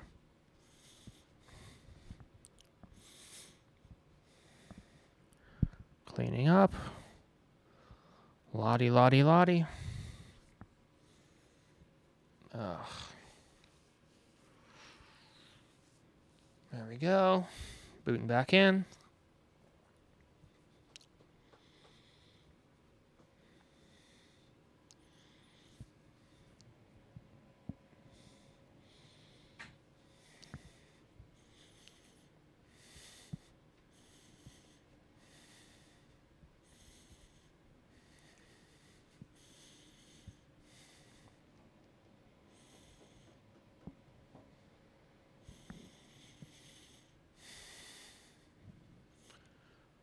Please work.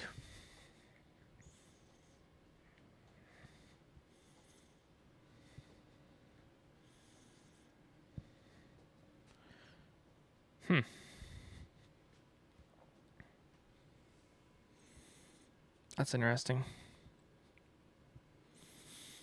My hard drive too, like it's still blinking, so it's there we go.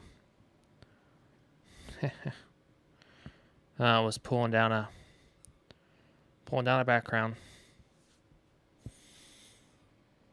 Don't show me again about the damn firmware.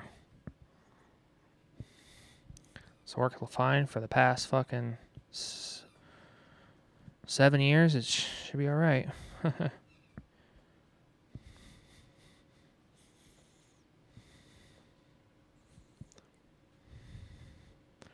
Oh, Spotify's configured to start on boot up. What else is new? Let's see, has it settled in? Yep, looks like it's settled in. Now we're going to check Windows updates again.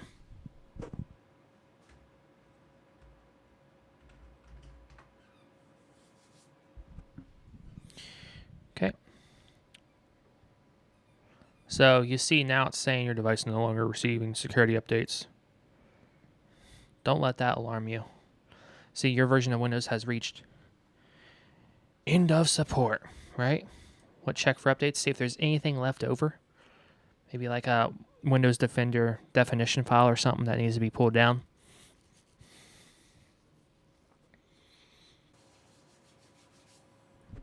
And this always takes forever to check. It's so dumb. It's nowhere near like Linux. So see, there's more shit that had to be downloaded. This is completely normal. Oh, look at that. Just pull down to 2025. Security update.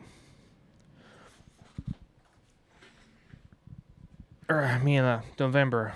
Sorry, I mean.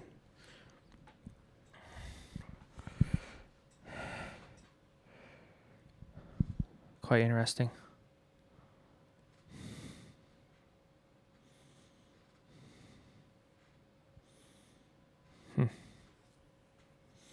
There was definitely some more definition updates too. It just pulled down.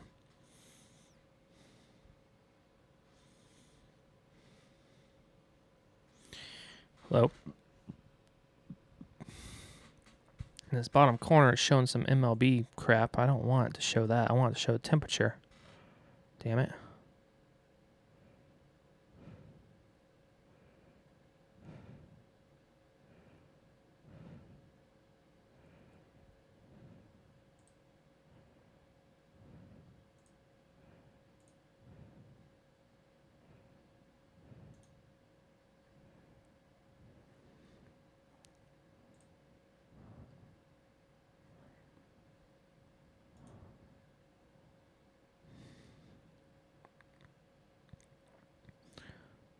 I think you have to go into it and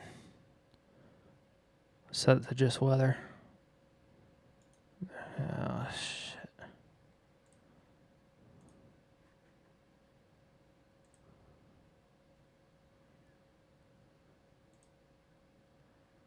Here we go. Yeah, see?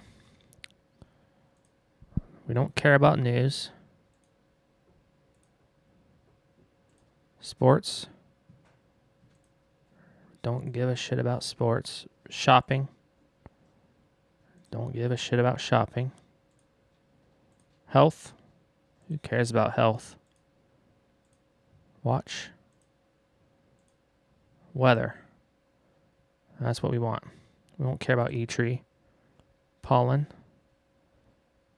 Precipitation, air quality, hurricane, yep. Severe weather, wildfire. High UV, high wind, temperatures. That's what I want it for. Just weather. Finance. Don't care about finance. Community. Don't care. So back in the day, we would run WeatherBug. Good old WeatherBug. You'd have the cricket chirp.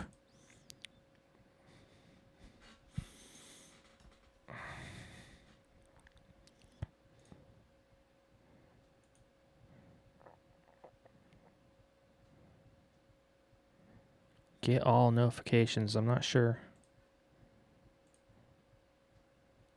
Still showing the fucking NBA shit. It does take a while for that thing to update, though.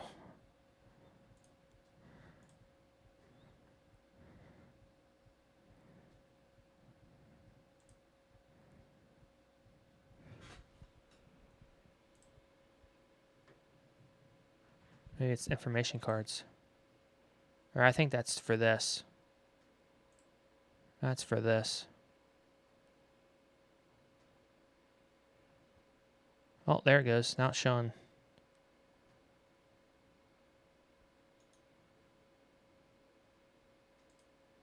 There it is. That's what I wanted.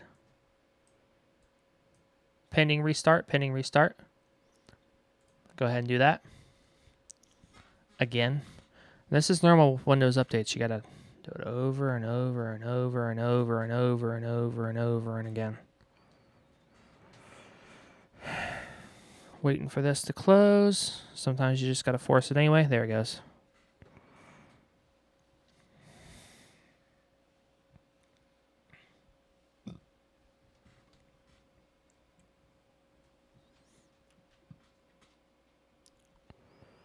And we're restarting again for the 80th time. We'll install our ESU license. Hook up that fucking game drive. Close it up, and I'd call it a night.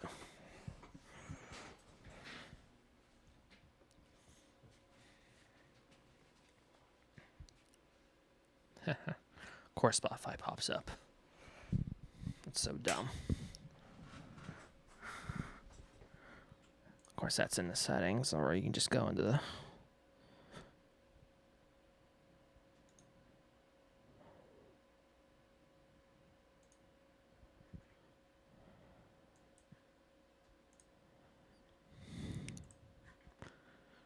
Okay. Reboot it again. Reboot's all right. Not terribly slow. Go back into Windows Update again.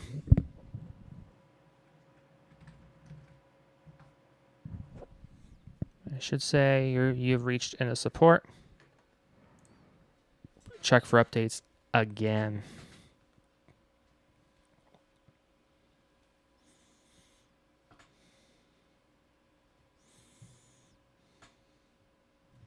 And see, there's no more updates, right?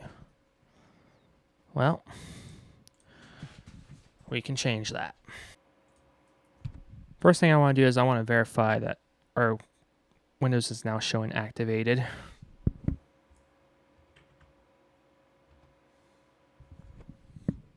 Oh, it's not showing activate.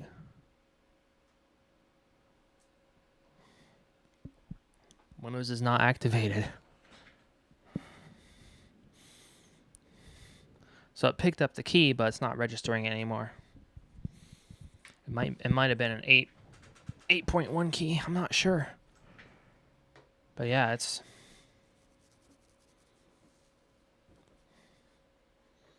not picking it up.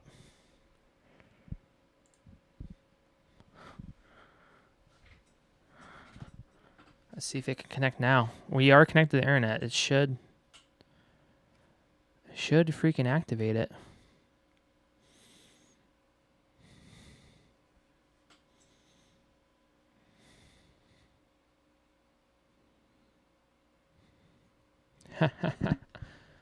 So this one we'll have to rip out the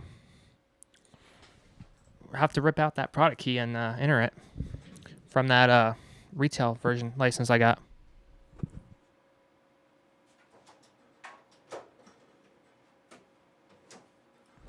So we didn't get lucky after all, guys. Activating Windows, you'll get the best experience free of interruptions. We're going to head and hit activate. Will it activate?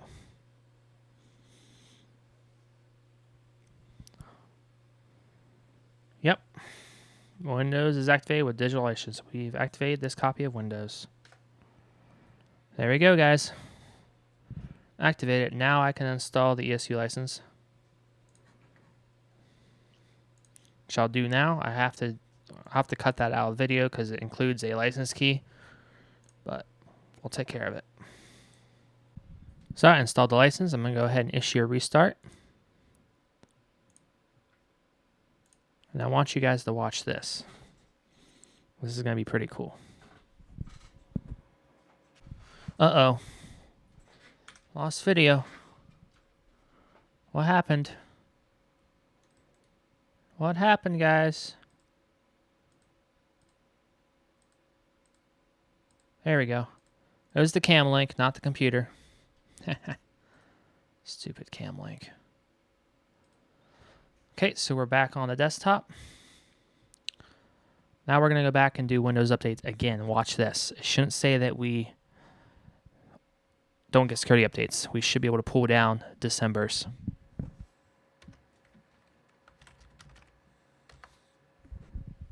Just to show you. So it says, oh, you're end of support. I don't think so. We should have an ESU license. A legitimate one. It always takes forever to check. Look at that, guys. 2025-12 cumulative update. It's now pulling down Patch Tuesday for December of 2025. Now, Windows 10 ended support in October, right?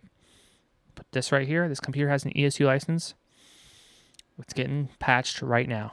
It's just going to download that update. It's going to install it.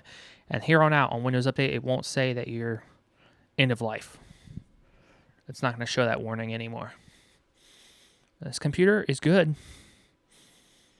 for another 3 years. Well, you have to install a license every year to renew it. But that will be done. This computer has another 3 years of life in it. And then it can either run Linux or go to a scrap heap. But look at that, guys. Your device is no longer receiving security updates. Hogwash.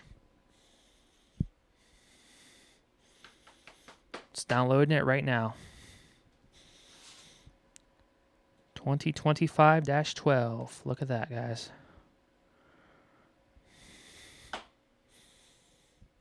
Beautiful. Finally downloaded 10 hours later.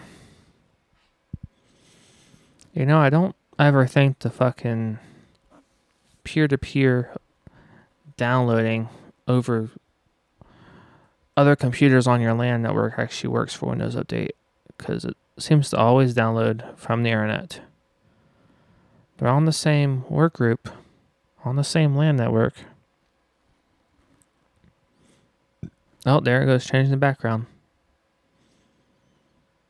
I don't understand it.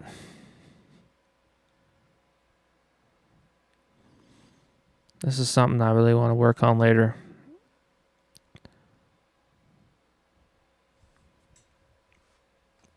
Streamlining Windows updates. Caching them somehow, or run my own Windows update server. There's different solutions out there, especially for, you know, campuses and corporations and stuff. But yeah, I'm gonna have to implement something. I mean, we will be getting fiber later, but still, download it once, have it on your local network.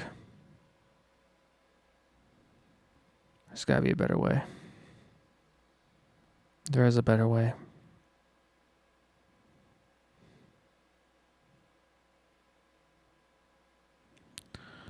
Finally installing. About damn time. Start it over again. It does that. It's weird. Windows updates for you.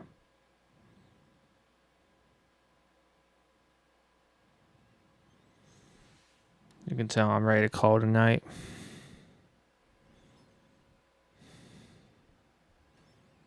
I'm done with the system. Well, it's still got lots of software work to be done on it, but I'm done for the night on this. This is... I hear the fans on the computer revving up a little bit, so that CPU is working a little bit. Probably depacking a lot of the files. Because believe it or not, a lot of stuff is compressed. Funny enough, how big this stuff is to begin with. Hey, there we go. Time for a restart. Now, before we do that, I'd like to just have it shut down.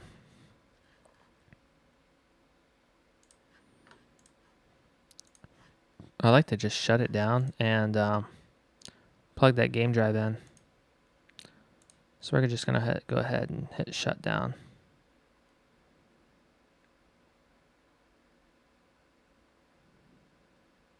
Or update and shut down.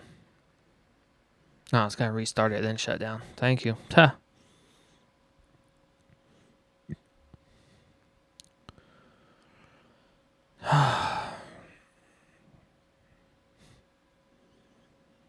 Not fast enough, guys. It's not fast enough.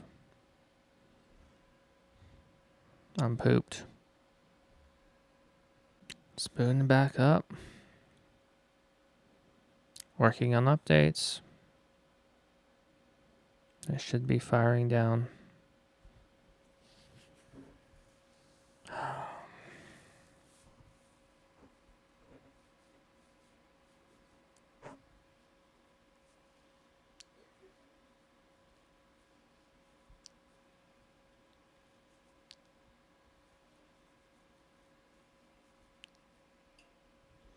There we go.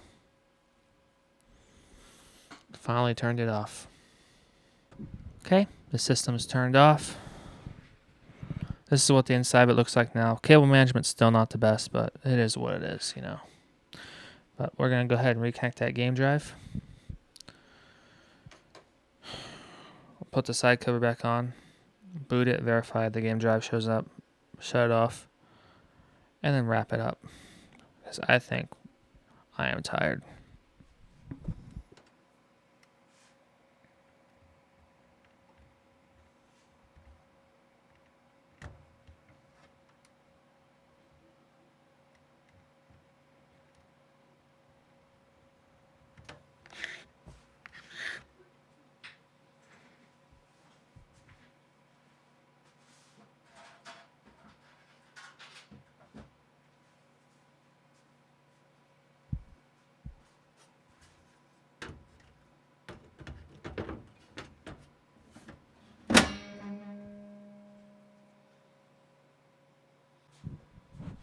So I think we're in watts mode now. I think so. So I'm going to go ahead and turn the computer back on. And we should be getting a load now. Oh, that's not wattage. That's power factor. Hold on.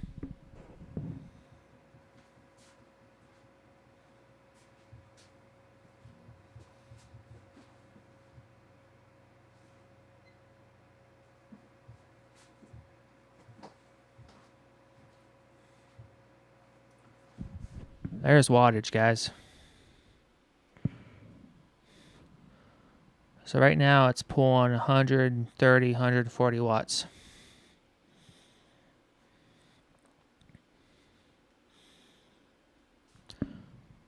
Down to 43, down to up to 64. All over the place, and that's, of course, also due to the clock speed shifting around. So, pretty sure that's in watts now. That definitely looks like watts, the way it's fluctuating. There you guys go on that. So we'll take a look at the computer. We'll verify we can see our game drive. Look at this PC. Games. There's his games. There's his Fortnite. There's his Steam. Verify this is the HGST drive. Properties. Hardware.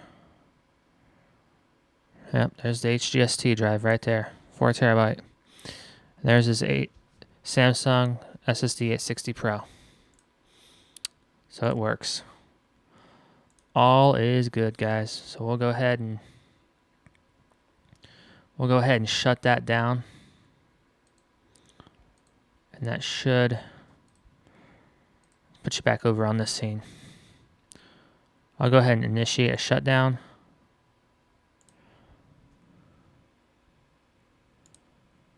And then we'll watch how the wattage is. It should zero out after it turns off. Yep, and it fully kicked off right now. So see that? That, guys, is the kilowatt meter. So it peaked up to what, like 140? 140, 160? Not terrible. Anyway, guys, this video has gone on for way too long. That's going to wrap it up. Thanks for watching, guys.